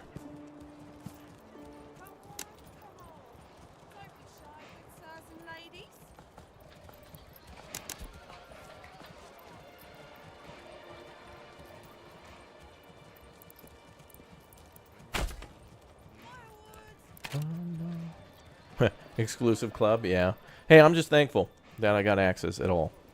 And I'm glad that the developers did it so much in advance because I was able to try to cover the game and do mini tutorials and try to be as helpful as possible to people who might be playing this genre for the first time. With this being the #1 wishlisted game on Steam with over 3 million wishlists, there's probably got to be a lot of people who, you know, played city builders in the past who are returning for the first time in a while or have never played before, and they're fans of other games like Kingdom Come Deliverance or Medieval Dynasty and haven't really played a city builder like this. And I really hope this does a good thing for the whole city building genre in general.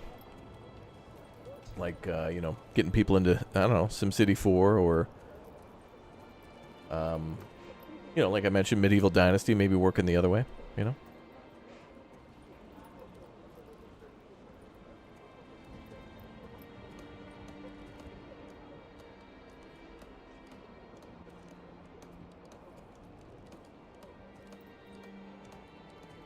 Yeah.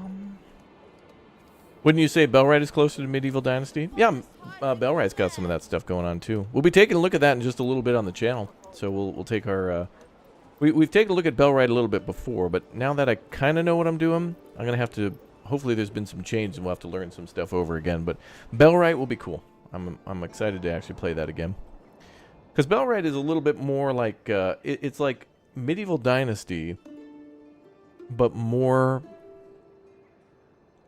of Mountain Blade than I was expecting, and that's kind of cool. I'm happy we're getting blends of different game genres. That's cool.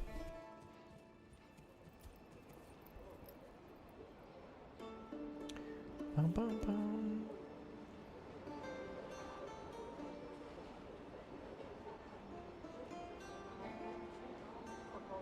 Bum, bum, bum, bum.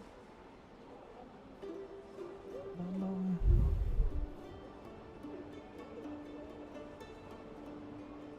Many complaints on Bellwright currently? Well, I'm going to play it for myself and kind of make up my own mind on it and see what I think about it. I want to play it and see how it is. I mean, I liked what I saw so far. So we'll see. Give it a fair shake and try it for a few hours. Best way to find out what we think. Can't get enough of these Manor Lords vids. Only thing keeping me sane until I can play it for myself. Welcome to the stream, dude.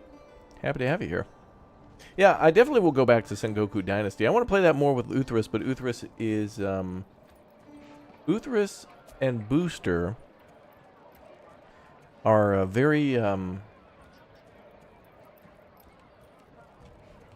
they're very keen to having games be a little bit more complete before giving them a try.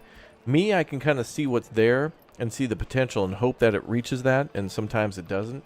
But those guys want a little bit more proof. Though I think Uthris and Booster would be the type of guy to when they go to buy a car, looking up information online, watching a few reviews, taking a test ride, that kind of stuff's not enough. I think they would want to go to the factory, shake the hands of everybody in the factory, you tour the factory grounds, find out the construction company that built the factory, make sure there's no like ancient burial grounds where the factory was built on. They want to make sure that there hasn't been any hauntings in the factory for the last 10 to 12 decades. They want to know, they interview the people's families who work at that factory, get a background check from everybody, make sure everybody's up to date on their taxes and paid all their, all the different dues and responsibilities, and then maybe they'll think about buying the car. Me, I'm just like, this car's cool, dude.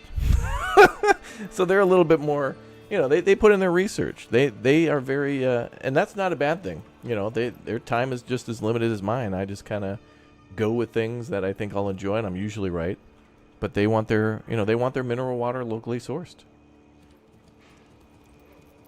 And me, I'm cool with tap water, drinking out of the hose. That's how I'm immune to most diseases. Take that, scurvy. Not today, Satan. Sengoku's cooking, but they've had some good updates over the past couple of months. Good, yeah, I wanted to go back when they did their farming update, but I just haven't. And, I'll get a chance to go back to Sengoku, and I'm expecting a lot more. And I hope that, I want to see how, how they're progressing.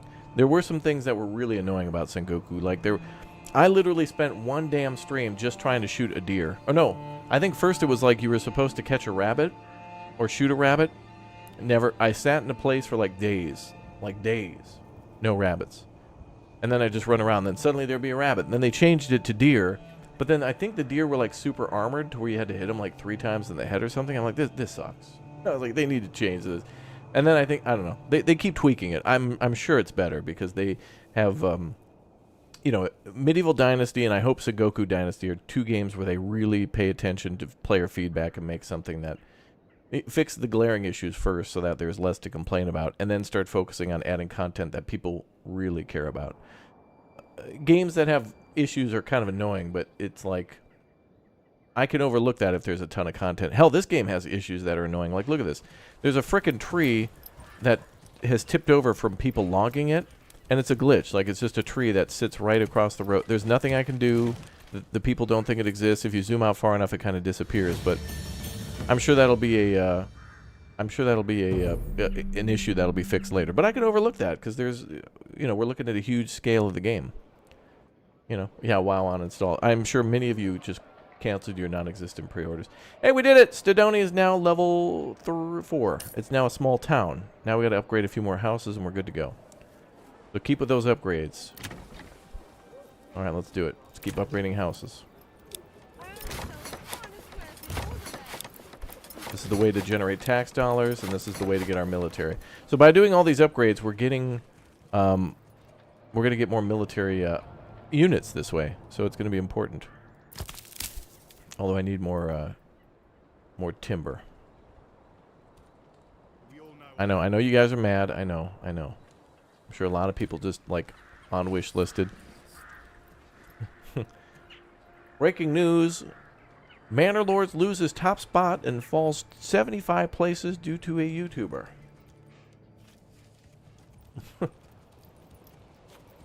Manor Lords now the 70th most wishlisted game on Steam, with the top being more of the same corporate garbage. Great.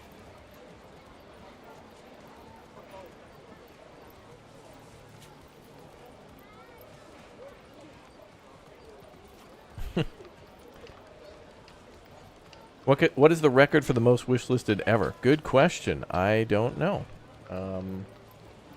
Maybe it was the day before it released, maybe.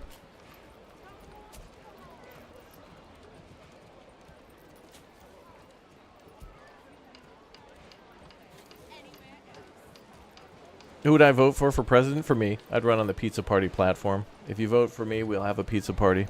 And it wouldn't be fair to any of the other candidates, so I don't run. In fact, I wouldn't even walk for office. I'd kind of just sit down, be like, hey, can you guys give me a minute? I need to gather my thoughts. I just want to do that thing where if I'm president and find out that there's like an asteroid coming towards Earth, I take off my glasses, and I think there's an old skit from what's his name on this one, Jim Gaffigan, where you just like the president always has to take his glasses off and then bite the end of the glasses and just say, "My God." And Mr. President, an asteroid the size of Texas is heading towards. Let me check my notes. Actually, Texas, and the president has to look down and just say, "My God." What about Florida? Florida will be okay. My God. It's worse than we thought.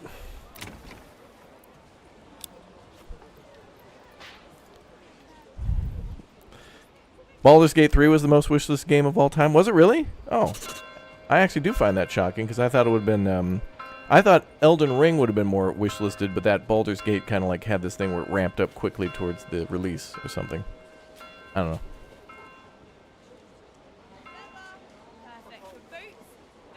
That shocks me. Not shocks, but I mean, it's like, okay, I can see that. Okay, see what I'm saying about these houses? See how this one's slightly, like, off a little bit? This is why I didn't build it on a corner, because if this was at an angle, this house's big ass would have been hanging into the alleyway. So that's why I was doing the gridiron, people. Use the Morgan Freeman voice, yeah. I'm Morgan Freeman. How many times do you look at a man's shoes? I mean, really? Who the hell would look at a man's shoes? Actually, what if Samuel L. Jackson was in Shawshank Redemption instead? Andy Dufresne, that MF. That would have been great. I really want to do a remake of that movie if we could. Love myself some Samuel L. Jackson. He's great, man. He still has a lot of energy. I love that.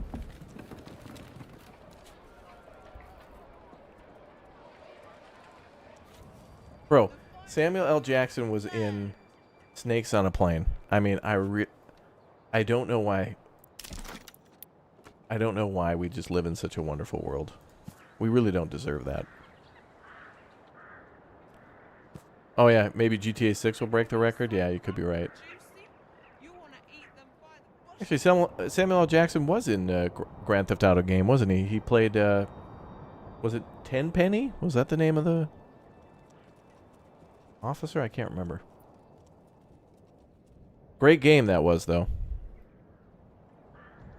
I looked it up. So it goes Baldur's Gate 3, Cyberpunk 2077, Stray? Oh, because of cats. Stray was above Elden Ring? No way. No way. Stray was such a great game. I can't wait for 2. That was such a fun little cat platformer. A catformer. Oh my god, I've copyrighted that now.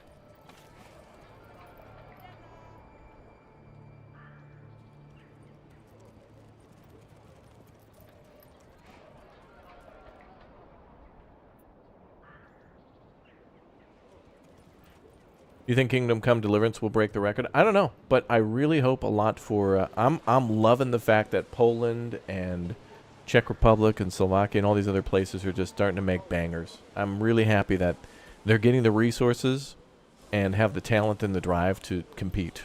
I think that's beautiful. I love to see that. A lot of these places are coming back from the horrors of communism, and, you know, even 30, 40, 50 years later... There's still problems, but they're trying to, and they're really doing a lot of great things to get away from that, as many of them have, and still strive to do, and I think that's beautiful.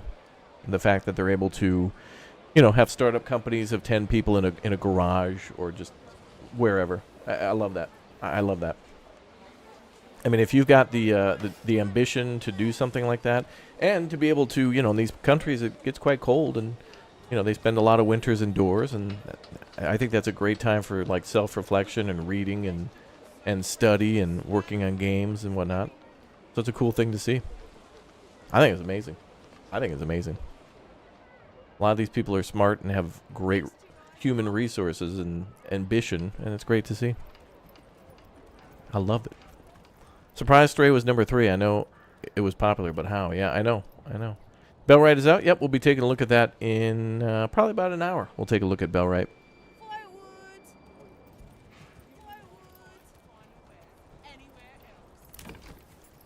Let's keep upgrading.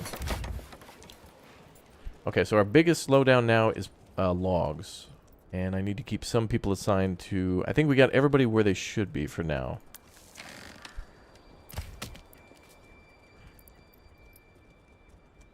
Yeah. Poland has so many bangers now, yeah.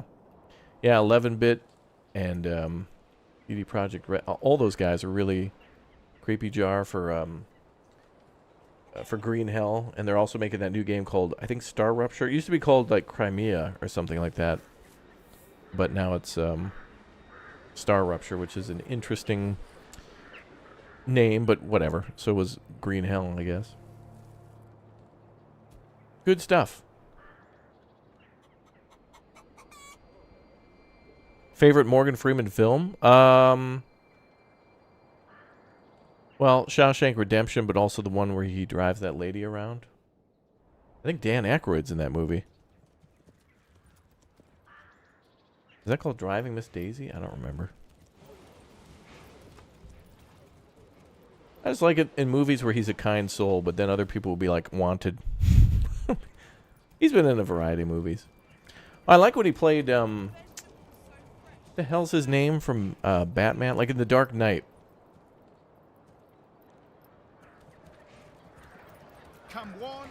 I don't remember his name. I can't remember the character's name, but he was pretty good in Dark Knight. Wasn't it something Red or something?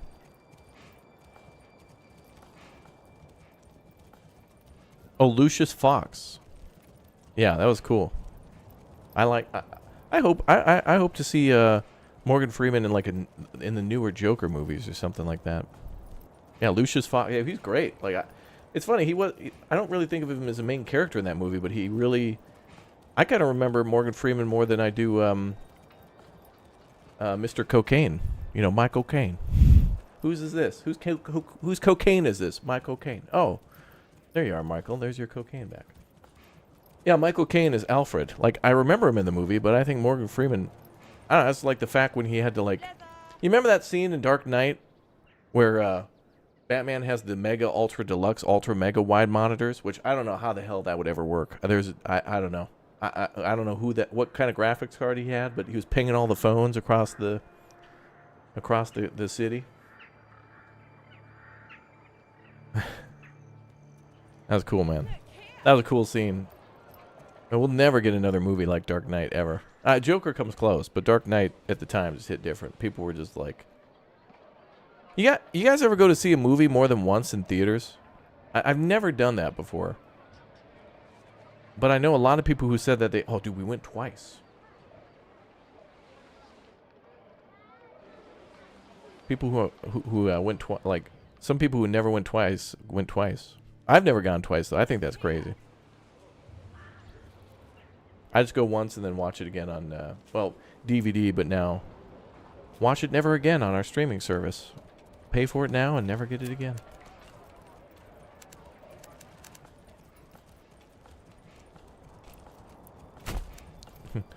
Get our Scam Plus program. Get nothing in return. Wow. Pay more for nothing.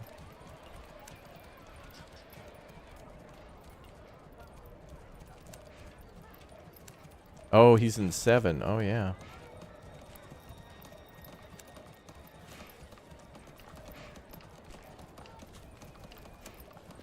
What is in the box?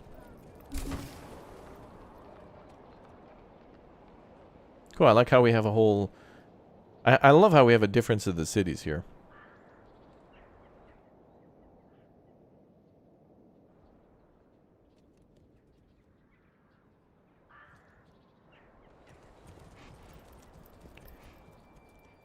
Favorite Tarantino movie? I've actually wanted to go back and watch Kill Bill again. It's been a very long time. I've forgotten everything. It would be cool to go back and watch it because I've forgotten everything. Every scene will be like, oh yeah, oh yeah, oh yeah. That's right. with Umat Thurmang. Oh, Denzel Washington. Yeah, he's great. Denzel in... I remember I had a friend the year that that one movie came out where he's a bodyguard of some kid or something in Mexico. Man on Fire, I think it is. My friend never stopped talking about that. And then that weird movie with... with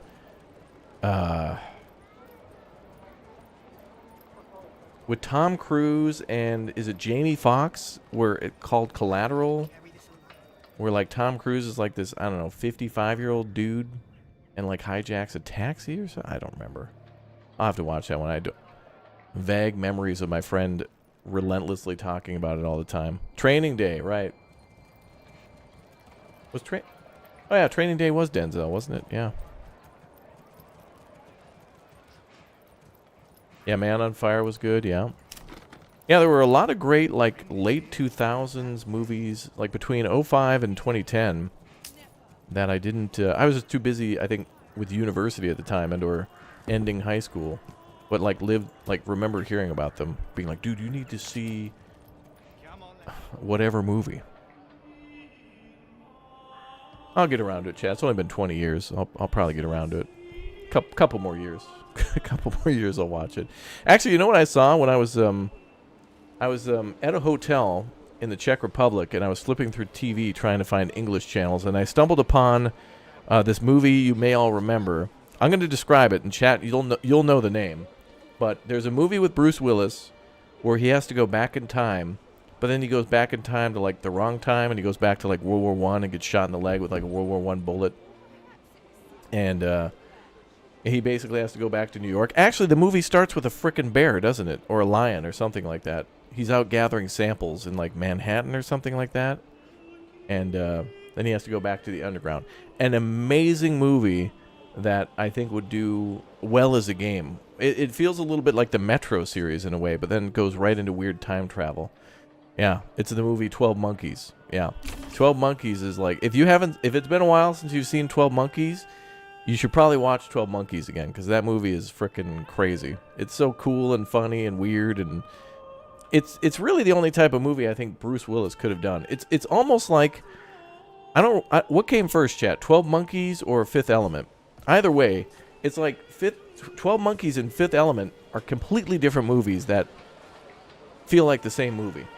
It's incredible how Bruce Willis was able to do these weird sci-fi, goofy... He's a tremendous actor. He's really a tremendous actor. I mean, the Die Hard series... The dude is either... kooky and badass or funny and badass. There's always something where he's like... Bruce Willis is just able to deliver comedy in some of the most intense moments, which is why he was perfect for playing John McClane in Die Hard. You remember when we first met John McClane?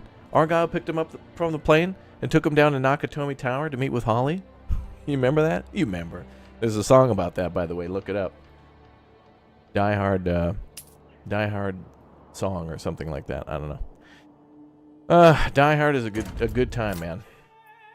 But so is Bruce Willis.